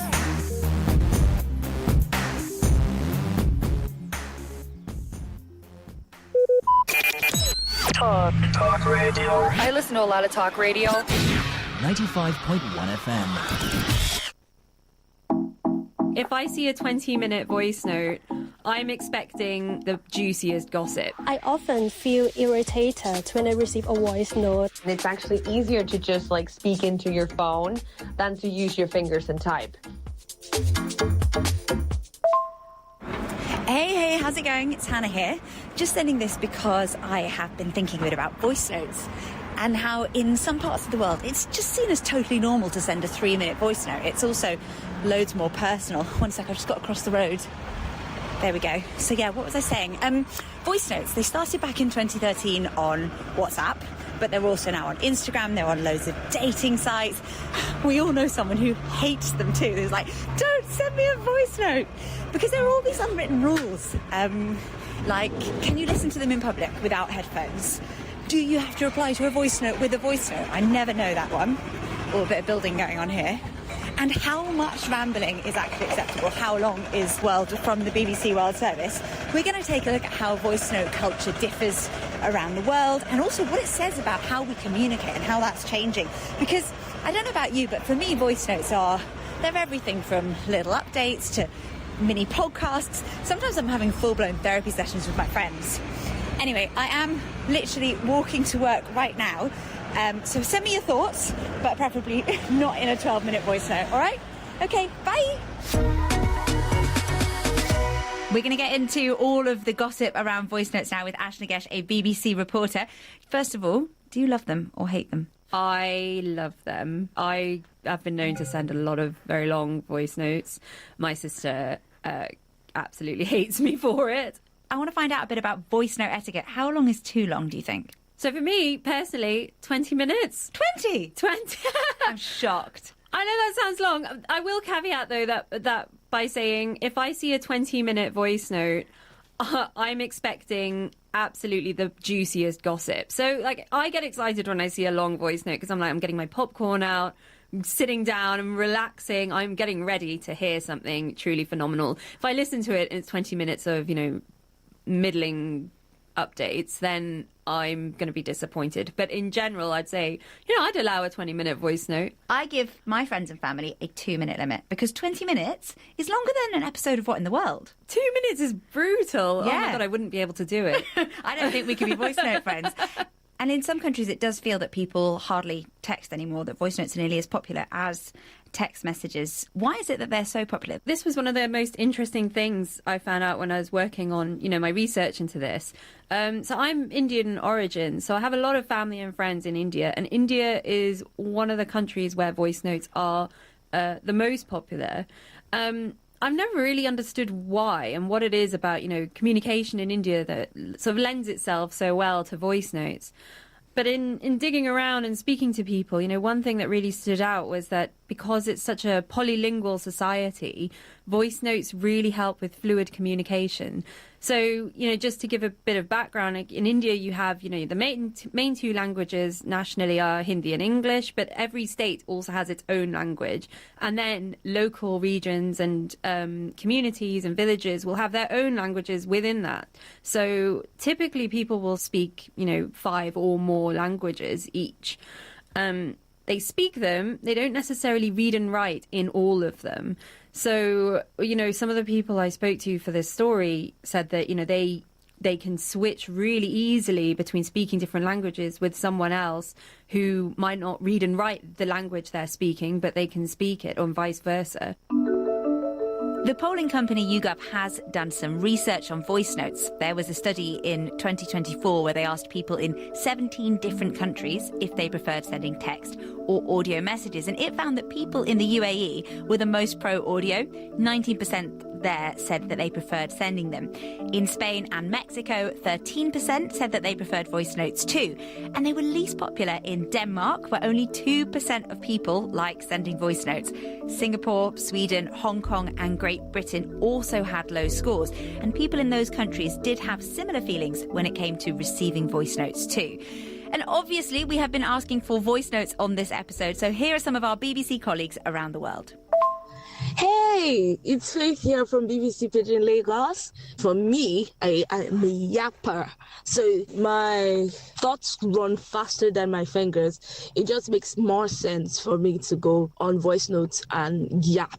There's a culture in Nigeria where, if you speak bad grammar, there's a lot of screenshotting of conversations to make it trend on social media. So you rather send a voice note. And then finally, there's also the thing about tone. Nigeria prides itself on being extra respectful, and most of that time, that respect does not really show in text as much, but the inflection of the voice is going to show that, this person actually meant this thing respectfully, that they might not have said that way, or will need 100 emojis to prove that truly you were on your knees when you were talking to this mama. My name is Tung Le, and I'm originally from Vietnam. At first, I preferred texting because it feels quicker and more private. I think people like voice notes because they feel more personal, and it feels more human than just reading text. Hola, my name is Laura Garcia, and I'm a Mexican journalist working with the World Service. Mexico literally runs on WhatsApp, which means that it runs on voice notes. And I love or hate a voice note depending on the day. The complicated thing is that I've got some friends from back home who will only communicate in voice note, which means that I have to sit down and listen to what they're saying. And that's actually quite hard during working hours. So even though Mexico is absolutely in love with voice notes, for me, they have to hit just the right sweet spot, either short and sweet or really long, so I can decide to listen to them. But if all you want is a quick answer or my attention, then please text and don't voice note. Hi, I'm Wasini, a journalist for BBC Thai. I often feel irritated when I receive a voice note, especially when I'm on the BTS, in a crowded room, or at the office, because I'm not always in a position to listen. Also, there is a sense of uncertainty because you don't know the contents of the message until you press play. Ash, like lots of the people we've been hearing from, I also love sending voice notes. It's almost a bit like a phone call, but also it's more convenient because you can listen and you can reply in your own time. And psychologists have studied the effect of hearing someone's voice. What did they find in the studies? Yeah, so there was one particular study from 2011 which studied how people react to hearing a loved one's voice in a phone call compared to reading a message from them in text.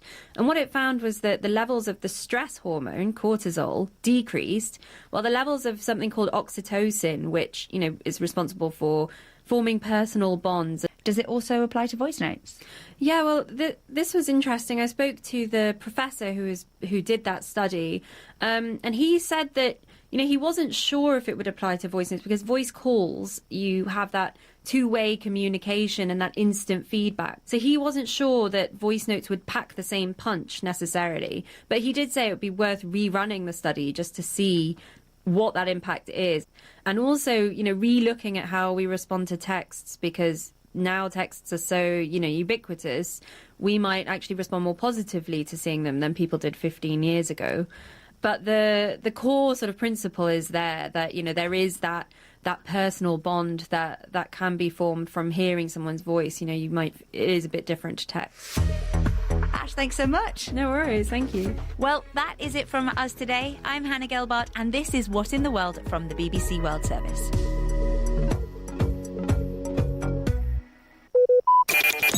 Talk radio. I listen to a lot of talk radio. 95.1 FM. This is the breakdown from BBC Pidgin. The first batch of Ghanaian citizens where the country go bring back from South Africa sake of the immigration kasala for South Africa go depart on Wednesday. According to Ghanaian authorities, now 800 citizens will register. The Ghanaian embassy been chartered dozens of buses where been they drop off passengers for Johannesburg or Arotambo Airport around 3 a.m. local time. The 800 people now men, women and children of all ages. Now 300 people go first travel for the first batch on Wednesday morning while the remaining people go travel another day. What it make them they go back their country? Since April 2026, big kasala been burst for South Africa as South Africans been start ogbonge protests for the country against immigrants. The South Africans say illegal immigrants they put pressure on public services as them tell the South African government to do more. People begin fear say this protest fit lead to xenophobic attacks again. These protesters lock up shops of foreigners, then beat some and 2 Nigerians spy in the process. Even though South African President Cyril Ramaphosa been condemned the protests and call on South Africans to stop, the demonstrations group will be March for March still no agree. Now around 25,000 Ghanaians in South Africa, and this group give June 30 deadline for illegal immigrants to come out from the country. Enter bbcnewspidgin.com and follow our social media platforms for more story. That's not the breakdown from BBC Pidgin. Talk radio. I listen to a lot of talk radio. 95.1 FM. The last time you complained to customer service, who were you really talking to? If it wasn't a bot, it was probably someone who was thousands of kilometres away. And most of the world's call centres are based in India and the Philippines, but there are major hubs on the rise elsewhere. And today we're going to be zooming in on the growing industry in Latin America. You're going to hear what it's like for some of the hundreds of thousands of young people who answer calls every single day in English, trying to solve problems and dealing with a lot of angry customers. I'm Hannah, and this is What in the World from the BBC World Service. So let's get a picture of what it's actually like from some people who have worked in the industry. Hi, my name is Paula. I'm 26 years old. I'm in Bogota, Colombia. And I've been working in a call center industry for 7 years now. Well, I decided to work in this industry because I needed to. Like 7 years ago, I was looking for a job that will allow me to study at the same time. And call centers usually offer flexible schedules. I think that the salary is good. I mean, it's good for someone who is still studying. Working in a call center is not easy. You need to have a strong mindset and do not take things personally. One of the main frustrations, especially at the beginning, is the language barrier. I mean, it's difficult to deal with customers who make comments about your accent or refuse to continue the call until you transfer them to someone in the US, for example.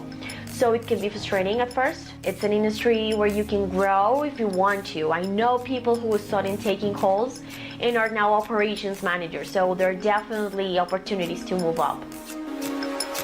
My name is Gerardo Lopez. I'm 29 years old. I live and I am from Bogota, Colombia. And I have been in the call center industry for around 8 years. To be honest, right now the salaries are not worth taking into account the effort to learn a new language, such English in this case. Also, psychological help does not exist in this industry. So every day, every time, people are receiving calls with difficult cases. And I lost my money, I lost my job, I don't have money to pay. But the call center companies are not providing help because you are handling with your own problems at home, your personal problems, and at the same time you have to handle the problems from people around the world.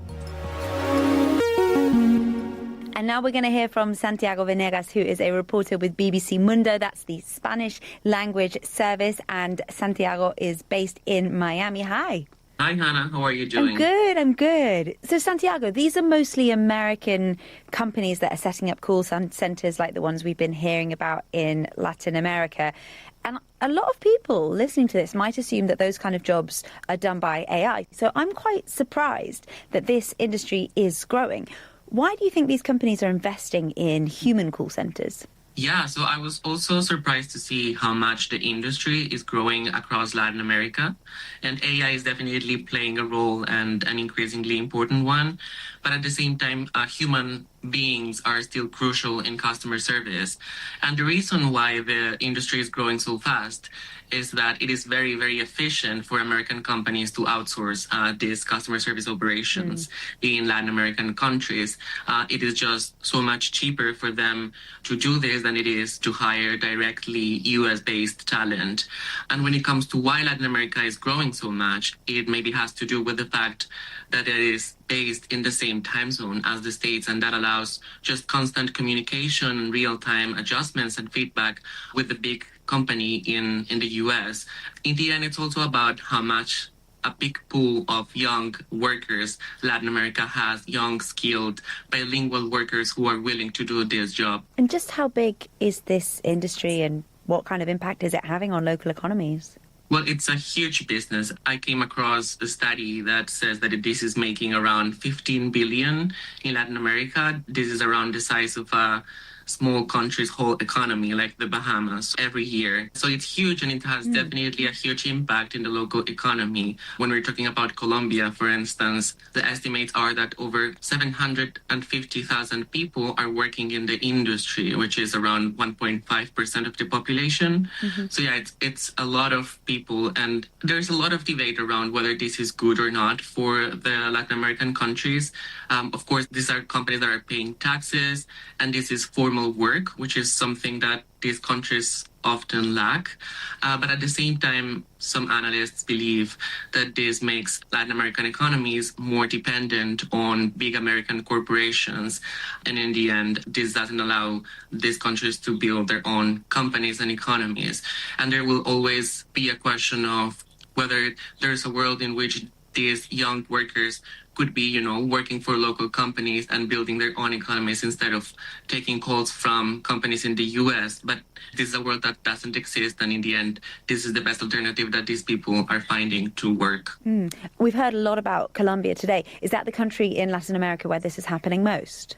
Yeah, Colombia is huge in the business, but there's also a lot happening in Mexico and Brazil. So I would say these are the three countries that are, the places where the industry is growing the most. And we've been hearing from some of the young people, some of those voices on the other end of the line when people like you in Miami might pick up the phone and call someone on customer services. And we heard some quite interesting criticisms that they had supervisors breathing down their necks and were expected to meet these really, really tough targets. What do the companies say about some of the criticisms of the way the industry's run?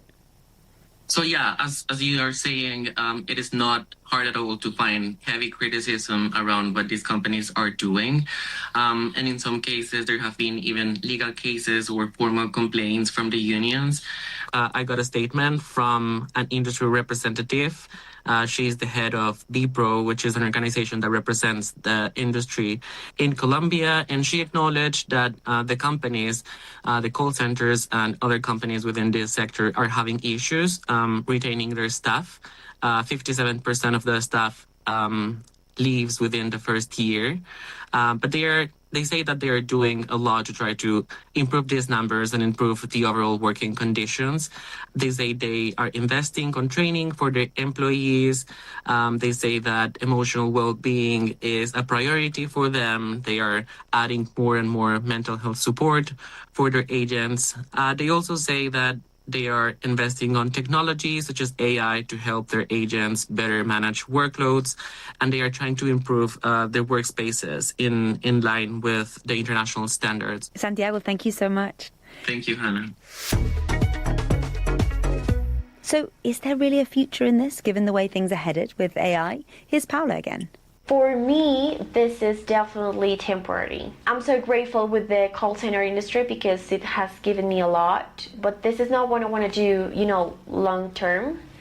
I'm about to graduate as a pharmaceutical chemist, so I'm really looking forward to studying a career in the field I have worked so hard for.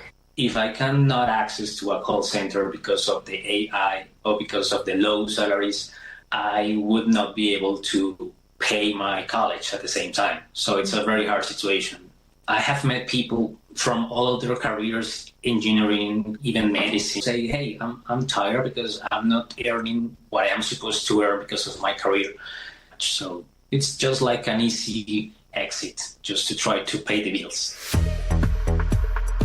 Have you guys got any experience of working in call centres or other kind of jobs fresh out of uni, anything to make a bit of money? You can get in touch with us on Instagram at BBC What in the World. That's it from me. I'm Hannah. This is What in the World from the BBC World Service, and we'll see you next time.